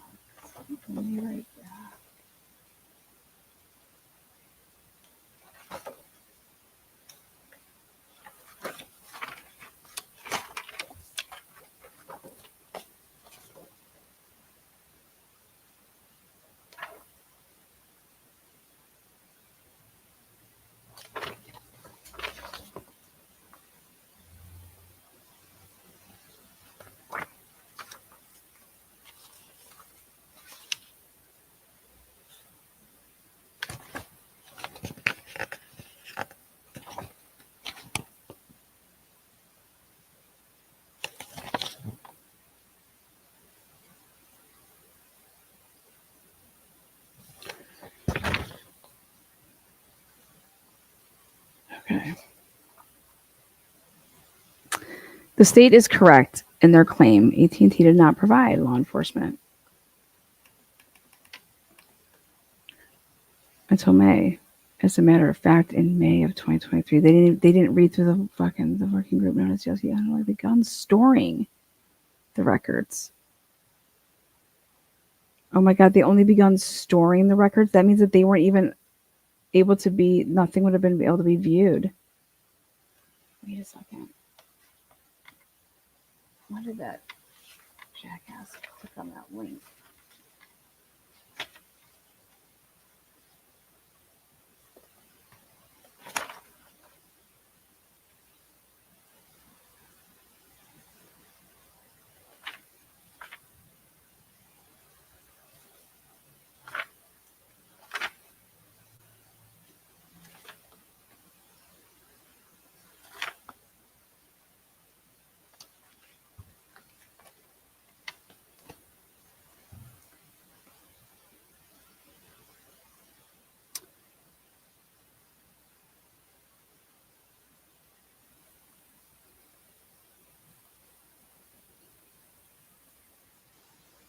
During this investigation, law enforcement obtained the following AT&T timing advance data. 2 of the victims had AT&T phones. Law enforcement obtained AT&T timing data on both of their phones.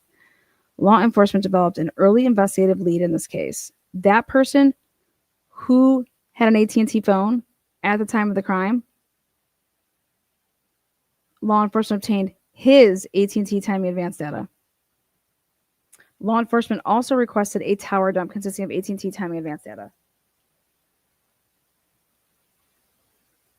The AT&T timing advance data was obtained by the FBI using an internal source at AT&T, Mr. Boyd Jackson, who is not associated with the GLDC working group. GLDC was not used to obtain this data.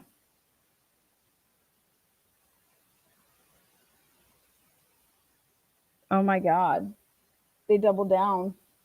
They doubled down because his fucking shit was not about, it was about this. It was about the original.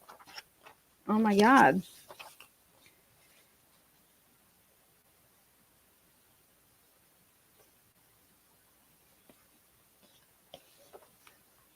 When Lawrence Mowry writes, he lied to the grand jury. Oh my God, he lied to the fucking grand jury. On November 17th, I received and began to receive data from the cell phone providers in response to the warrant served on them. I logged into the Global Legal Demand Center portal and downloaded the corresponding files.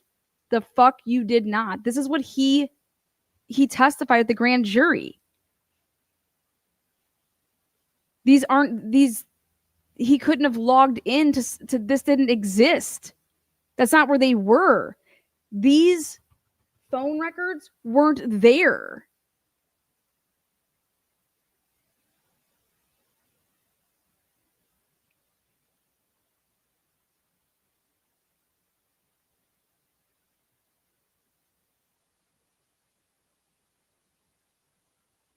Oh my God.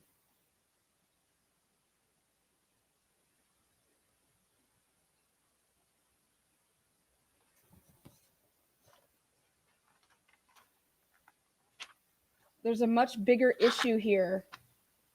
There's a much bigger issue here.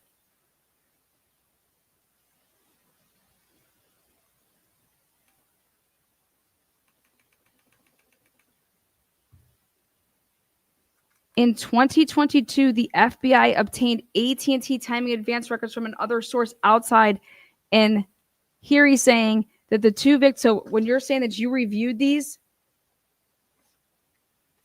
you couldn't have logged in here to review this warrant.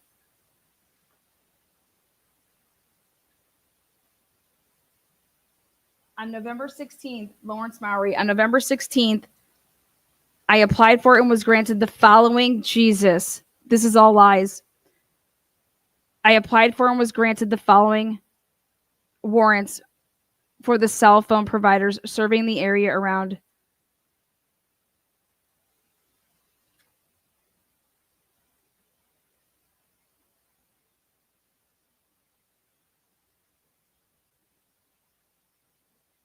For the AT&T call detail record CDR, so he's just like writing up his report. He's saying that this is what he did. He served these, and now he's saying that on this day, this is then the next day on November 6th or on November 17th. Okay, he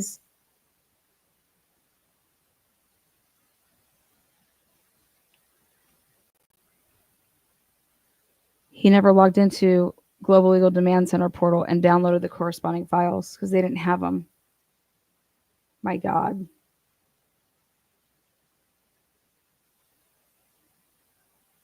Oh my God. That means he never looked at the first suspect's phone.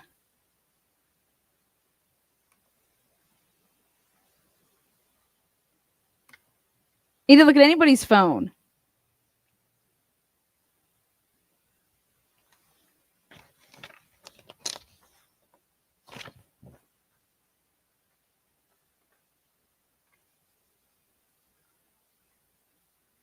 my god, this is the much bigger issue.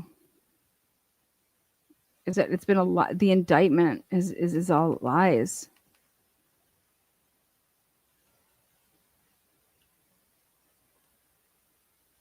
Law enforcement also requested a tower dump consisting of AT&T timing advance data. This request involved AT&T providing all of the connections between two specific cell towers or cell sites in Moscow during a 2-hour period. The data produced was AT&T timing advance data. In all, there was over 3,800 AT&T mobile phones identified in the timing advance tower dump, and you were able to narrow down your geofence that you were only interested in 2. The AT&T timing advance data was obtained by the FBI using an internal source at AT&T, Mr. Boyd Jackson, who is not associated with GLDC working group. GLDC was not used to obtain this data. A forensic examination of the AT&T timing advance records in the state's possession show Mr. Jackson's association with the reports.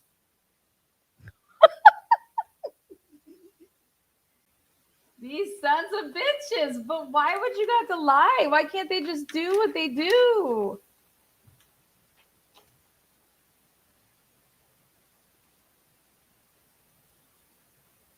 There is a work product in the state's possession created by the FBI showing the AT&T timing advance data was not only obtained, but regularly referenced and used in the course of this investigation.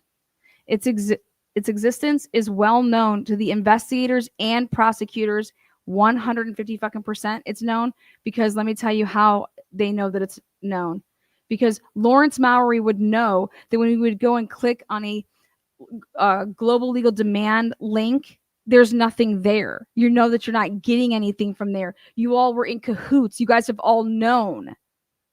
That's how Cyree was going to fucking show this shit. November 17th, y'all.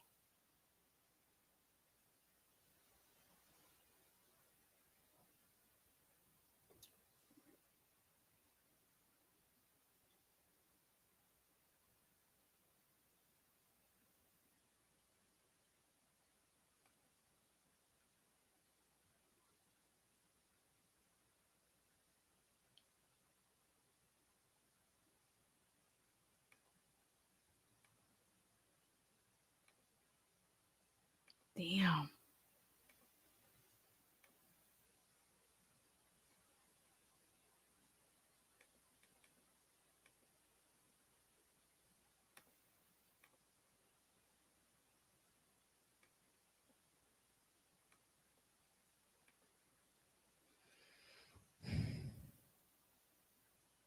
They all knew. They all fucking knew.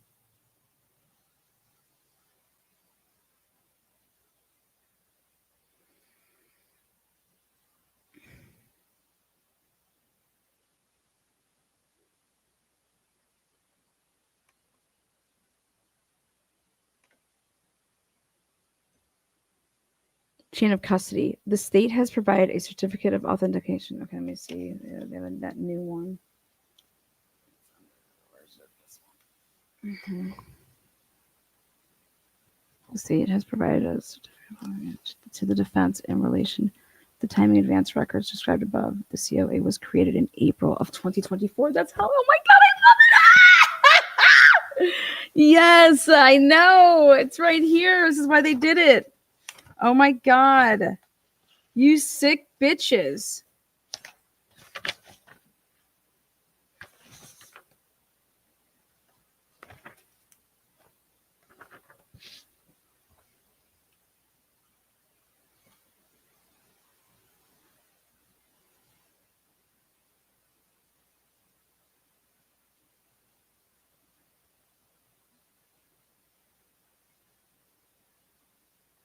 Oh my god.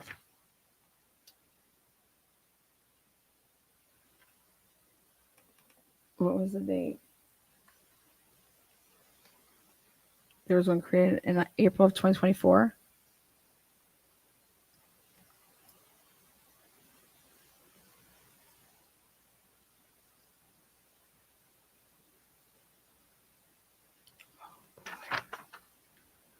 I have previously worked with and I'm familiar with Gordon. I am qualified to authenticate the records attached here to. Yep.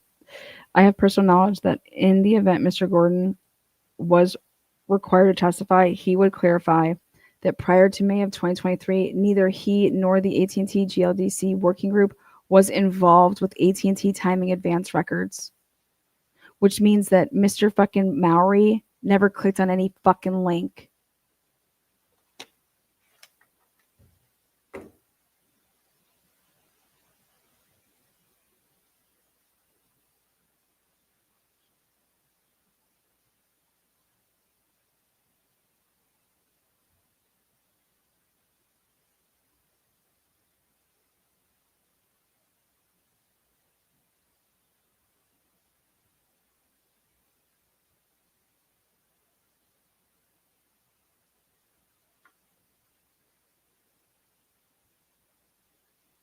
You sick bitches.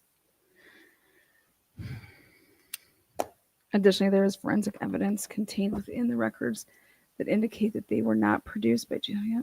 They were produced, nor were they produced in the year 2024. Oh my God. In reviewing this data, I contacted and communicated with Mr. Gordon to clarify the chain of custody related to these records. Mr. Gordon, an AT&T legal representative, informed me that Mr. Gordon would not be the individual to certify these records if required to do so, despite issuing the COA. I guarantee you there's more to that. My question is it, in my review of this information, there is evidence to suggest the chain of custody involving these records and COA were produced well outside of AT&T's normal practice. There is missing information and data associated with this request. The prosecution's prior claims that AT&T timing advance data did not exist in 2022 further complicates this issue.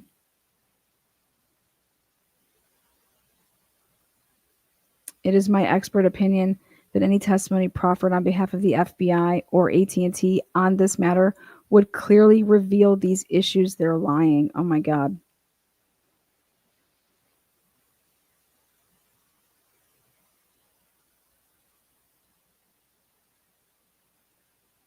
Evidence in direct contradiction to the state's motion. In my review of this investigation, I have read numerous emails sent and received by law enforcement pertaining to this investigation. One such email dated 11/15/2022 was sent to Prosecutor Ashley Jennings at her Latah County government email address. This email is from Moscow Detective Lawrence Mowry. The email is informing Ms. Jennings of Detective Mowry's recent contact with FBI Special Agent Balance. Special Agent Balance informed Detective Mowry that AT&T can provide timing advance data and to make sure it is listed in the search warrant. Detective Mowry is specifically asking Prosecutor Jennings to make sure that AT&T timing data is listed in the warrant prior to the report ever being distributed by the working group known as GLDC.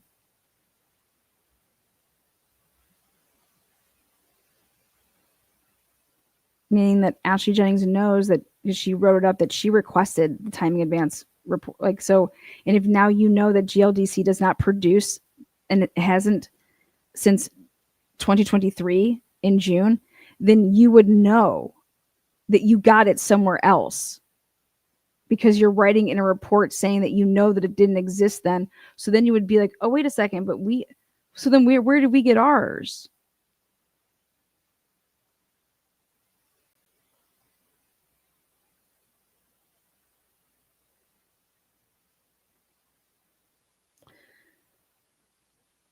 Ms. Jennings did respond to Detective Mowry's email inquiring on the specific verbiage needed to obtain AT&T timing advance. This email is abundantly clear evidence that Ms. Jennings was not only aware of the existence of AT&T timing advance in 2022, but also shows her intention to obtain it through legal process from AT&T. Exactly. Like you got it, didn't you? So where do you think it came from? You can't just like, I'm going to look the other way, like down the road. This email communication with prosecutor Ashley Jennings is the same prosecutor Ashley Jennings who filed this current and contradictory motion stating AT&T does not produce timing advance records in 2022. Meanwhile, knowing that she put it in because she asked for the language, she knows what the fuck she did, and she just knows it didn't come from GLDC. It came from a fucking other source.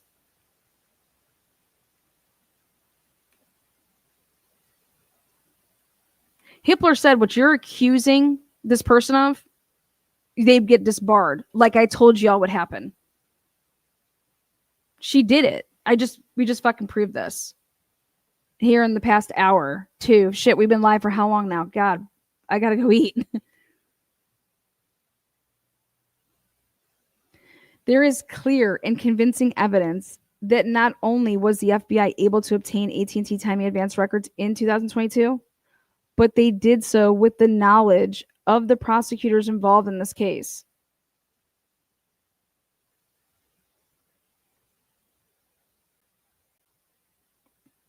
Missing AT&T timing advance.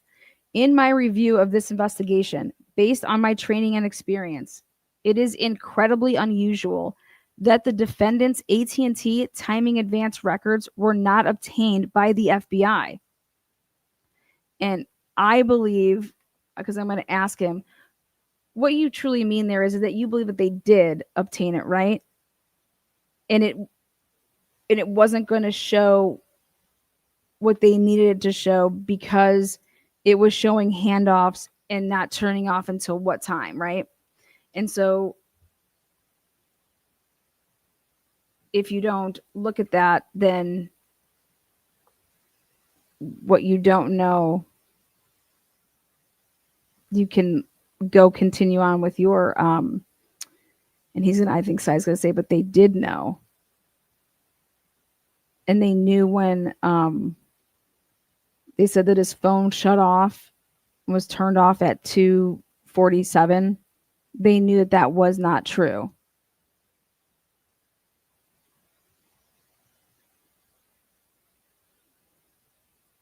And I'm over here just like, why the fuck didn't y'all just say you used IgG? You know what I mean? You're allowed to use IgG.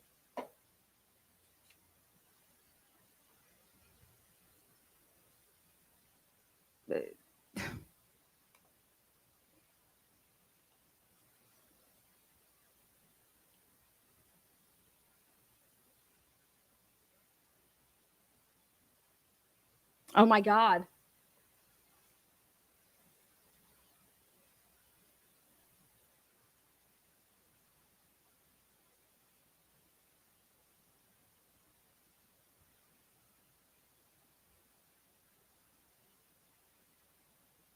The FBI demonstrated their ability to obtain AT&T timing advance in November of 2022 by obtaining AT&T timing advance records on over 3,800 mobile devices, none of them being the defendants.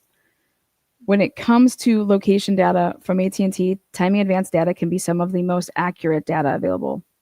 Additionally, it contains connections to the network other than typical voice, text, or data connections. This allows law enforcement to not only see more data, but more accurate data.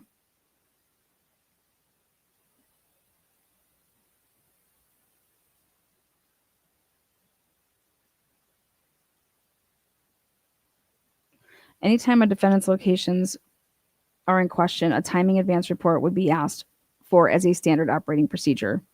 Moscow Police Department, by way of the FBI, and with the knowledge of the prosecutors, demonstrated their awareness of this standard procedure when they obtained the AT&T timing advance data on over 3,800 mobile devices.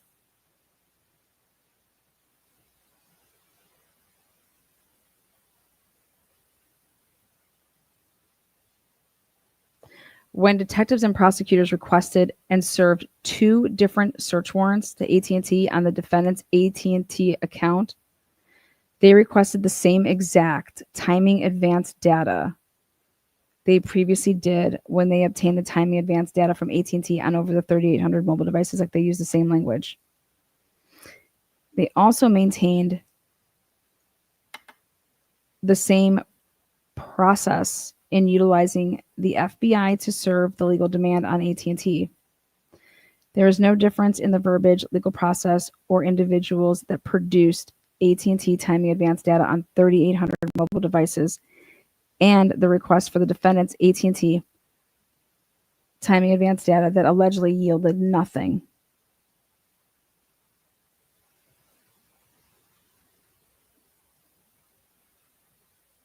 Additionally, on December 23rd, 2022, the FBI sent a communication directly to AT&T, specifically detailing their request for the defendant's AT&T timing advance records. There is no reason to believe that AT&T would not respond to this request, even if you would have the responses say like, oh, it's outside the 7 days, as they're going to try to say. Right? It is my expert opinion AT&T timing advance data did exist for the defendant's AT&T mobile device in 2022. And it was requested from AT&T by the investigators involved in this case.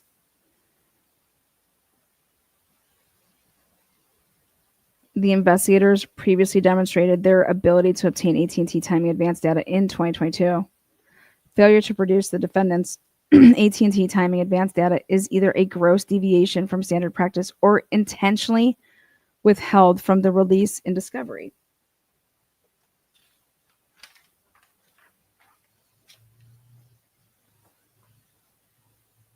There is overwhelming evidence showing the state obtaining and using AT&T timing advance data in the course of this investigation in 2022 on over 3,800 AT&T. Oh my God.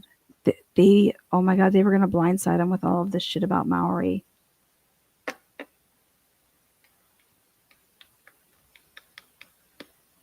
Oh my God. They were going to ask him they were going to wait till trial to ambush him with this portion. Oh my God.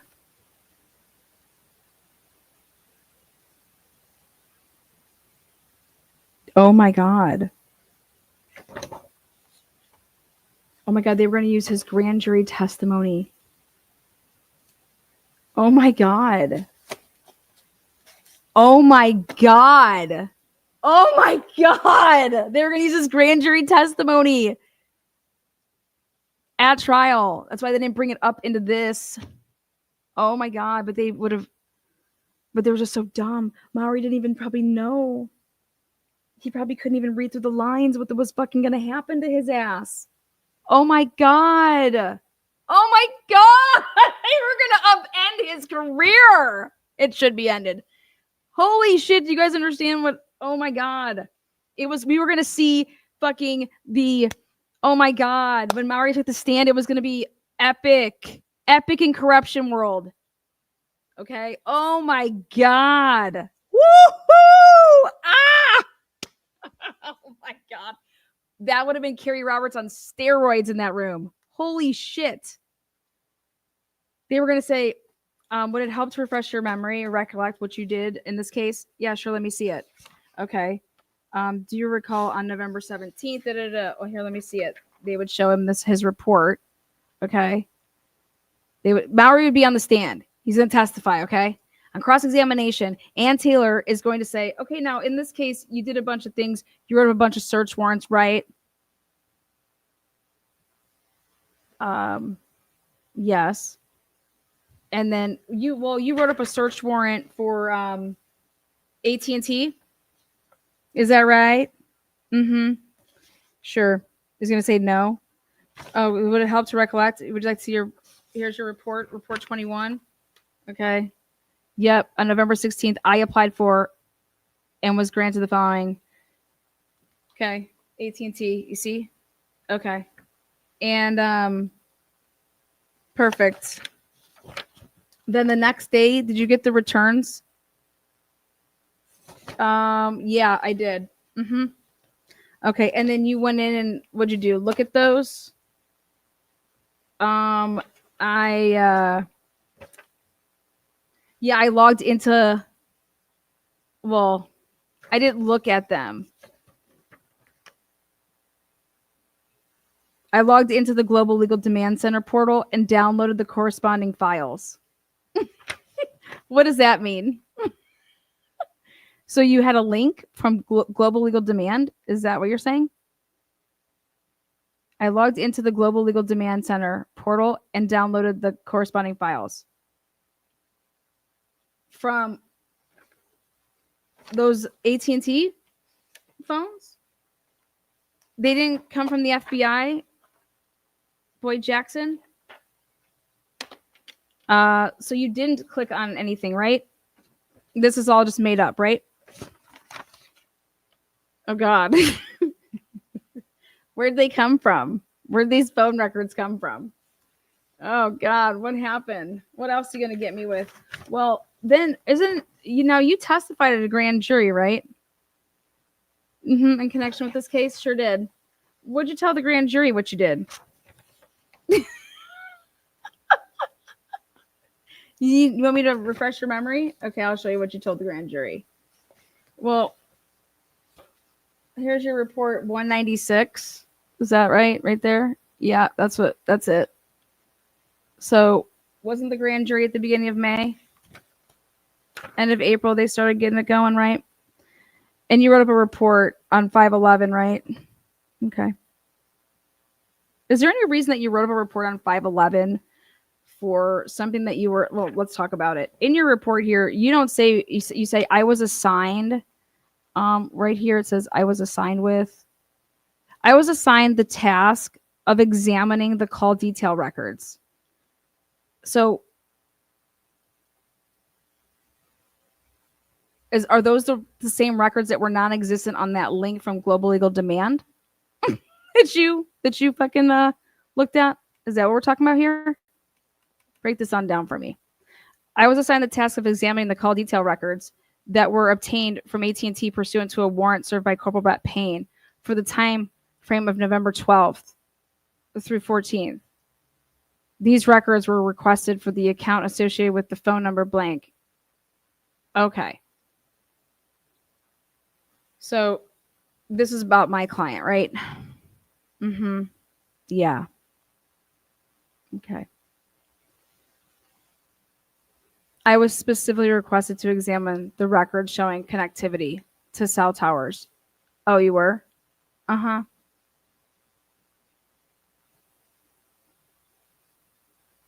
To assist in mapping the location of the cell towers and the direction of their sectors antennas, I imported the data into CastViz. You did?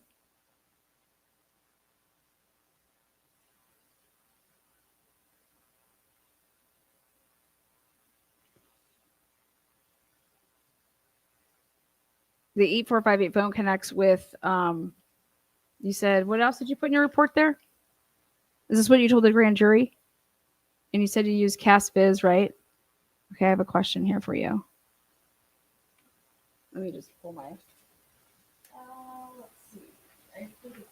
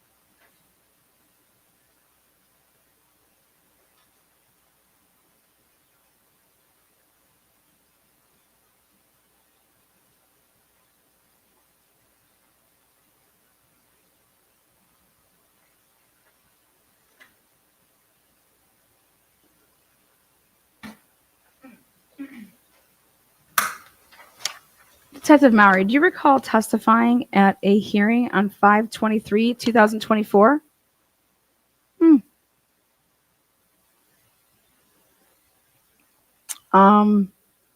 Yeah, it was a motion to compel, I think. Is that what it was? Yep, I sure do. I can't. Yep, I sure was there. Previously, the Latell County Prosecutor's Office requested any CAS Viz session logs pertaining to the phone number blank. I did not locate nor remember creating any session logs pertaining to the screenshots I created previously using CAS Viz version 30.00. Okay, so I want to make sure that this is when you use 30.00, right? So right here, you used 30.0. Now you didn't put a date when you did any of this shit, but you would have had to do this before you arrested my client, right? So between December 23rd and December 28th, that sound about right? Okay. Okay. So you get to this part right here. Okay, this is where we're talking about CAS Viz.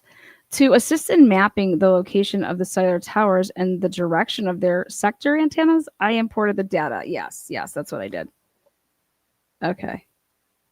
And you notice that Brian Cover's phone was where? At 2:00 in the morning and 2:25, it was in Pullman. The phone appears to be traveling within or near the city of Pullman. Appears. Okay.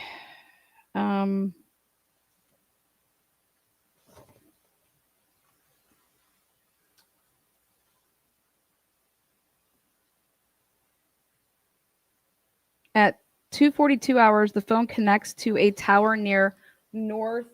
What does that say? Northeast Sky Drive, right? Does this look familiar to you? Northeast Sky Drive. This right here. Let's look. Over here? Right there? Yep. Okay. And so, that's at 2:42.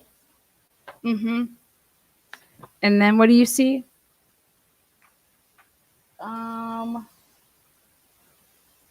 At 2:47, I see that it connected to a tower on Observation Drive. And Observation Drive is here. So the Skyview Tower is, where would you say, up over there, right? You see the two? Yeah, I do. I see. Okay, sweetness. So observation, yeah. And then, so 2:42 and then 2:47. And then what else did you observe? If your notes would help you out there. Oh, then I observed in continuing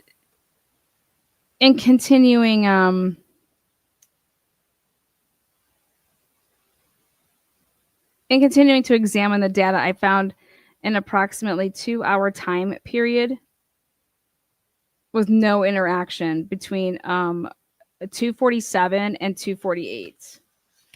Okay. And then you said or 4:48? Yep. And then you had it where? 4:48, we had it over here. It was over here, just, over here on Paradise Ridge over here. It's called something like that. Okay. At 4:48? Sure. Yep. Paradise Ridge. Yep. South of Moscow. Okay. And did you tell this to the grand jury? Sure did. Okay.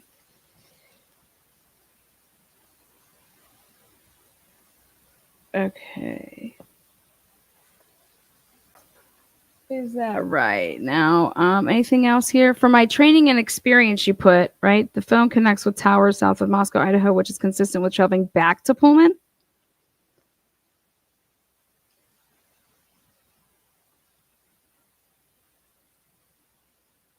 For my training experience, I know cellular devices can send and receive data to cellular towers with the user's input, such as surfing the internet, or without user's input, system data. The normal reasons for a cellular service to not show connection to a cellular tower are the device, or is it the device is not in range of the tower's signal? Now, at that time, did you also know that if you're an AT&T customer, that actually, even if your phone's not on, you could still be found? Did you know that, or no? Well, how about this? Let's go back to when we had our little powwow in May of 2024.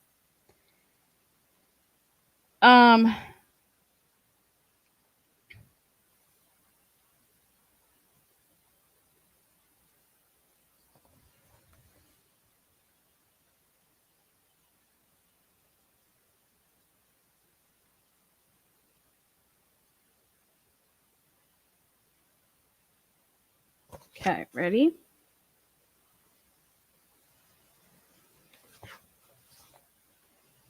This is your report that you made on May 24th, 22nd, 2024. Okay, let's take a look.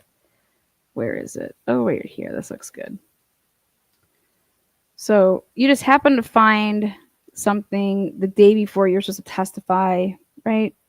At a motion to, yeah, sure did. And you sent me on over this stuff, right? Sure did. Okay, right about here.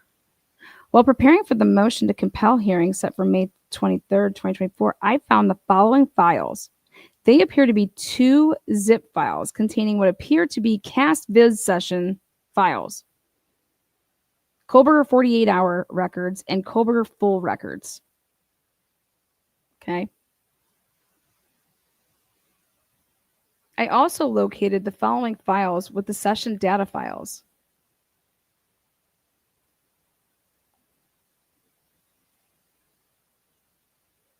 Location near crime scene, working CDRs, and export, right? I located emails from the FBI Special Agent Nick Balance providing me with the files above. In trying to open these session files in CastViz to verify them, I received an error message. In reviewing the metadata, it showed the version of CastViz used to create them was 28.00. What? In speaking with, does 28 come before 30? Right? It usually works up. So I want to make sure the jury is following with us. Okay, so let's just go back a second, okay? Okay, sounds good.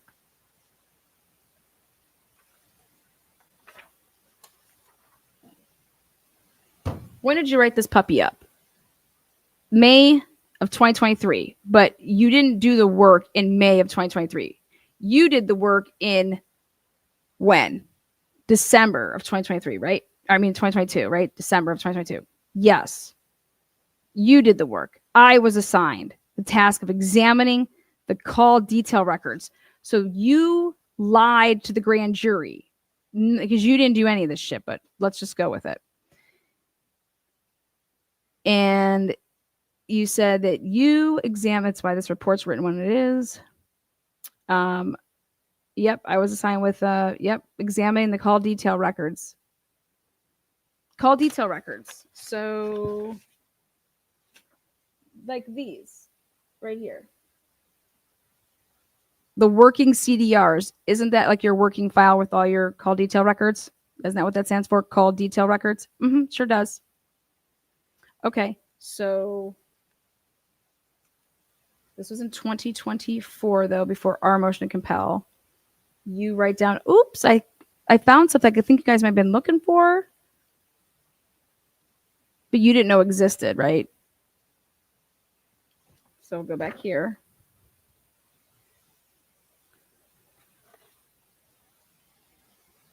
Now, you said you obtained CDRs that were obtained from AT&T pursuant to a warrant served by Corporal Brett Payne, right? On December 23rd, right?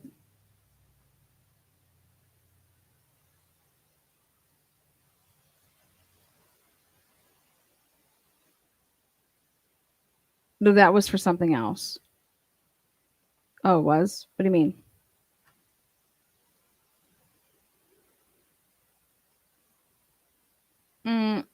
Those warrants were served earlier.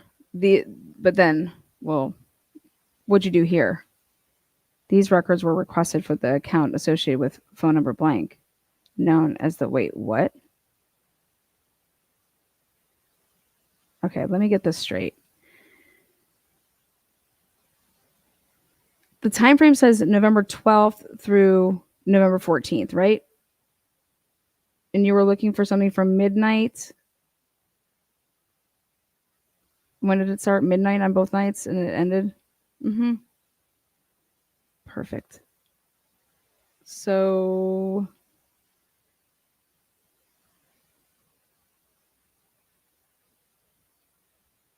I was specifically requested to examine the records showing connectivity, right?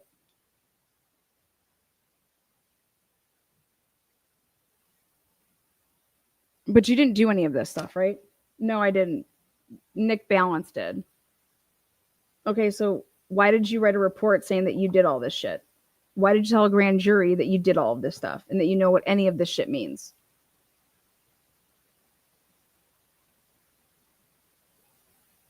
Didn't you also tell the grand jury that you applied for warrants, AT&T warrants, and that you clicked on a link, global legal demand link that was never existing? So you guys from jump were lying about where you're getting this information from. Why? Why is it a problem that the FBI helps you guys out and that you're utilizing resources? What's the problem? Why can't you say, yeah, I applied for and was granted this warrant, and then we served it. Why? Because that would be telling Megan Marshall that's not what you're going to be doing. We're actually going to get this search warrant and actually give it to the FBI to serve it on their special person that's going to get us way more shit. I don't know. What's the problem? Why can't you guys? If I thought the whole purpose is that you can use the FBI because they have resources that you don't. So we call in the FBI for help. Why can't we talk about it? If we're allowed to use the FBI for help, I don't understand.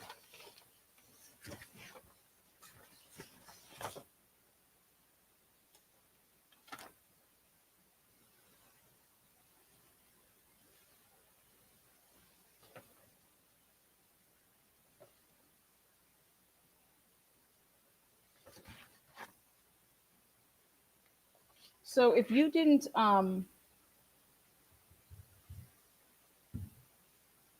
really do this because there was no link, right?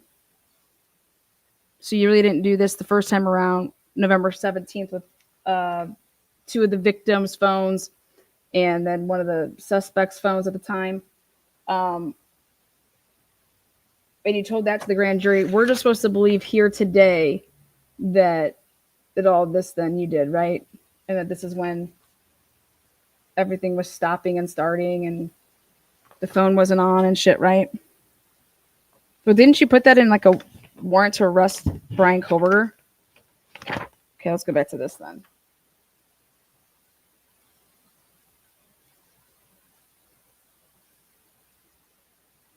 In trying to open these files in the CASVIZ to verify them, I received an error message. In reviewing the metadata, it showed the version of CASVIZ used to create them was 28.00.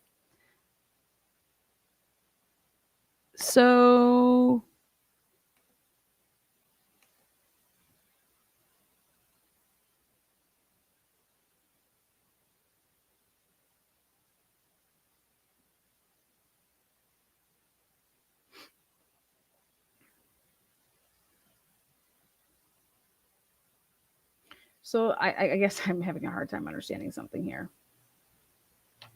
In November of 2022,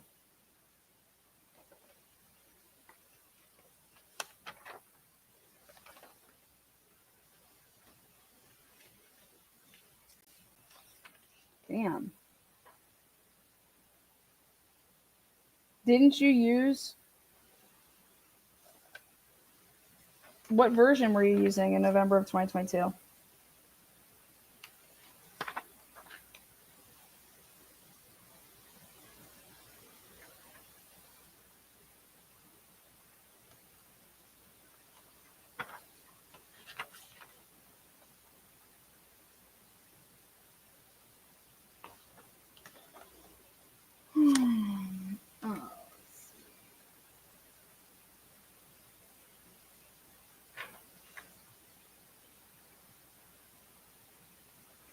So to assist in mapping, you assisted in mapping. So to assist in mapping the locations of the cellular towers and the direction of their sectors, I imported the data into CastViz 30.00, right?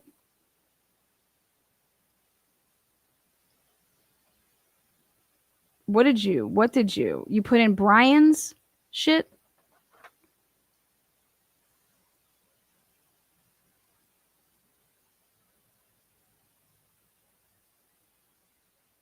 Although the records contained records for voice data and SMS usage in 48-hour data, I only located 27 data usage records in the specified time frame. To assist in mapping the location of the cellular towers and the direction of their sector antennas, I imported the data into the CastViz version 30.000.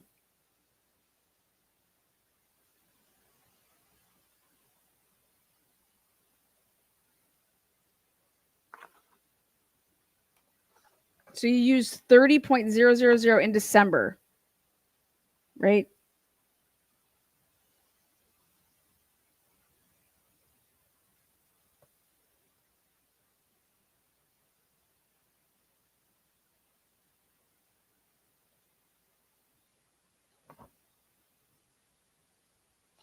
So if you ever only used 30 and you actually viewed Brian Culver's shit using 30 to map then this shit, right?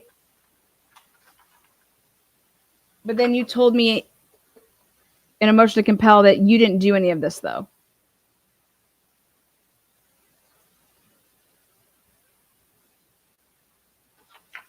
But you told the grand jury that you did, right?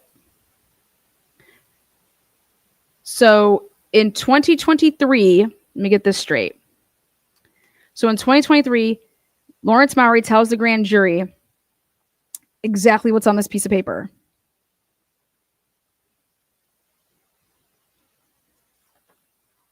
This is what he did, and this is what he got from it. And it said that the phone stopped at 2:47. But then when I questioned you about it in 2024 in a motion to compel, you didn't do, that's when you provided me with this, right?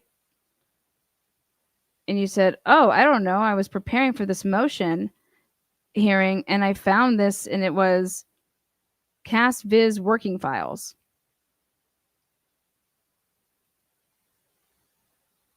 Previously, the Latah County Prosecutor's Office requested any CastViz session logs pertaining to the phone number blank. I did not locate nor remember creating any session logs pertaining to the screenshots I created previously using CastViz version 30.00 as described in my previous report. That report that you didn't do. While preparing for the motion to comply hearing set for May 23rd, 2024, I found the following files. They appear to be 2 zip files containing what appear to be CastViz session files. Culver 48-hour records and Culver's full records.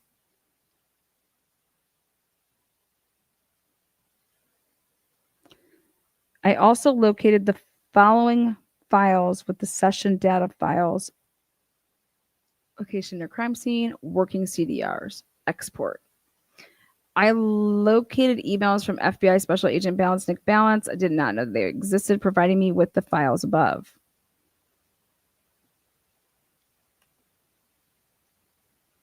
In trying to open these session files in CastViz to verify them, I received an error message.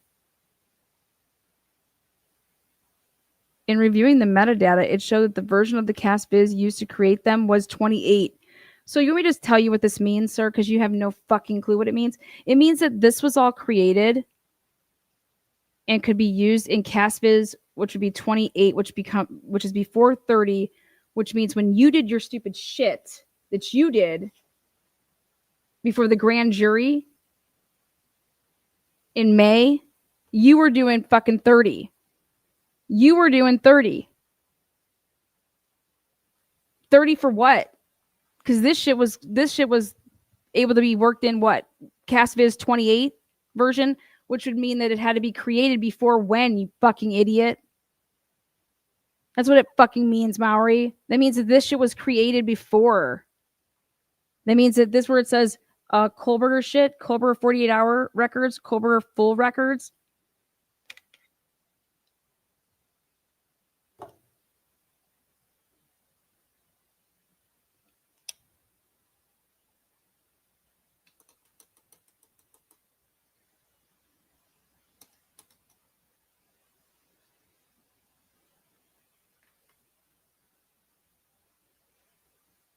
You found something else, didn't you? What else did you find? This is where you just played dumb. Lana, please let me be cross-examined by you. Ask the questions, I will answer them on script. Maori. He says, in examining the drawing JSON file, I referenced to 1122 King Road and blank blank Pullman. What's that address?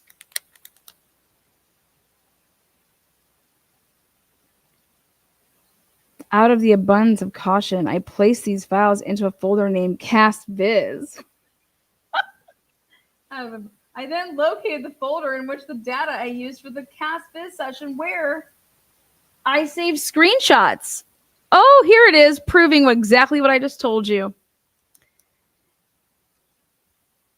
I saved screenshots for exhibits. No session files were located, but I have my screenshots, you guys. I did it on 4/19/2023. Yeah, right before they go to the grand jury. So wait a second, let me get this straight. That means this fucking shit that you wrote up a report on this date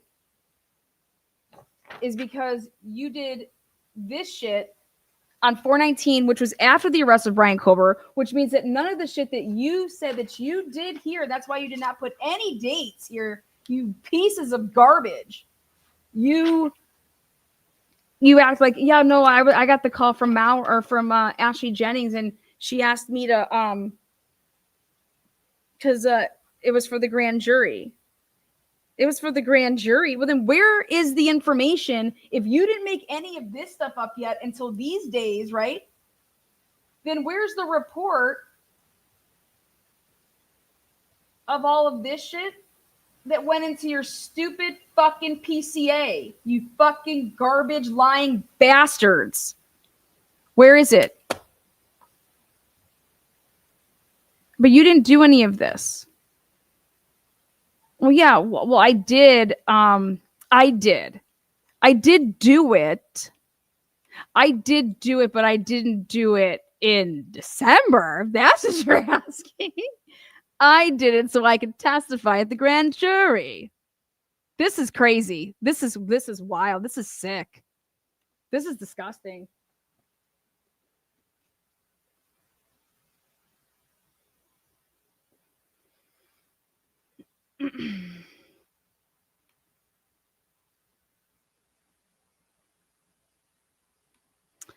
DB, how you doing, buddy? Maori, the type of dude to know 10% more of digital forensics than the average cop, so he just uses it to gaslight people with words when they don't understand. Oh my gosh. You guys, so go back now, and when you watch this, when you watch Maori on the stand, and you go to, when is Maori?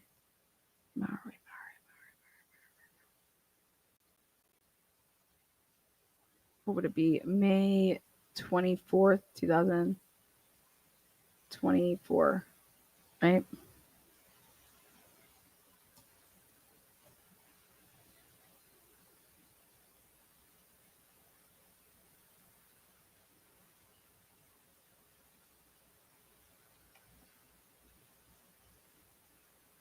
Jeez. Why?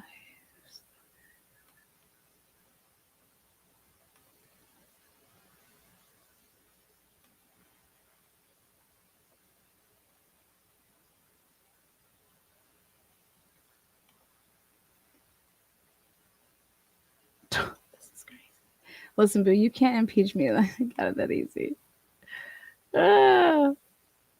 Okay, I'll call you up here. Here, hit the link. I'll share it with you.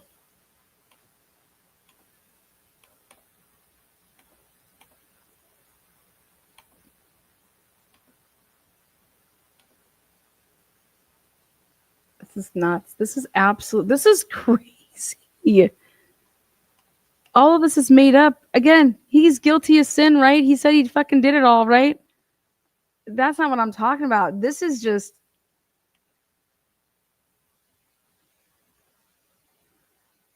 I'm speechless.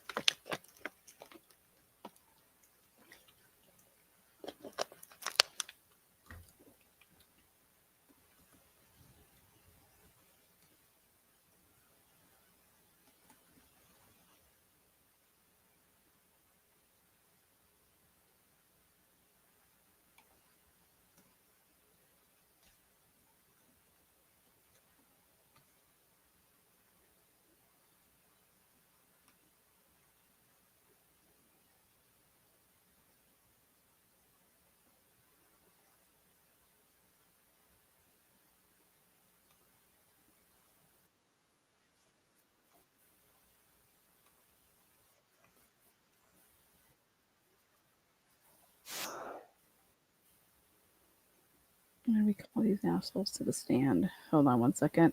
Hang tight, Maori.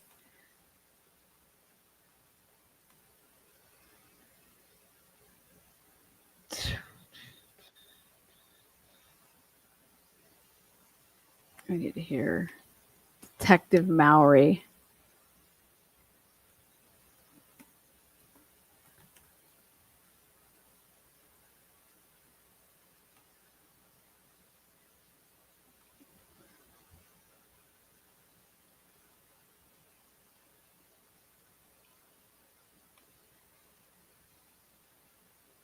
Oh, yeah, here we go. God, what the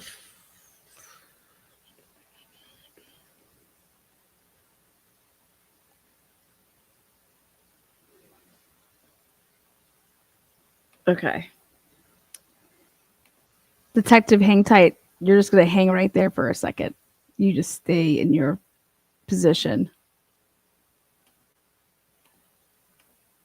All right, let's see how bad this looks now.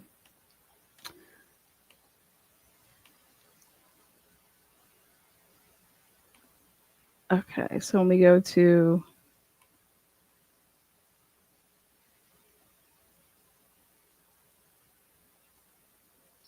She was oh no, not that one. Oh shit, no, I want to hear. Hold on.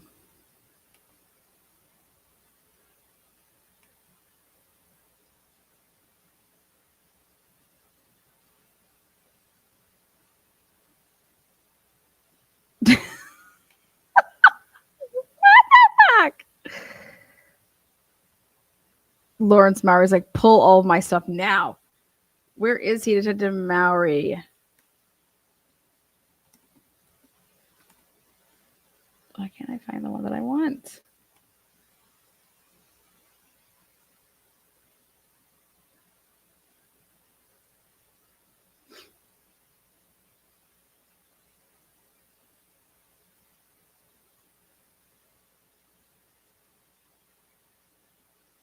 Ridiculous.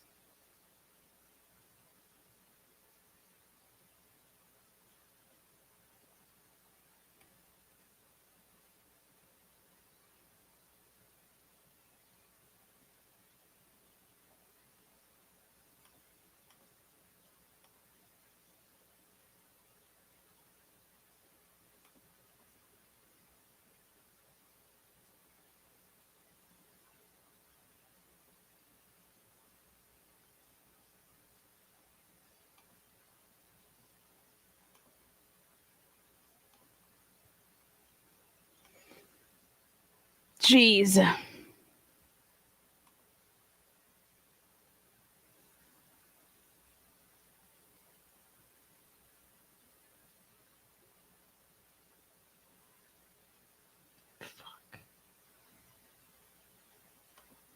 Nope, not that one.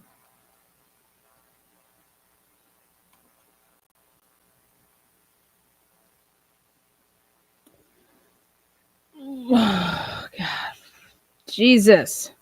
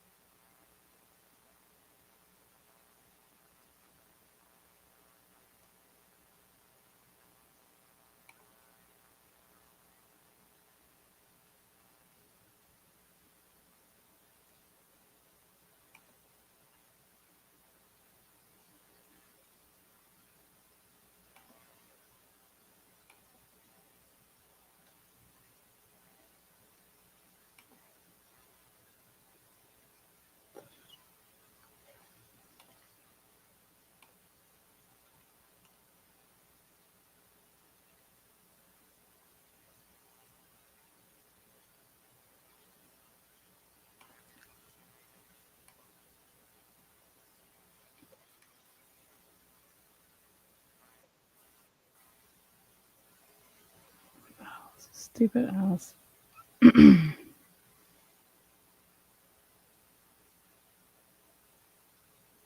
Hmm. I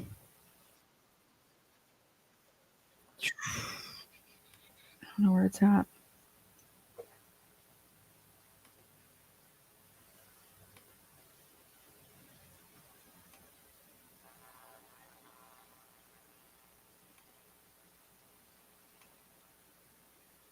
Maybe the Lord will help you. Maybe the Lord will help you.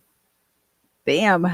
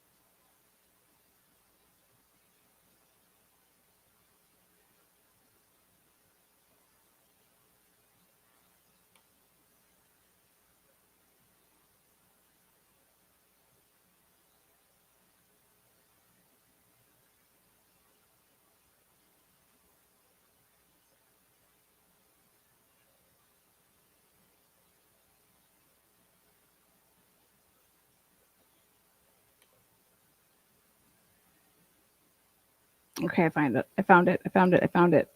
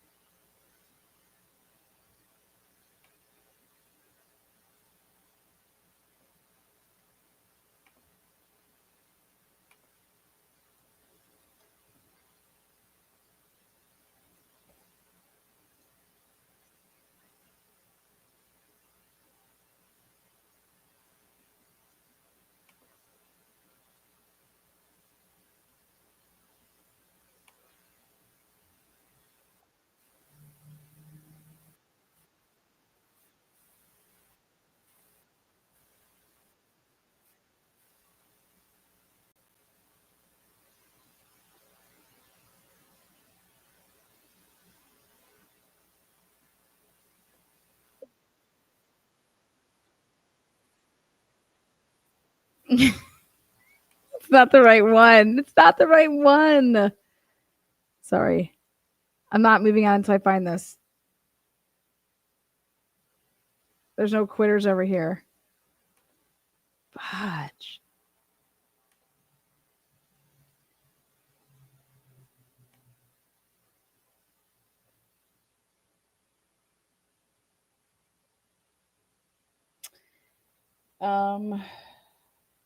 That's right. May.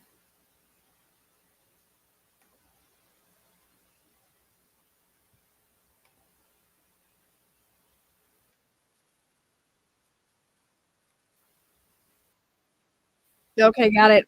Got it. Hell yeah. Thank you. Got it. Got it. Got it. Okay. We're golden. We're golden. Thank you. Done. Got it.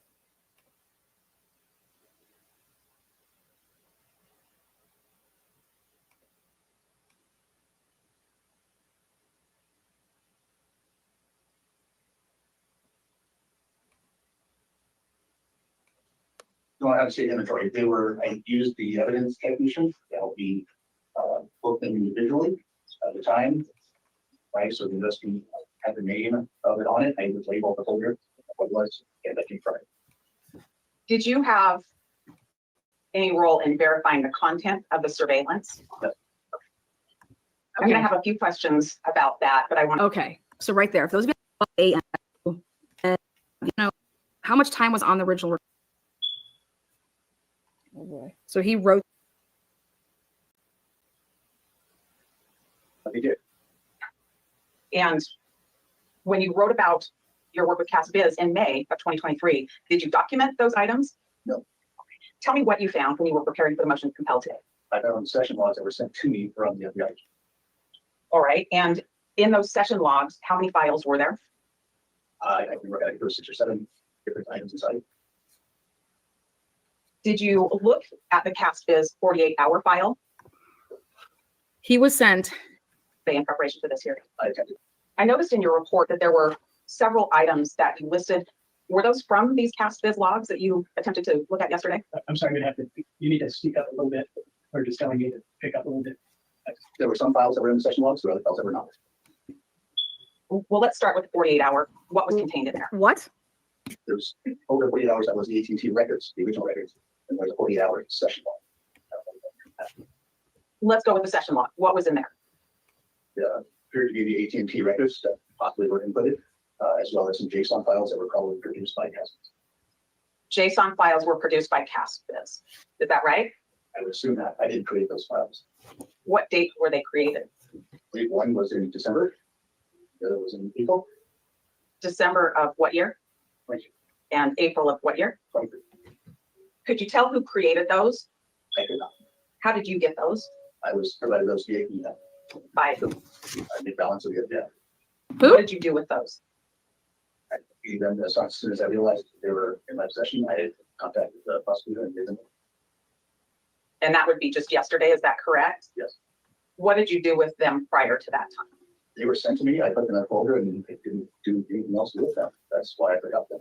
Okay. And that was the 48-hour file? You forgot them? Our session log, yes. How about the full file? What was contained in there? Similar to items to the 48. What is the full file? I believe that was the second AT&T return that we got via what? So the question that Ann just asked is, what was your role? What He was your- says a lot of different things. Let's go ahead and Why? put that down. What was your role? So number 1. Number 2, what does he say next? I answered that.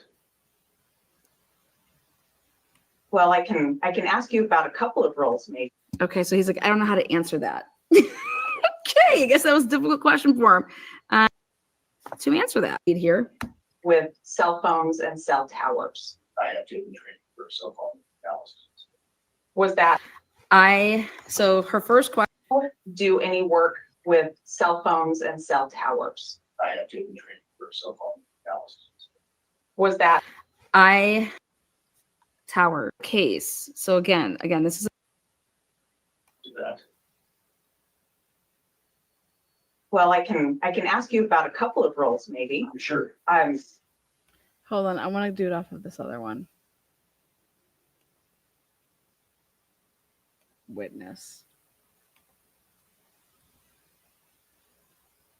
compel. Yes. Okay.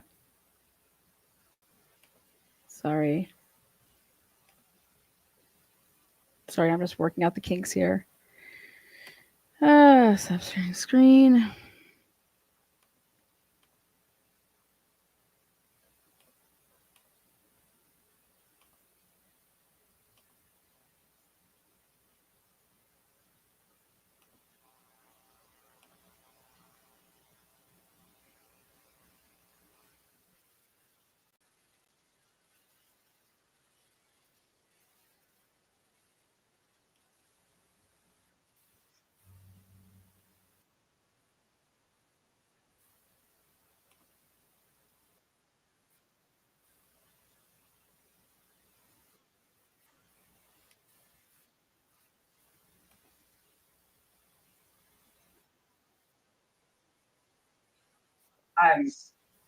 Do you do any work with cell phones and cell towers? I have taken training for cell phone analysis. Was that one of the roles that you played in this investigation? All right.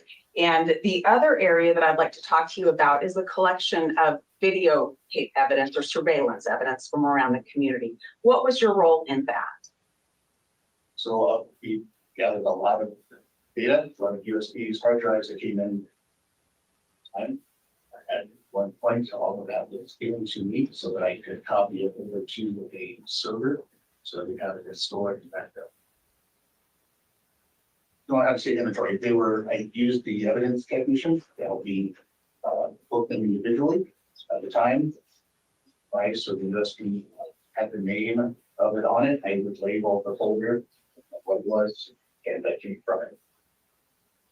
Did you have any role in verifying the content of the surveillance? No. I'm going to have. The reason that Ann Taylor is asking that is because actually that's a great question, because one of the reports says that somebody just dumped all of these USBs and it was like, here, these are all these surveillances that we went out and picked up. And like, there's I don't know where there's a report that Maury saying he was sorting and labeling. What? That's why Ann Taylor's asking. A few questions about that, but I want to talk a little bit more about your role with cell phones and cell towers. Okay, yeah. So let's start there. Okay. Okay. What training do you have for that role?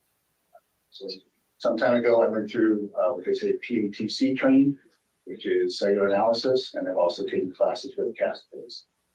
The cellular analysis, is that particular to the device itself, the cell phone device? No. That is particular to towers? To the towers and the providers themselves. When did you take that training? Well, the CAST, I believe it was in 2019, and then I also did it again last year. And the CAST that you took in 2019, that was the ENDICAC, is that right? That was predominantly again. And the CAST that you took last year was October of 2023, is that correct? Yes. And that was the actual CAST training? They were both done by actual CAST members. I'm not sure if one. And Your Honor, if I can Okay, so in front of you what's labeled as Defendant's Exhibit O, and those are 2 certificates for training. Is that correct? Yes. All right. The one that's from 2019, what did that cover? That covered the use of the CAST-based software. And what did the one in 2023 cover? The same. Your Honor, I move for admission of Defendant's O. The objection? No objection. Okay, those are exhibit. Oh, no objection. Thank you.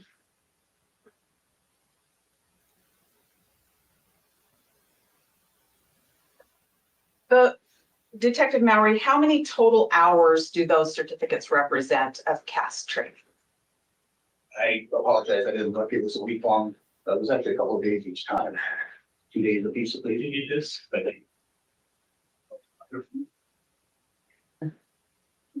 16 hours. Thank you. 3 so 16 hours. total. Thank you, Detective. What? 4 hours. So the 2019 shows 24 hours. 2023 says 16 hours. Okay, so nothing before. Thank you, Detective. Okay, so 24 hours. That's right. Thank you. Detective, you've written some reports in this case, is that correct? Yes. I want to talk about 2 particular reports right now. One is from May the 5th of 2023. Do you recall that report, or should I bring a copy of that to you? If you're helpful, that up. I can definitely do that. Date May the 5th or 3rd, Anne? What are we talking about here, girl? May 9th, May 11th? You can show it to her. May 5th, 2023 is that's one of the. Okay, this will be report 196 if he goes with what's the date? You looking over that? Come on. So we have a jury next door, Okay. just so you know, that's all about. Detective Mallory, does that appear to be your report from May 5th of 2023? Yes, And your order would move for admission of defendants P, That's P. like Is it Paul? penis, All right. bitch? Any objection? Okay, thank you. Yeah. Exhibit P is admitted, no objection. Thank you, Your Honor. Detective Mallory, I do not have a police report for the other one that I want to talk about today. What the hell happened? It's one that I received via email today that was written just within the last few days by you, probably. Do you know what report I'm talking about? yes. Okay. Now, what I want to understand is we're talking about documents or records or logs that they can be created by a CAST-Viz program. The report that you wrote that I received today, when did you learn about those documents that exist according to that report? The session logs that I found were from yesterday. Why did you come to find them yesterday? I was preparing for this hearing. Okay. And those are things that existed for quite some time, is that correct? They did. And when you wrote about your work with CAST-Viz in May of 2023, did you document those items? No. Tell me what you found Oh when you were my preparing for the motion to God. compel today. I found session logs that were sent to me from the FBI. All right. And in those session logs, how many files were there? I don't remember, I think there were 6 or 7 different items inside. Did you look at the CAST-Viz 48-hour file? I don't remember if I did it was under reception. Did you look at it yesterday in preparation for this hearing? I attempted to. All right. And how about the CAST-Viz full log? I attempted to yesterday. I noticed in your report that there were several items that you listed. Were those from these CAST-Viz logs that you attempted to look at yesterday? I'm sorry, I'm gonna have to, you need to speak up a little bit, or just telling me to pick up a little bit. Thanks. There were some files that were in the session logs, there were other files that were not. Well, let's start with the 48-hour. What was contained in there? What? There's older 48 hours that was the AT&T records, the original records. And there's a 48-hour session log. I don't know which one. Let's go with the session log. What was in there? Appeared to be the AT&T records that possibly were inputted, as well as some JSON files that were probably produced by CAST. JSON files were produced by CAST-Viz. Is that right? I would assume that. I didn't create those files. What date were they created? I believe one was in December. The other was in April. December of what year? 22, And April of what year? 23. Could you tell who created those? I could not. How did you get those? I was provided those via email. By who? I made balance of the FBI. Who? What did you do with those? Gave them as soon as I realized they were in my possession. I had contacted the prosecutor and gave them. And that would be just yesterday, is that correct? Yes. What did you do with them prior to that time? They were sent to me. I put them in a folder and I didn't do anything else with them. That's why I forgot them. Okay, and that was the 48-hour file? You forgot them? Our session log, yes. How about the full file? What was contained in there? Similar items to the 48. What is the full file? I believe that was the second AT&T return that we got via warrant. I wasn't able to open it to verify it. That brings up a question for clarification. When you say second warrant return, are you talking about something that relates to Brian Koberger? Yes. Yes, there was 2 warrants that were originally written. One that covered a 48-hour period. or the cell phone. The 2030, number, bitch. And there was one that was later done Liana. for a longer period of time. And those are what you're referring to as the warrants 1 and warrant 2. Correct. Okay. 48 and once for the longer period. In the report that I just received today, there was reference to a loped bar file. What's Oh that? my God. It's a file that I received from Agent Balance. When did you receive that? Honestly, the modification or the email, I honestly don't remember. Unfortunately, it was yesterday and I didn't throw this stuff together. So, Okay. So that was one that you just found yesterday? yes, Okay. Did you open that? I don't recall opening it. But Yeah, you I did. don't recall doing it. How about the CDR.S.XLSX file? Was that, and CDR, what does that stand for? All detail records. Did you open that? I don't remember if I did not. What? Did you open it yesterday? I don't remember. I was looking for it. Once I You found don't one, I remember? trying It to was figure out yesterday. how they came into my presence or in my possession. That's what I started to focus. Okay. How about the export.kmz file? When did you find that file? I had found that one yesterday, Do you know when that came into your possession? some time ago. Did you What? open that? I believe I did on my laptop. What did that show you? It showed me different locations and so forth on a map. Those 3 files that we just talked about, along with the CASBIZ 48 and the CASBIZ full, are those copied so that I can have those now? Yes, And you referred to emails. How many emails did you find when you were preparing for this hearing? either was 5.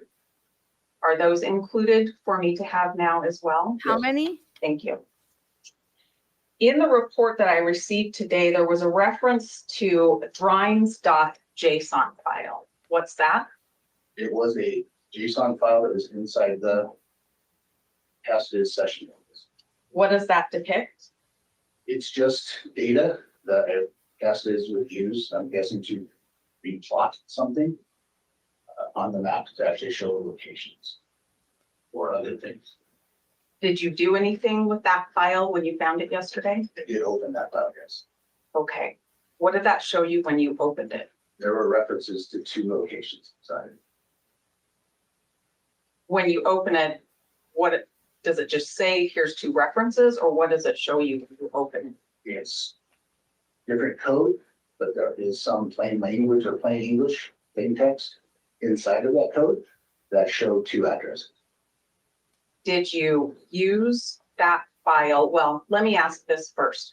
That file that contains code, do you use that with the CASBIZ program? I attempted to load the session file in its entirety and it received errors, so I was not able to. That's why I went into the JSON file to see if there was anything I could see reference. Is that file usable? I'm sure it is somewhat. What is the restriction for you? I don't know what restriction it is. I don't know what to do with that file outside of, if I could possibly bring it into the CASBIZ. I tried to pull it in as a combined session log, which is what I was trained to do. I didn't get that. I didn't pull that file. What were you trying to do? Is that file available on a Discovery Drive for me? I did the prosecutor today. Thank you. You gave it to him today? Okay. In the report that I just got today, there's a reference to another CASBIZ session and some screenshots. Mhm. What is that about? Yes. I believe you're talking about just the regular 48 hours folder. I don't know. I'm curious. So that I provided 2 folders. One was CASBIZ and one was my last name of Maori. That was to differentiate the files that I found that were provided to me and the folder of the files that I use to create this report. Okay. Past biz is the files that you found while preparing, Correct. and the one that says Maori is what you used to create your May 3rd report of 2023. Yes. Okay. I think I understand that now. In that file, I think your report said you found screenshots dated April 19th of 2023. Yes. All right. Does that mean that's the day that you put things into your CastViz program? Oh, That wait. was the day that I made the screenshots themselves. Okay. Wait, hold on. In that file, Maori is what you used to create your May 3rd report of 2023. Yes. Okay. Holy shit.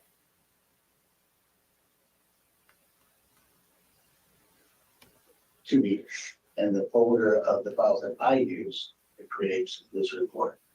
Okay. CastViz is the files that you found while preparing, Correct. and the one that says Maori is what you used to create your May 3rd report of 2023. Yes. Okay. I think I understand that now. In that file, I think your report said you found screenshots dated April 19th of 2023. Yes. All right. Does that mean that's the day that you put things into your CastViz program? That was the day that I made the screenshots themselves. Okay. Where are those screenshots now? Are those also included on the drive? Yes. Okay. And then your report dated 5/3 said that you were asked to examine the record. So I'm a little confused if you had something that you took screenshots of on 4/19, but on 5/3 you were asked to examine the record. What were you doing on 4/19 or before to get those screenshots?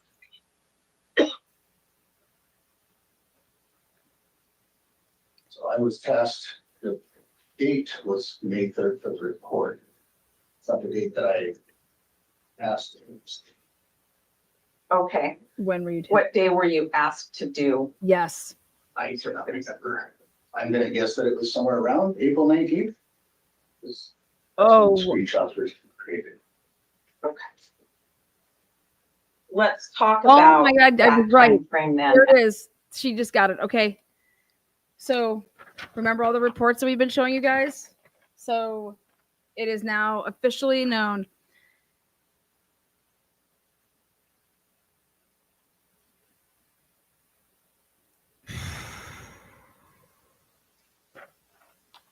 I'll come right back to this so I can show you on the screen.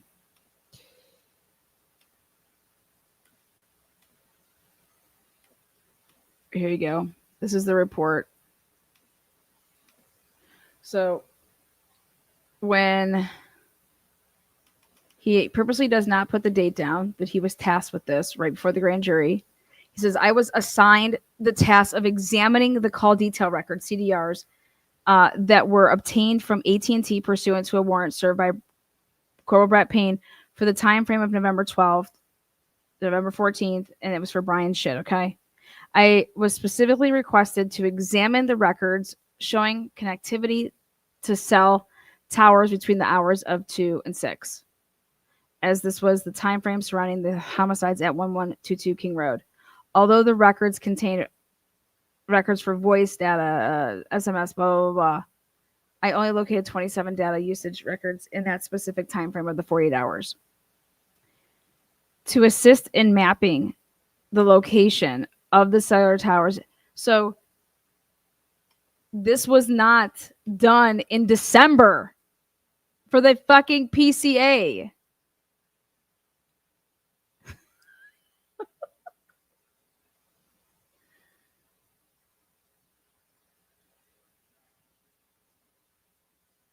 They were trying to pass it off though until, hey, if you get asked the question, then you can come clean with it.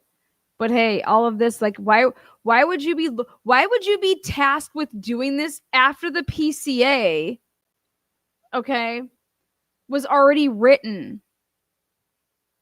Do you guys understand? Like, the PCA is written, it has everything in it. You arrest Brian Kober on 12/30/2022, okay? Now, why would he be tasked with doing this on, we just found out the date. I was tasked with this on 4/19/2023. Okay. Because why? Ding, ding, ding. Because why? Who's going to testify to the grand jury? This is insanity.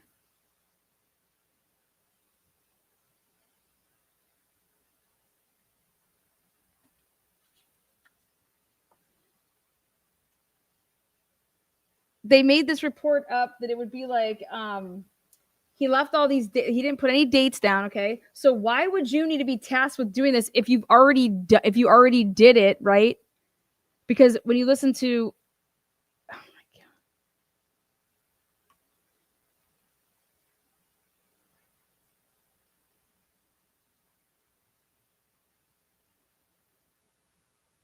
Why would you need to do this? It's already been done. It's part of the PCA.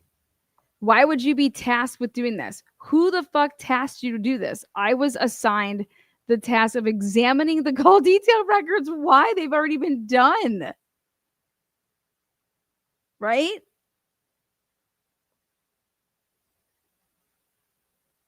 It's, well, I have to testify at the grand jury.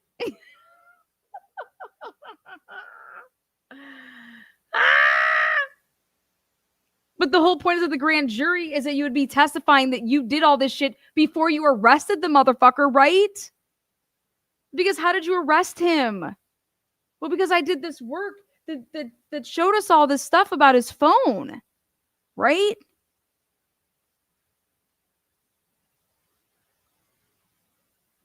But here, he is saying he didn't know anything about this until he did it here when he was tasked with it. Why would anybody be tasked with this after they already did it?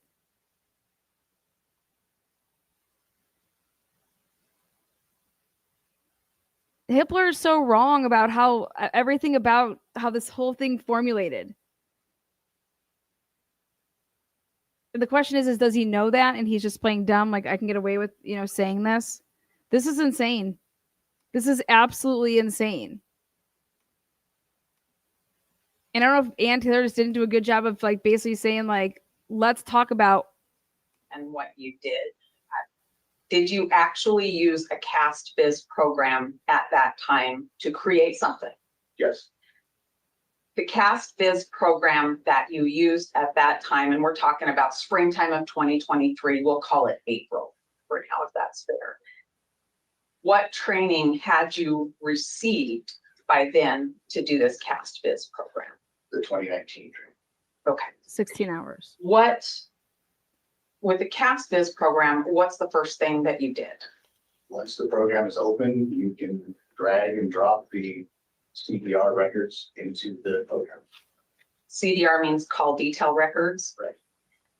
Did you do just 48-hour records or did you do full records in April of 2023? I only did the 48-hour records. When you put the records in, those are the call detail records, and those relate to what? To the phone that the records were coming back to.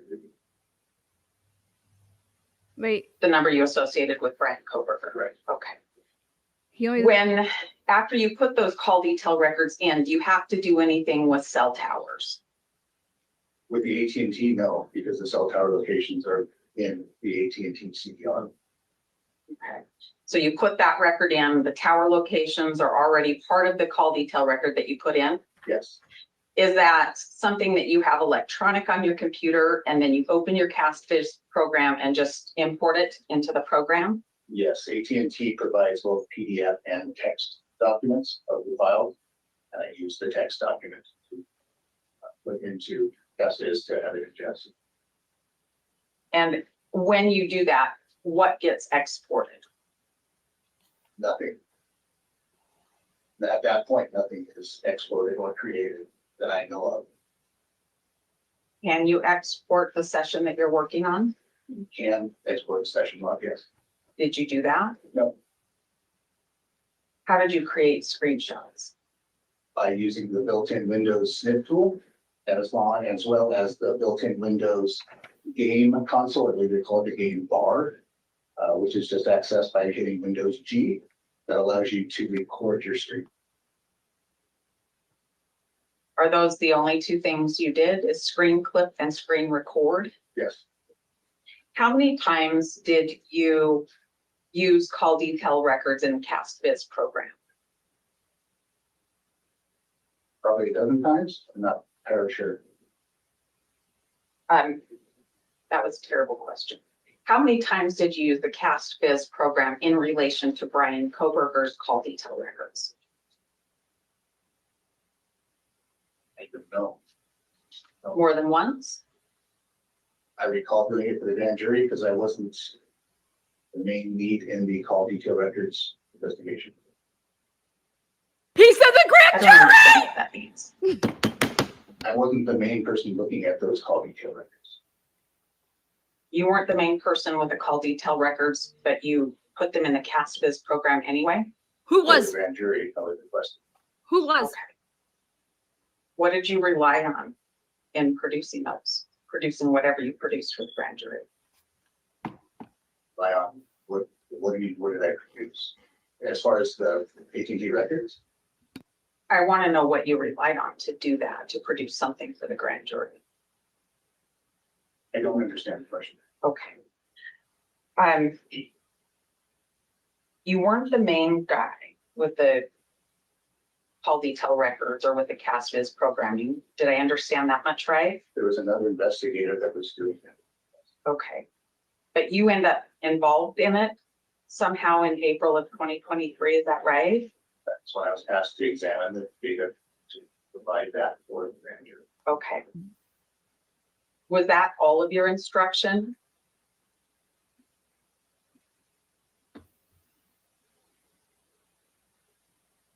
What do you mean by that?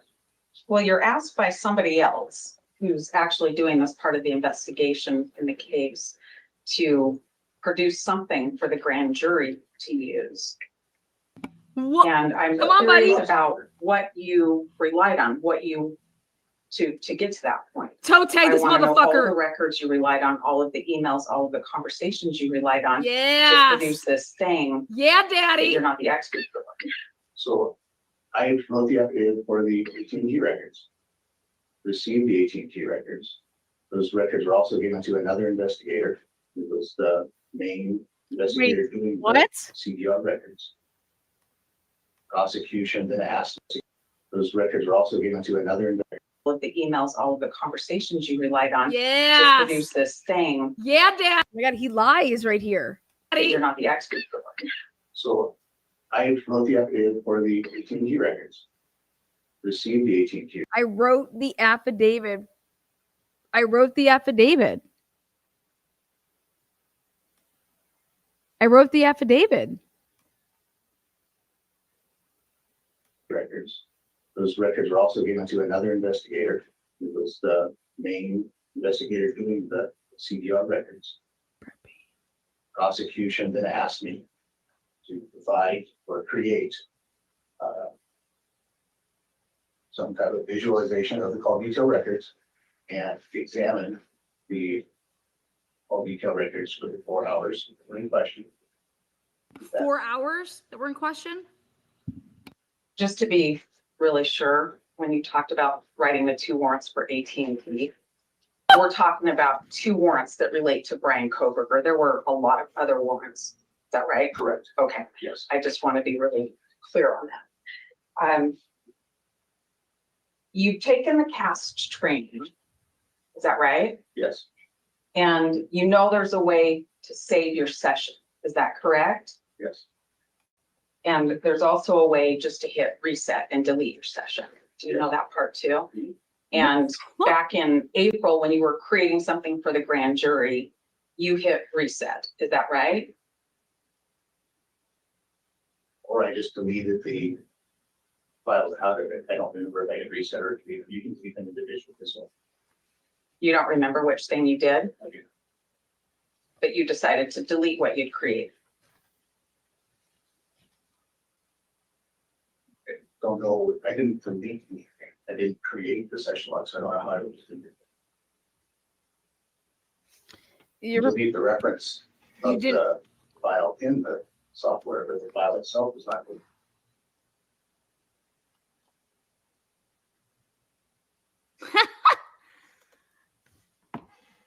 no. I want to make sure I understand.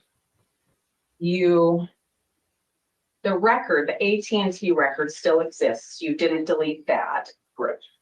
But the session, when you put that in to the cast viz program, and it does its thing with the call detail records, which includes tower references, you either deleted that session or you chose to reset. Did I understand that right? Didn't create a session log. I don't know how I would delete it. I just removed the reference to the file, the main file, from the software at some point. I don't know when I did that. What is that protocol? You don't know when you did that? No, you can close the software without hitting reset or delete. And then it would just stay there. I deleted that. And you can also export your session if you get interrupted and you want to come back and work on it, right? Yes. Okay. Did you do that? You left it up and running at some point and then did something that didn't save it. Is that right? The session log was never created. Did not create a session log. The CDR records I was dealing with is relatively small. There's no need to do that because I can ingest the files right back into Cascades in a short amount of time.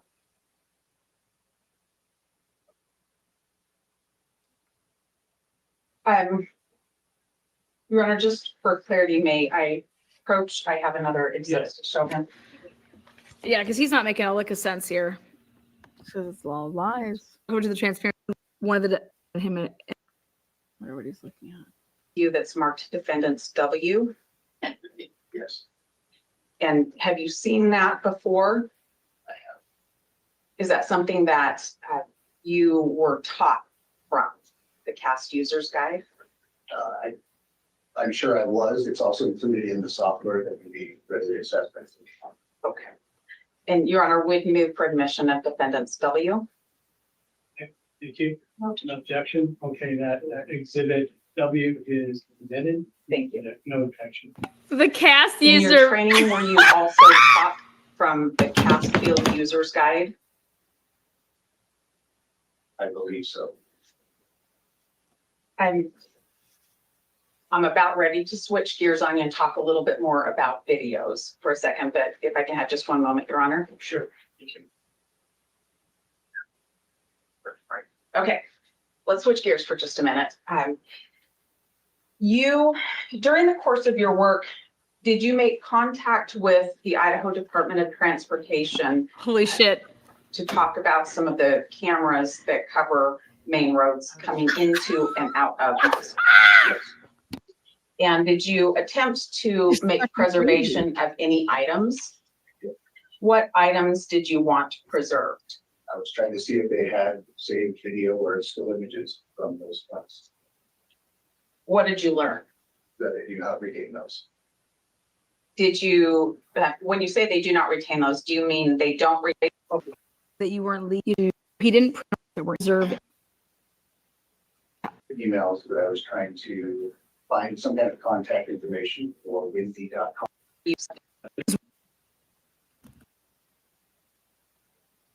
You'd have to go through the USB drives to find out what was given.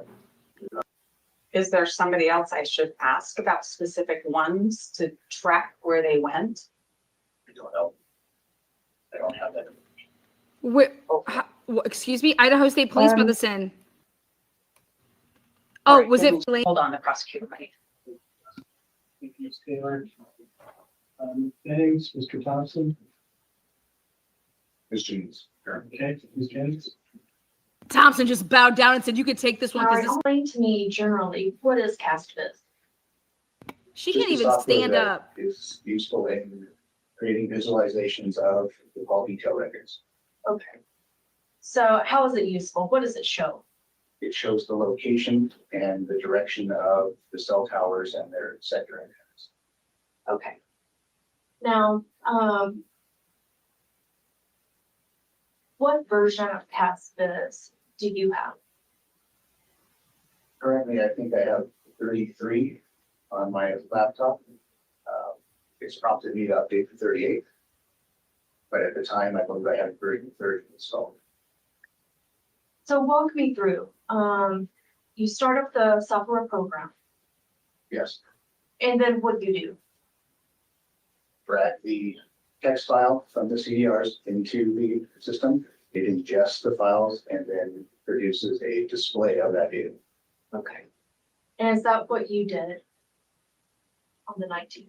Yes. And then what did you do with that visual that was displayed? Those visuals, I created screenshots, created the screen capture of the video. This also allows a timeline playing view that you can record separate with those built in some software. I can save those. Other than uploading the CDRs, did you change any of the settings on CASPIS? The only thing that I would have done was gone in and changed made sure that the time was correct because they Gaslight. updated the TC. It was a coordinated time. I want to make sure that those. He's asking these questions to confuse everybody. Listen to this. His report says what he did on 4/19/2023, the day that he took those screenshots, and he writes up his report. And it says, I was assigned the task of examining, not fucking making a pretty fucking PowerPoint, motherfucker. I was assigned the task of examining the call detail records that were obtained from AT&T pursuant to a warrant served by Corporal Brett Payne for the time frame of November 12th at 12 to November 14th at midnight. These records were requested for the account associated with the phone number blank known as the 8458 phone. So I don't understand why Ann Taylor isn't asking him, well, on your, correct me if I'm wrong here, Detective Mowry, in your report it says that you were assigned with the task of examining the call detail records, not making up a PowerPoint. Okay? This phone showed the subscriber is Brian Kober. I was specifically requested to examine the records showing connectivity to cell towers between the hours of 2 and 6. That's the 4 hours. As this was the time frame surrounding the homicides at 1122 King Road. Although the records contained records for voice, data, and SMS usage in the 48 hours, I only located 27 data usage records in that time frame. He's saying that there should have been like hella more data points.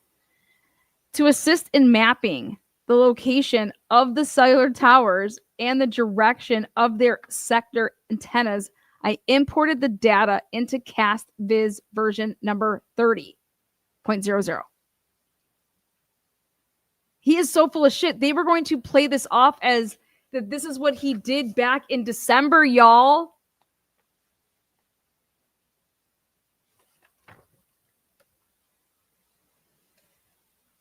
He doesn't say anywhere on here that I was creating a visual for the fucking grand jury.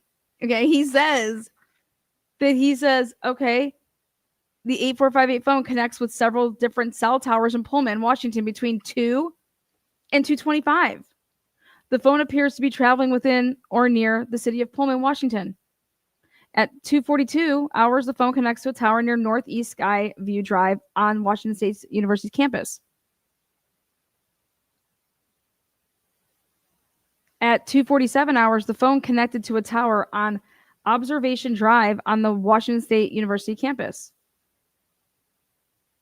In continuing to examine the data, I found in approximately a 2-hour period with no interactions between the 8458 phone and the AT&T network between 2:47 and 4:48.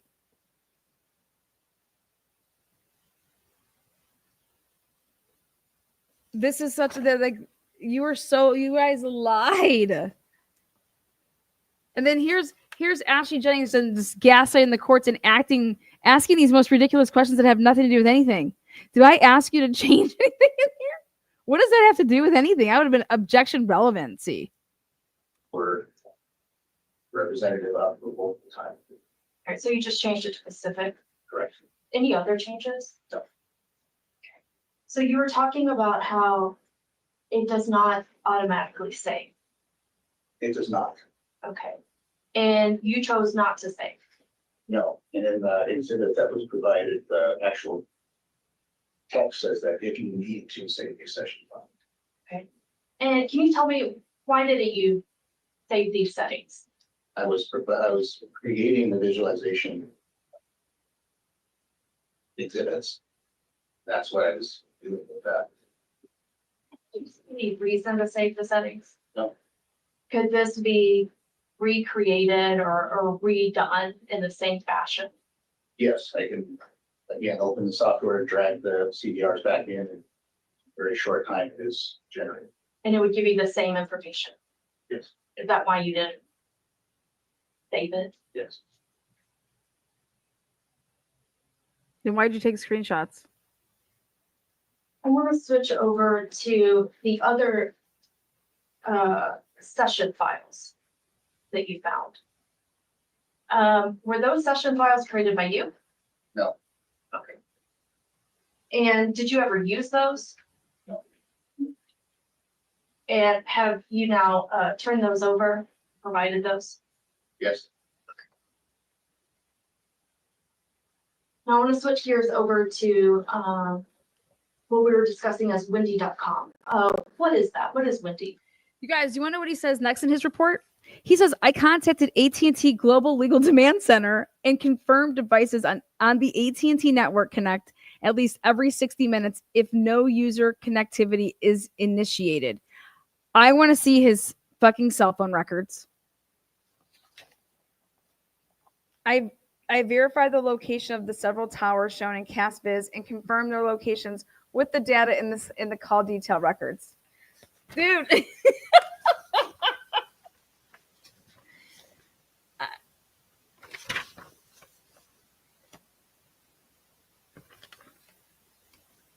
It's a website that is available for weather and such.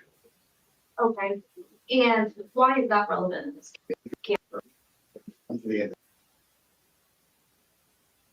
was seeing probably like 3 months or so.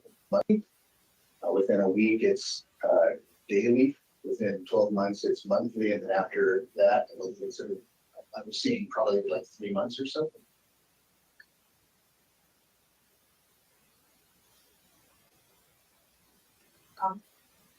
When it was discussed with other, Wendy.com. So there is no evidentiary value. none that we did. Okay. And have you since gone back and found some? I thought you didn't preserve Hold on. here about the images from Wendy.com. And I thought you didn't preserve anything or go back and look at anything during your investigation. Did I misunderstand that? So yesterday when I was directed by the prosecutor. Okay, so yesterday the prosecutor said, go look for these things. Yes. But before that, you and other investigators decided not to. Did I get that right? With the information that we were given, we were told that there would be a screenshot for the day, if I remember right, the parameters of. We did not grab those because they were not in the. Didn't see that they would be relevant. But you didn't look back then. You waited until yesterday. Is that right? No, we looked back then. I couldn't tell you what time. Most of the photos that were taken for the daily screenshot or the daily screenshots were daytime. Middle of the day kind of thing. So we didn't grab those at the time. No? Yes. Okay. Back to the CastViz for a couple of questions. Let's for go, you. girl. When you were doing the work back in April of 2023, 2023, April. did you for the see grand jury. maps on the screen with the work that you were doing? Ooh, maps. Yes. And you also made a video of that. I want to show you a map and see if it's what I think it is.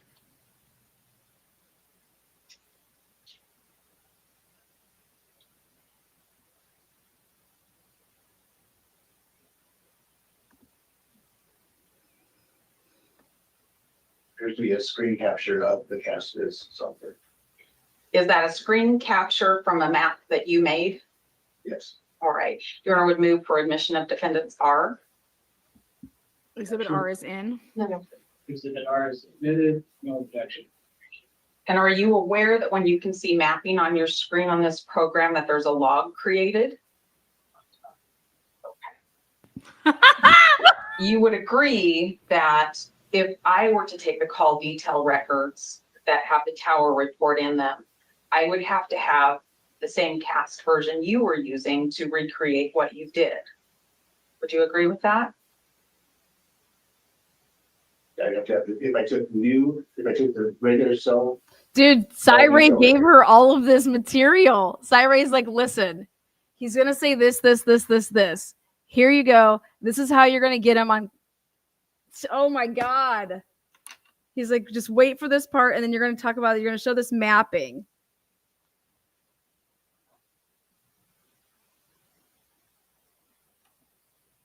Oh my God. She got him to say that he made the map. Hold on. But the log date would show that he didn't. You would agree that if I were to take the call detail records that have the tower report in them, I would have to have the same cast version you were using to recreate what you did. Would you agree with that? I'd have to have, if I took the regular cell call detail records and put them into a different version of cast, are you saying that it would become different? Well, I don't know. That's a good question. Let me try to be more clear about the one I was asking, and then I like yours. We might talk about your question as well. My question is, the prosecutor suggested that your work be recreated. And so it didn't matter that you hadn't saved your session. What I want to know is if I have the 48-hour call detail records that contain the tower list like you have, do I have to have the CastViz program that you used so I can see what you did? I don't know, because I don't know what the back end of the CastViz software does. I'm just a user, so I don't know.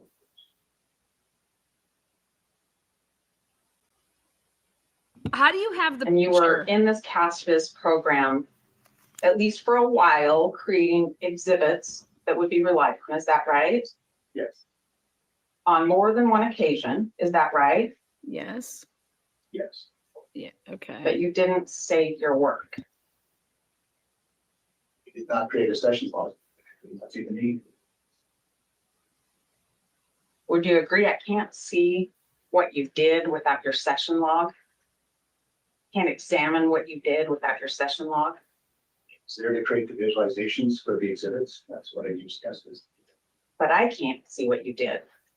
Is that right?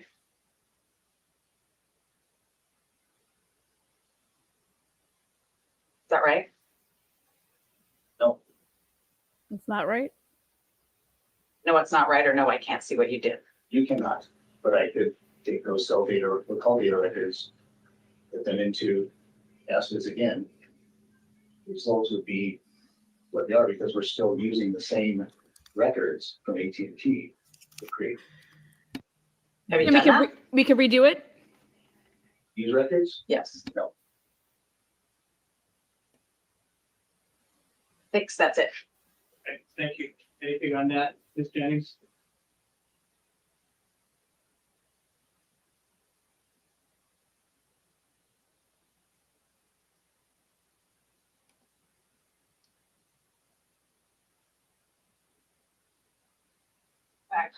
Can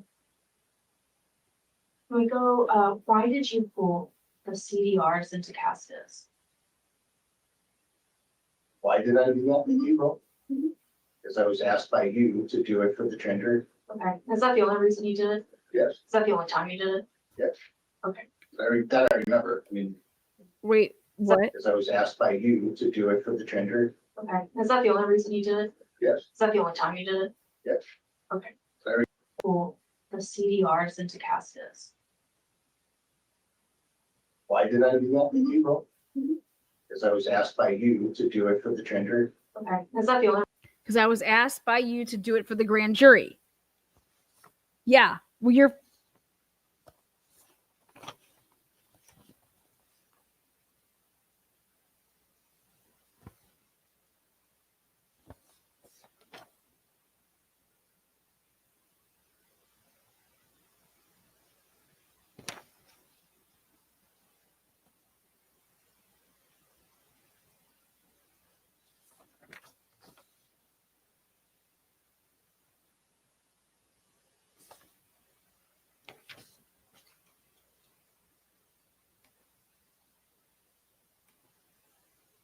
Reason you did it? Yes, Is that the only time you did it? yes. Okay. That I remember. I mean, Follow up on that question? Nope, thank you. Okay, great. Can this witness be excused? Yes, please. Any objection? Okay, great. Thank you. Appreciate it. He had no role in files. When you Agreed and stipulated to the. God bless America.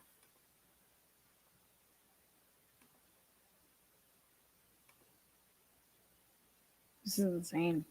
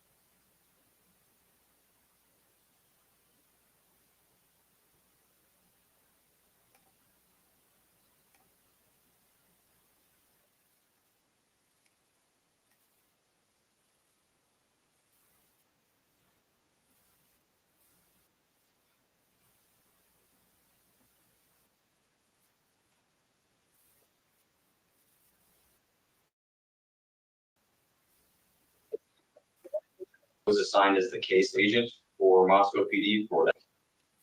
What were your general responsibilities as the lead detective in the case? So when I became case agent, I was assigned to work the command post that was established at the Moscow Police Department, along with my partners in Idaho State Police and the FBI. We managed the command post and directed the general direction of.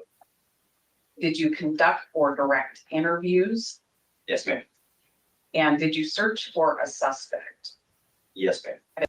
Who's in charge? That would have been our evidence custodian. Yeah. I was made aware of basically the most pertinent evidence that was coming in, but was not aware of every single piece of evidence that was brought into those. Okay. During the course of, I guess, the investigation from November 13th forward, was there videos that were collected, like a video canvas done of the community? Yes, ma'am, there was. Is that something you were involved in? No, ma'am, I was not involved in the direct collection of those videos. Who is responsible for the video collection and knowing what videos exist? So the way that worked was individual investigators who went out in the community and collected those videos, brought them back to the police department and provided them to our digital forensics office. And then they were later booked in through that channel. So the digital forensics office would be the responsible entity to receive these pieces of video surveillance, is that right? Yes, ma'am, I would say it was a dropping off point for those pieces, yes. And who is that person? That was a joint effort between Detective Mowry and several people within the FBI. Which people within the FBI? I do not remember. Detective Payne, I'm asking because last week, Detective Mowry told us that he wasn't in charge of these videos. And I need to know where they are. Do you have any idea who the FBI agents are that were also in charge of this? I think we could certainly find that out for you, yes, ma'am. I don't know off the top of my head. Okay, well, I'm gonna need to do that. Let's talk a little bit about what surveillance is out there. These were cameras from different businesses, is that right? Told you guys. Yes, ma'am, as well as some private residences. Let's focus on the businesses for. Okay, ready? Report number 29.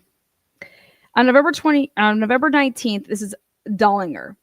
On November 19th, 2022, at approximately 12 o'clock, I met with Detective Mowry, who tasked me with downloading surveillance video footage from several USB memory drives. Detective Mowry gave me multiple small manila envelopes from which contained USB memory drives collected from multiple different investigators.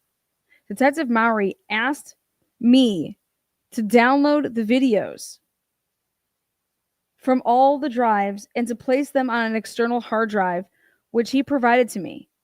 Once that task was completed, Detective Mowry asked me to copy all of the videos from the portable hard drive to the M drive on our City of Moscow network, where he created a folder where working copies of the videos could be stored.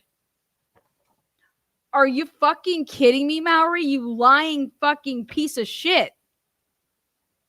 After downloading the videos from the individual USB memory drives, I placed them back into the manila envelopes they came from and sealed them with evidence tape. I did find 2 of the USB memory drives, which came from the same envelope, did not contain any video footage, and I returned them to Detective Mowry. Once all the videos were downloaded to the portable hard drive, I then copied them to the M drive on the city network and returned the hard drive to Detective Mowry. This is... Dude, this is 11. This report was written by Dollinger on 11/21. It's in Discovery as the 29th report, and it's on November 19th. I met with Detective Mowry, who tasked me with downloading surveillance video footage from several USB memory drives. Detective Mowry gave me multiple small manila envelopes which contained USB memory drives collected from multiple different investigators.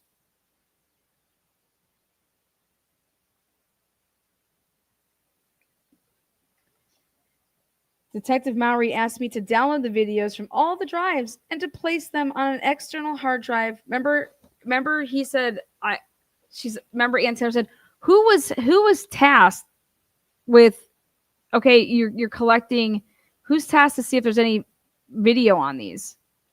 I don't know. I have no idea. Dude, Mowry acts like he has no clue what the hell Ann Taylor is talking about.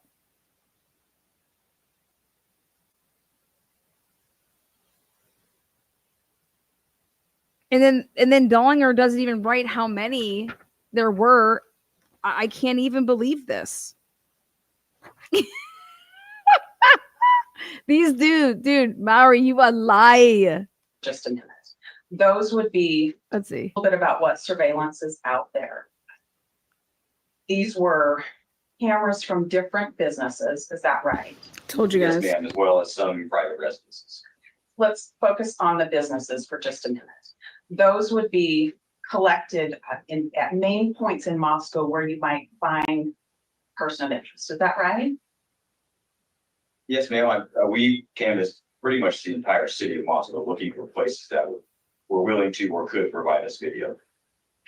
And was it also important to think about if somebody were to come into or leave Moscow, the kind of video cameras you might find on those areas? Certainly, yes, ma'am. And that would be the east-west road between Moscow and Pullman, is that right? Yes, ma'am, referring to SR 270. God, dude, there's 2 videos. Detective Mowry, did you fucking clean those 2 hard drives? Or not hard drives, but did you... I did find 2 of the USB memory drives, which came from the same envelope that they did not contain any video footage. And I returned them to Detective Mowry. Once all the videos were downloaded to the portable hard drive, I then copied. So she was trying to figure out what 2 videos which 2 USB thumb drives had no video on it, Mowry. Mowry's like, I have no idea.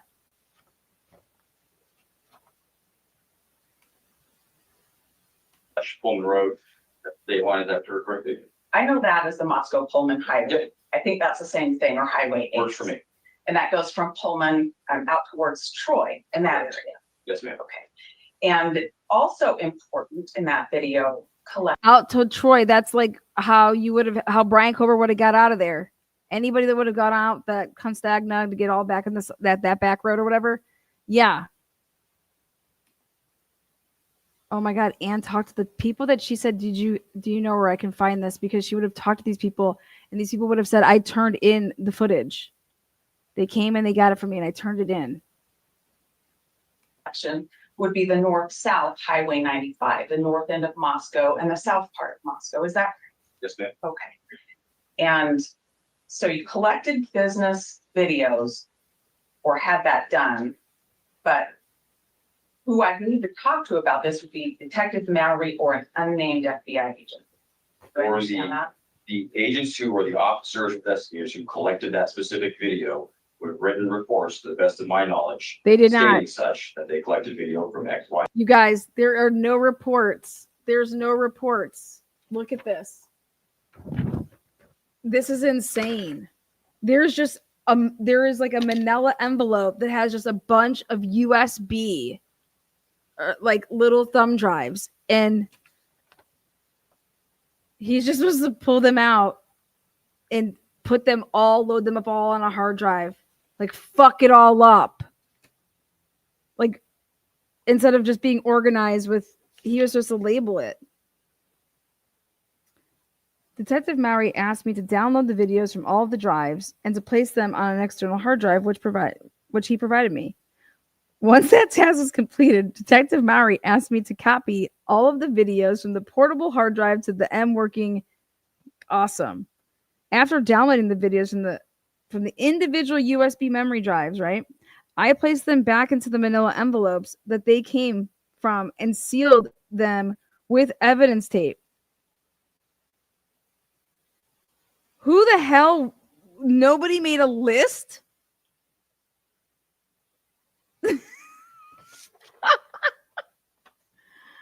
Nobody made a list.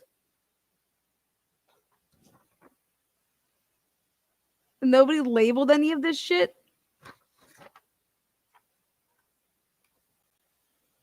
That would be the best person to speak to about that particular video.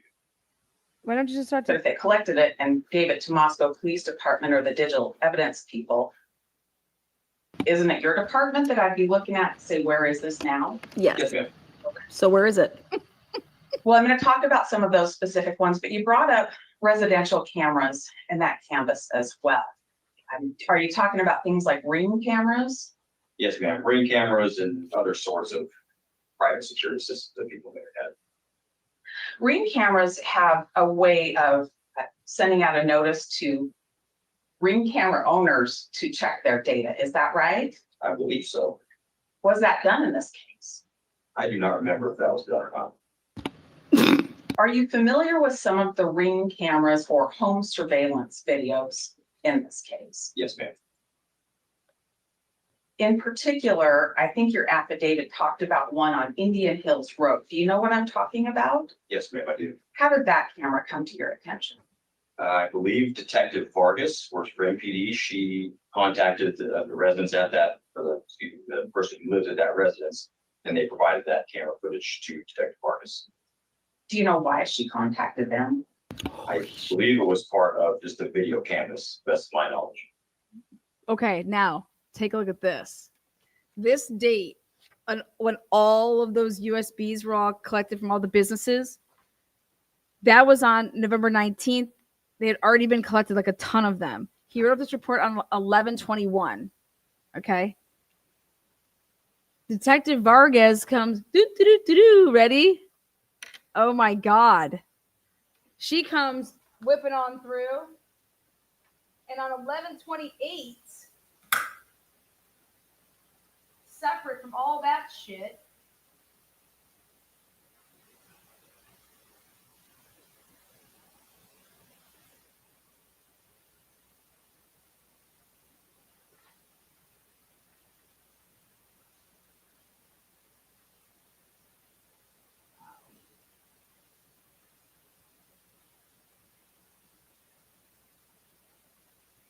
she's just all over God's creation.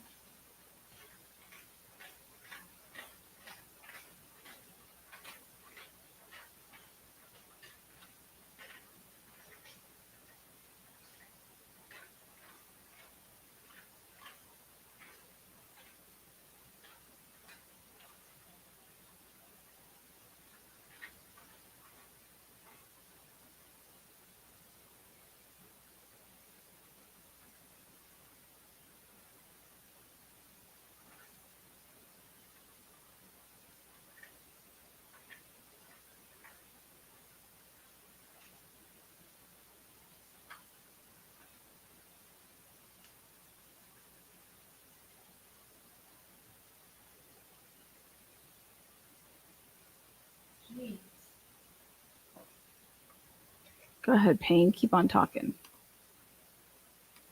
Now, I want to talk about some of the specific businesses, and you mentioned that I'd be looking at a police report to tell me if it existed or not. As the case manager or the detective, are you familiar with the reports from other officers that may have talked about turning in videos? Some of them, certainly not all of them. What? How do you not? Your Honor, I'm going to ask that he be handed two defendants' exhibits. They are RR and SS.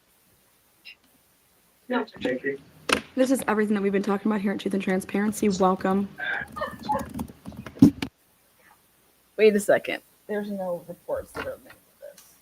One of the videos I want to talk about comes from the Red Star Coffee Company. Do you know where that business is located? Yes, ma'am. Where is it? That's on Pullman Road and right next to the Steamer Station. So the Pullman Road that's also known as Moscow Pullman Road within the city of Moscow? Correct. Okay. And if you look at exhibit RR, and if I can draw your attention to on page 2 to paragraph 9 and page 3, paragraph 9 continues over there.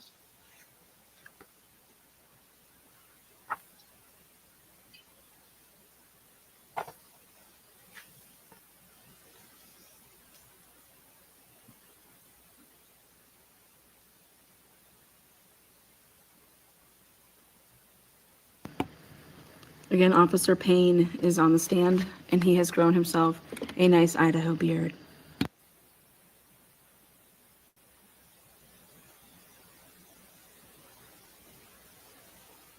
Based on your review of that, am I correct in believing that the Red Star surveillance video was collected and given to Moscow Police Department? It reads that way, yes, ma'am. Where is it? I do not know. Who do I ask where it is? That would be through the evidence custodian and MPD. That'd be my best direction for you. So I need to go to the evidence custodian and ask him to bring all of the videos out so I can watch them all to see if that one exists. Yes, ma'am. Excuse me? How many hours of videotape do you think have been collected? A lot. A lot. Thousands. Detective Payne, I want to look at defendant's exhibit SS now. Don't put our ROA. I think we might go back there in just a minute. But SS if I can draw your attention to paragraph 1.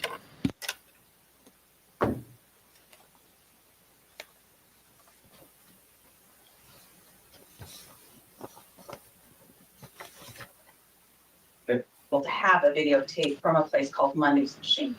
Yes, ma'am. Where's Monday's Machine? I don't know where Monday's Machine is, ma'am. Does not sound familiar to me.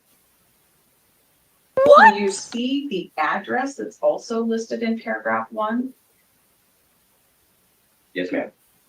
Does that help you know where Monday's Machine might be? It'd be south of Moscow city limits if memory serves, but that's the best I can recall. You don't know where this particular numbered address on South Main might be? No, ma'am. What is going on? Let's go back to, let me ask you this. Who do I ask where that video is? Restate what I did before is go through the MS custodian at Moscow PD. Let's go back to RR for a minute, and if you can turn with me to page 4. I'll draw your attention to paragraph number 21, particularly subparts B, C, D, and G. Do you see where I'm talking about? This is the neighborhood canvas. And there, we're talking about 4 different businesses all within the city of Moscow. Is that right? That is correct. And if I read the first sentence in that paragraph, am I correct in believing that Moscow Police Department should be in possession of all of those videos? It reads that way, yes, ma'am. Where are they? I would have to direct you to the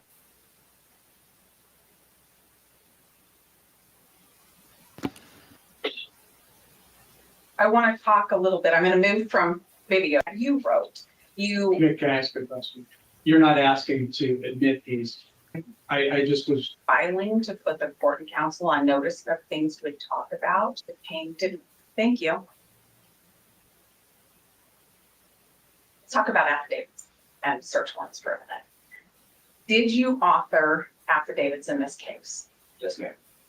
And did you use affidavits you authored in support of search warrants to obtain information that you wanted to take a look at? Yes, ma'am. And did you author the affidavit that was used for the arrest warrant for Brian Koberger? Yes, ma'am. What did you rely on when you wrote these affidavits? Be more specific. Yes, let's focus on the affidavit for the AT&T records. There were 2 search warrants on December 23rd, 2022. Are you with me? Yes, ma'am. Okay, so let's talk about those search warrants and the affidavit. First, the affidavit. What did you rely on in the affidavit you wrote for the first AT&T search warrant on December 23rd, 2022? Here we go. It was a conglomerate of interviews, data received from cell phones, my observations of some surveillance footage that was taking place. Wait, what? It was a conglomerate of interviews, data received from cell phones, my observations of some surveillance footage that was taking place, various other things. Go down the line. If you can be more specific on specific parts, I'd be happy to tell you what I'd like. Okay. Give him the search There warrant. was a part of the affidavit where you talked about WSU officers identifying white Elantras. Yes, ma'am. And there was a part of the affidavit where you talked about 2011 to 2013 Elantras, and then it expanded to 2016 to include the year of 2016 Elantras. Yes, ma'am. What I want to know first is what you relied on to expand that search from 2013 to include 14, 15, and 16. That information was provided to FBI Special Agent Imel. He's a vehicle identification specialist. He used snapshots from the previously mentioned surveillance videos, and that was his determination on the types of vehicles we should be looking for, rather the year range we should look for. it would be in his report, it would be more specific, but that was what I based the affidavit off of, that portion of it. Always. I understand as far as when we get to 2013, but when we go beyond that, what did you rely on to get beyond that? It would have been his input as an expert in vehicle identification. That's what. Okay. Part of your affidavit talks about WSU officers finding white elantras. And I believe there was an officer that you had some communication with. Do you recall the date you had that communication? I do not recall the date. Did you have some messaging system exchange with this officer to talk about that? Yes, ma'am. Is that the only means of communication you had with this officer? No, ma'am. I believe I spoke to him on the telephone as well. When you spoke to him on the telephone, how did that relate to the date of the messaging? It would have likely been, if memory serves, it would likely been that same day. Okay. Does December 20th, 2022 sound familiar to you? Yes, ma'am. And so this conversation with this officer from Washington, it related backwards to when he noticed an elantra. Is that right? Yes, ma'am. But when he noticed it, you didn't know about that yet. Is that also correct? That is correct. Okay, so you don't know about him or talk to him until December 20th, 2022, correct? Yes, that's correct.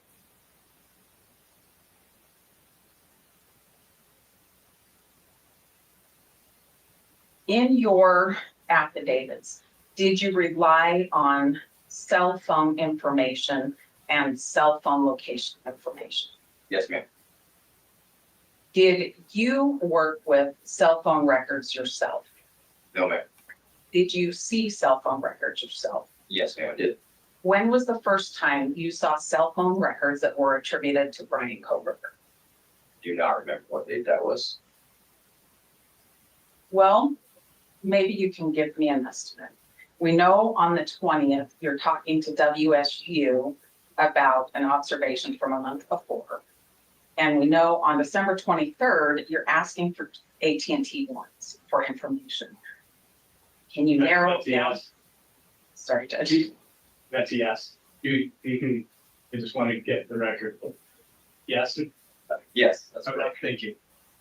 So between those 2 dates, does that help you identify the first time you saw cell phone records related to Brian Koberger? Memory serves, the first time I saw any cell phone records related to Brian Koberger was after we received the return from the first search warrant. Just to be sure I'm tracking with you, when you say the return from the first search warrant, we're talking about the first AT&T warrant. Yes, Is that right? that's correct. And in that warrant, you were seeking 48 hours worth of records. Is that right? Yes, ma'am. Okay. So if I call those the 48-hour records, we'll both be on the same page? Yep. All right. You wrote your second AT&T warrant for a much longer period of phone records that same day, December 23rd, correct? Yes, ma'am, that's correct. How far ahead of that warrant did you see the records? It would have been upon the receipt of the 48-hour records that came in from AT&T. Immediately after receiving those, I began writing that second section of the second AT&T warrant for the longer period. If that makes sense. It does. So you get these records and you take a look at them and you start writing your warrant. Is that right? The records were provided to FBI Special Agent Balance, who began deciphering them. I'm not an expert in cell phone records. That was the next thing I was going to ask you. So, no, ma'am, I'm not. So he was the one who was conveying that information to me so I could understand what it was. So do you get the records and then get them to him somehow? Yes, ma'am. The records do they go directly to Balance? I do not recall what the distribution was on the return itself. I do not recall that. Are you and Balance exchanging emails about these records? No, ma'am, not that I remember. How did you get them to them? We were co-located. At the time, Detective Balance was at the Moscow Police Department about 30 feet down the hallway. Are the two of you exchanging text messaging during this time? I do not remember if you texted during that time. I may have a record that would refresh your memory. I'm certainly not seeking to have these admitted, but I'd like to hand him some records to see if we can refresh his memory.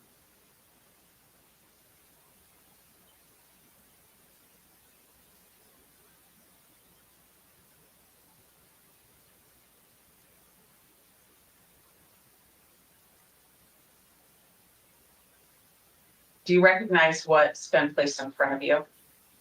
No, ma'am, I do not. Okay.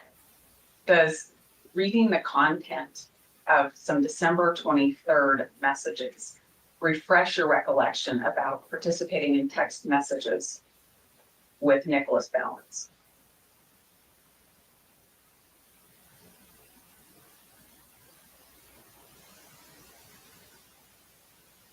It really does not, ma'am.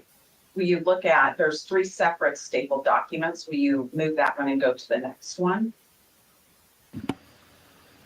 Still on December 23rd? Yeah. Love this. This is amazing. God damn it, Ian. I do vaguely remember that Okay. exchange, the one at the top of this second. Oh. Is that the one that starts with you identifying yourself? I hope that No, ma'am, it starts with the message says, group text for this weekend, Maria, Nick, Ed, Brett, and Darren. You look at that third one. Oh, what's the third one?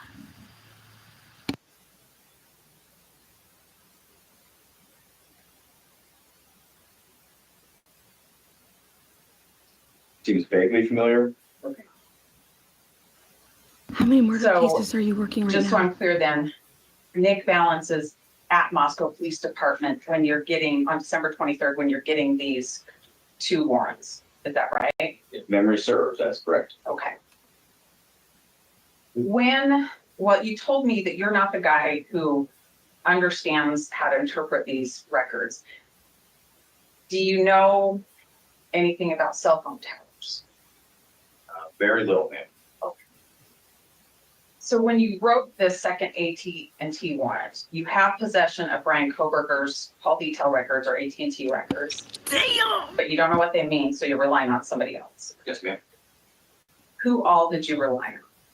Mainly it was Special Agent Balance. He was my main point of contact for understanding what was going on. Okay. In fact, in your affidavit for the second AT&T report, there's a couple of maps in there. Is that right? Yes, ma'am. And one of them has some video camera information. That's the first map. Where did that come from? I do not recall. If you have a copy of it, I can refresh my memory and tell you. I bet I do. And Bill Thompson wanted to go to trial. With his lead investigator. He don't know dick. Steve I have all these Gonsalves. marks to Are you finish. watching Inside and Out? It has nothing to do about Brian. Are you referring to there's 2 maps, the WSU focused map you're referring to? It's completely washed out on this copy right there. You can see where it is. It's hard to see, isn't it? What I want to know is what you relied on to get that first one that talks about WSU and the cameras of WSU. Where'd you get that? Yes, ma'am. So Special Agent Rob Hilley with the FBI was also co-located with us. He was tasked with analyzing that video from WSU and the surrounding area. So it was a How did you get conversation between he and I, pointing out areas of locations where the car was likely seen on surveillance footage. And that's what I relied upon to create that map. How did you get it? So you created that map how?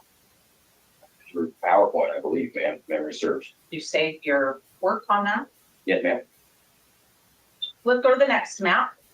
That one would appear to be a trail or a path from south of Moscow back towards Lewiston or back towards Polk. Is that right? Yes, ma'am. Where did you get that map? Same thing. It was just created using open source satellite imagery, and I think it was PowerPoint. Did you create that? Yes, ma'am. Where did you get the information to draw that trail? So that was used from the cell phone records referred to me by Special Agent Balance on his interpretation of possible places where someone could have driven between the location that it starts there and then back to Poland. So you did this on some open source mapping, not anything from Nick Balance creating a visual for you. No, ma'am. I did view a draft report from Special Agent Balance to help me conceptualize this, but it did not look like this, ma'am. Where's What? that draft report? It is, best of my knowledge, it's already been provided to the prosecutor's office through the FBI channels. Is this the lengthy past draft report or is it a different draft report? Well, it would have to be the draft cash report. That's the only cash report I'm aware of from Special Agent Balance. Now they're just making up all this other crazy So on crap. December 23rd, are you saying you looked at this past draft report to make that map that went into your affidavit to get the second set of records? Yes, ma'am. The one that was given to us in July of last year? I don't know when you got it. How many versions of that cast draft report have you seen? I've only seen that one, ma'am. That's the only one I'm aware of. Okay. And from the FBI, we have Agent Balance and Agent Hilly at Moscow Police Department with you. Yes? Yes, ma'am. And all of this work is done with verbal communication, is that right? The majority of it, yes, ma'am. And Nick Balance's cast draft report. Correct. And I think Special Agent Imel's vehicle identification. Yes, ma'am. What? Verbal? So there's no paper? In this, well, let me ask this before I leave the second search warrant. Is there anything else you relied on to obtain that second search warrant to compose your affidavit? Like I said earlier, we relied on cell phone records from surviving roommates as well as the victims. We relied on interviews with the two surviving roommates that were present at the time. We relied on the surveillance footage, cell phone data. I'd have to go paragraph by paragraph, but that's what jumps to mind. Of those things, are you relying on other people's work to put that all together? Yes, ma'am. Okay. Now I'm ready to talk about the things that same day as the first one. And was there anything else from AT&T that you saw or relied on to get the second one off the ground? No, ma'am. And in the first AT&T search warrant, are you aware that part of the request was for timing advance reports? Yes, ma'am. And in fact, that also appears in your second search warrant request, right? Yes, ma'am. All right.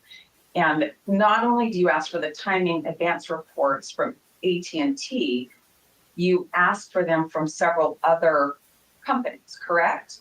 Verizon's version of it, T-Mobile's version of this kind of timing advance report, is that right? Yes, ma'am. All right. When was the first time you saw AT&T's timing advance?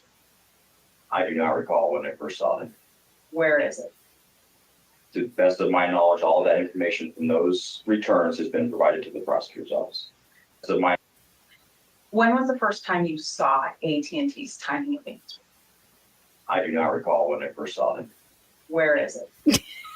To the best of my knowledge, all How is there not a fucking way? He admits on the stand that he's seen the timing advance fucking reports.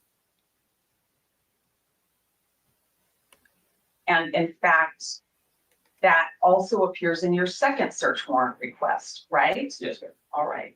And not only do you ask for the timing advance reports from AT&T, you ask for them from several other companies, correct? Verizon's version of it, T-Mobile's version of this kind of timing advance report, is that right? Yes, ma'am. All right. When was the first time you saw AT&T's timing advance? I do not recall when I first saw them.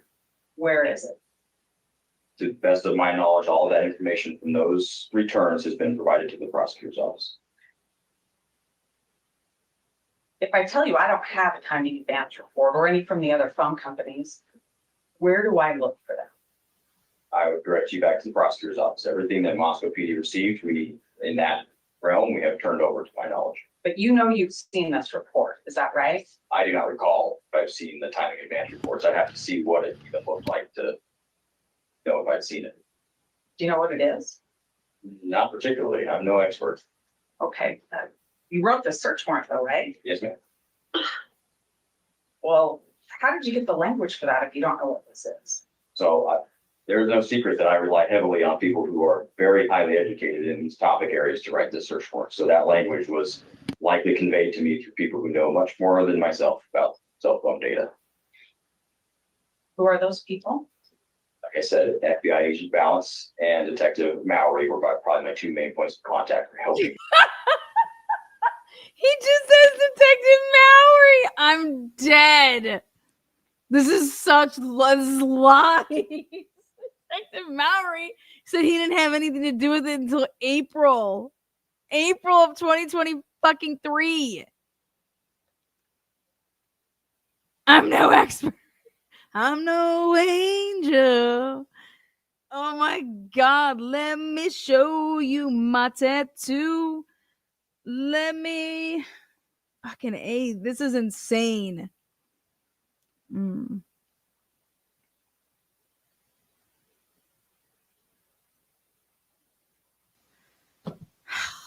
Let me show Brian my tattoo. Man, wow. He saw Brian's timing advance records. He heavily relied on fucking on Detective Mowry. Detective Mowry doesn't know shit. Detective Mowry doesn't know shit. Get out of here. This is crazy. Dude, going back and listening to this shit, like, I don't know what the hell's going on here. Like, Lana, why do you care? He's guilty. No shit, Brian Cover. This isn't about Brian Cover. This is about something way bigger. This is about something way bigger, guys. Be with that language. Wait. Look at Ashley Jennings just sitting there listening. Like they're toast. They were. You guys, we heard Mowry testify last week. He doesn't know I didn't do any of this. He said he wasn't involved until afterwards. During the course of your investigation and work on Mowry wasn't involved until April of 2023. For now, did you communicate with Agent Balance by email? Yes, ma'am. And did you communicate with other FBI agents by email? Yes, ma'am. And did that relate to the investigation of the scene and later the investigation of Brian Coburger? Certainly, yes, ma'am. Were those communications that assisted you in preparing affidavits and search warrants to carry out your duties in the case? I do not recall. But you recall the emails themselves? I recall sending emails to FBI agents, yes, but and specifics. And receiving them? Yes, ma'am. Where are those emails now? All emails that Moscow PD is aware of have been turned over to the prosecutor's office. Your Honor, if I can have just a minute. Sure. Now he's throwing Payne's throwing Bill underneath the bus right here. He's saying that we've given them everything. So here, this will be very, very interesting. Thank you. I don't have any other questions for now, but I think you have a couple of exhibits on that front end. If you don't need them for us, maybe I'll take them back. Well, hold on. Do you have any questions? Yes, Yes. Okay. They don't stand for fireworks, blah, blah, blah. This is 20 minutes. What do you Moscow Police Department's possession returned over knowledge. Have all the evidence in Moscow Police Department's possession returned over to the state for us to discover? Yes, ma'am. Have you facilitated the defense visiting MPD to review the physical evidence in this case? Yes, ma'am. Approximately how many times have you done that? I had to guess, I'd say 6. Now, let's talk specifically about this video surveillance. Explain to me the process for collecting video surveillance. So in this investigation, the way that played out was we directed the investigators to go into the community and collect any available surveillance footage there was. Once they had done that, they were tasked with bringing it back to Moscow Police Department, placing it in the digital forensics lab, and then writing a supplemental report on where they collected that information. That was the process. Do you know how many agencies helped in this video canvas? Certainly the FBI and the Idaho State Police. I'm not sure if any other agencies held that over. Do you know approximately how many agents were out collecting video? Easily over a dozen. I don't know the specific number, but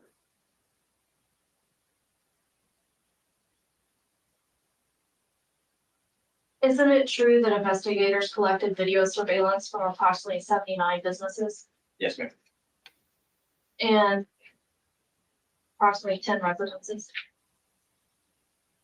So let's talk about the areas that Wait a second. Only 10 residences? Wait, what?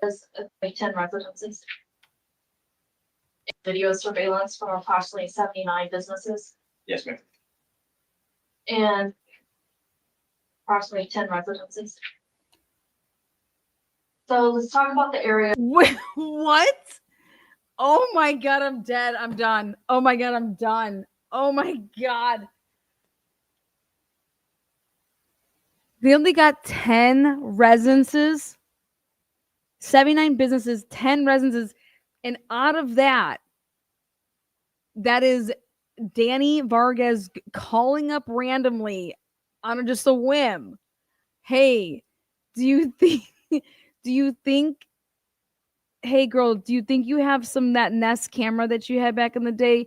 Can you look and see at 326? I think there might be a white Elantra on there.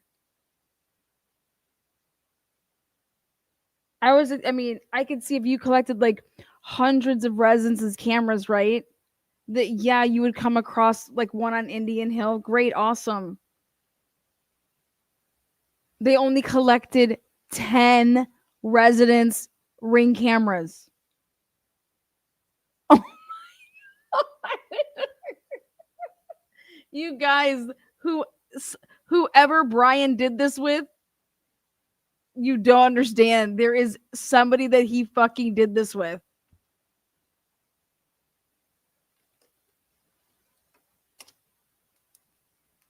And I think it's somebody in law enforcement or somebody that would cause fucking total panic for the community. Like if it got out there that a cop or a firefighter was involved, somebody was involved. This is insane. This is absolutely insane. This is all lies. Dude, guilty as fuck. Let him say it. He did it. Awesome, awesome. But how they got to that man, none of this. None of this. This is wow, Danny Vargas. Danny Vargas is the ring whisperer. Actually, and then he admits that he saw the timing advance. And then here's Hitler. No, he didn't. He doesn't know what he saw. He didn't say that. He didn't testify that he saw it. What? He said that's why she kept on saying, what's this map? What's this little, like, who made this? Oh, I just outsourced it. But yeah, who told you to make it like this? You can't read shit.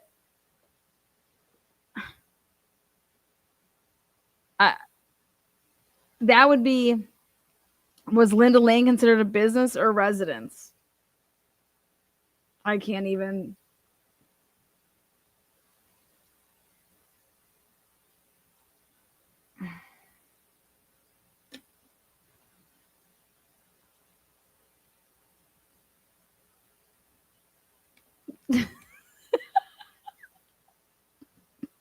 Okay.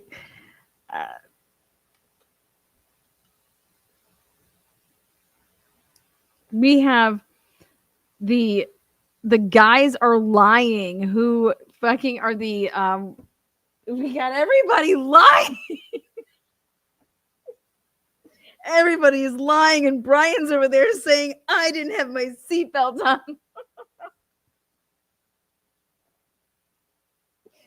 I can't. You guys. Oh my god, the undercover cops are lying about what time they cleared Banfield. Then they're lying about them circling around the area. This is absurd. This is crazy.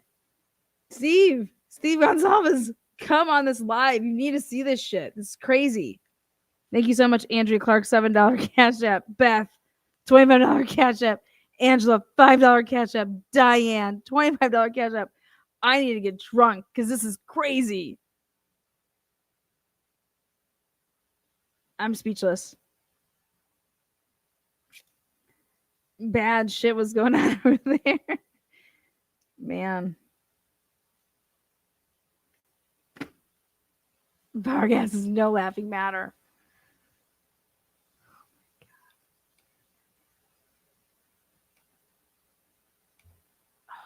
Goodness. Dylan Mortenson's made $45,000 in 24 hours. Let me see what else is going on here.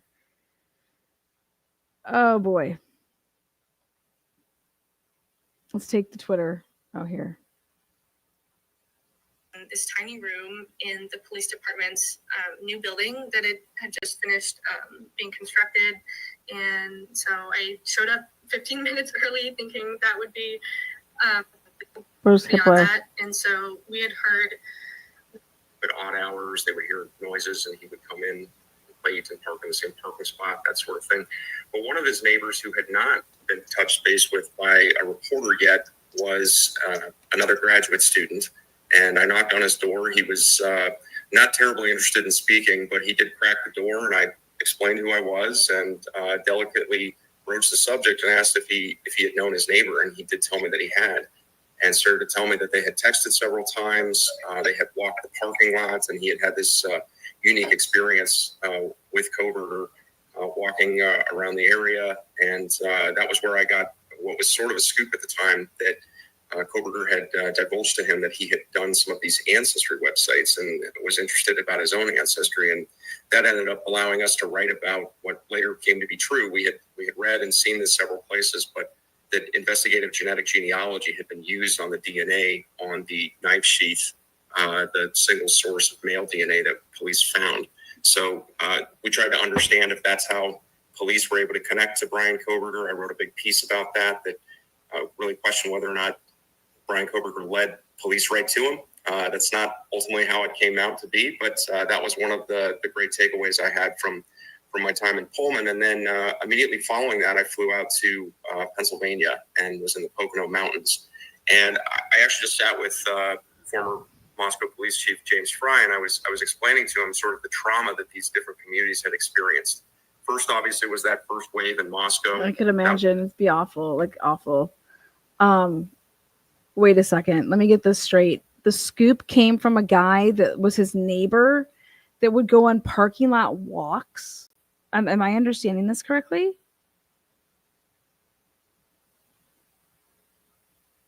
Knocked on his door. He was not terribly interested in speaking, but he did crack the door, and I explained who I was and delicately broached the subject and asked if he had known his neighbor, and he did tell me that he had. And started to tell me that they had texted several times, they had walked the parking lots, and he had had this unique experience with Koberger walking around the area. And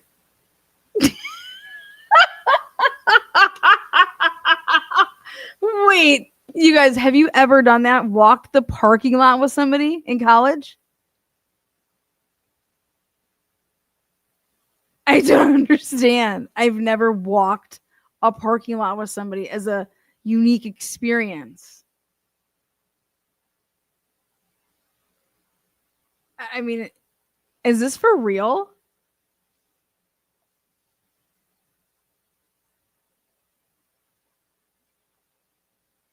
knocked on his door. He was not terribly interested in speaking, but he did crack the door, and I explained who I was and delicately broached the subject and asked if he had known his neighbor, and he did tell me that he had, and started to tell me that they had texted several times, they had walked the parking lots. Did you ask him for hey, I don't mean not to believe you here, but I'm kind of trying to do like a really good job.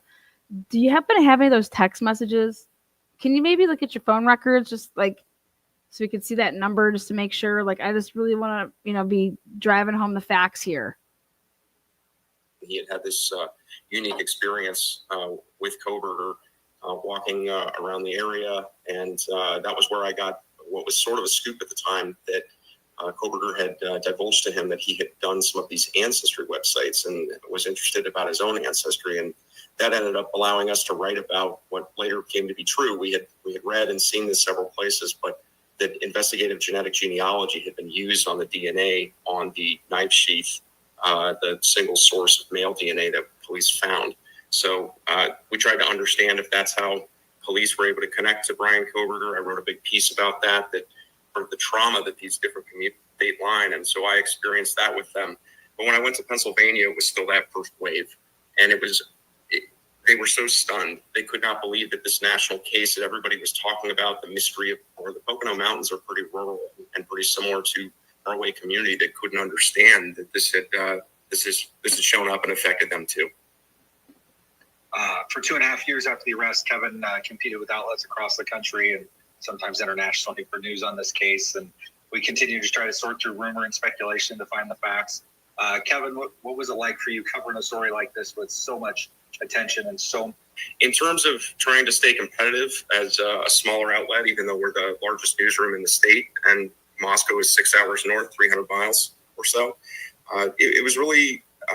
if you couldn't be first in some regards, as we battled to try to get some of these officials in the early days before the gag order went into effect, it was really about being the best. And it was using our intuition and our institutional knowledge of this case after so many months and what became years, which is crazy to think about, almost 3 years now. But it was about using that knowledge to look through a different lens and the information and the court records to try to think about it in a different way. And look at things like search warrants to figure out the order in which the police were filing for those and the leads they were chasing. We can now see with a lot of Moscow police record release the ways in which they were going about their investigation, but we didn't have that level of detail at that time. So it was looking at things. We did here. If you put it in order, yeah, you did. And what it came out to be is that you didn't get to Brian Kober on any of those search warrants. That's what it led to. If you actually put those in order. And that's actually what I'm doing right now is I'm putting this all in order from these reports. It's a joke. It's a joke. None of this. Then he should know right now if he's looking at these police reports, then you should know that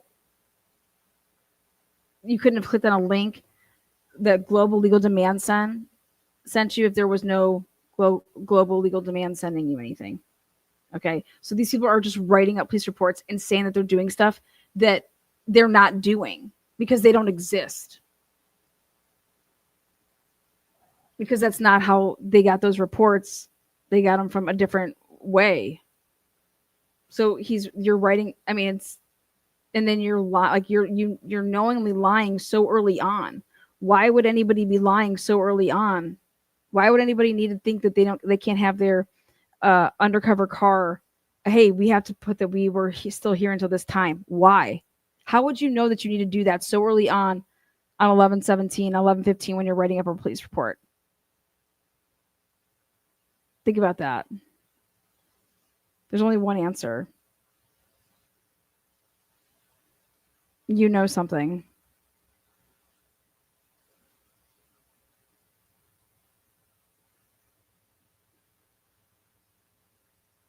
And then Linda Lane doesn't catch that car going and making loops at all during when they're saying they're doing these loops. Like the search warrants and the return records that were redacted heavily, and trying to understand the way in which police went about their investigation, and just trying to think through questions in a different way. Things like I mentioned, the investigative genetic genealogy, once we were able to establish some of that information and try to make those connections and develop those ties to not only verify and confirm information, but then deliver new information for not only the Treasure Valley community here in the Boise area, but our state, and then of course the nation. And you also mentioned the international appetite for this story. And then Alex became a big part of our coverage, particularly during the court case, using her expertise on the criminal justice system and her experience covering Dave Bell cases. You want to hear the scoop? But it was a really emotional day. It was also a spectacle outside. There was people. Thanks. All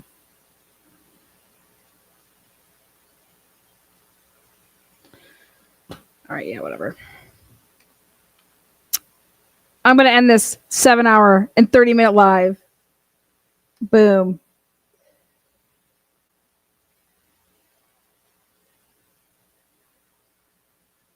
I called Ann Taylor today, by the way. Left her a message and told her she knows when she's ready where to show up.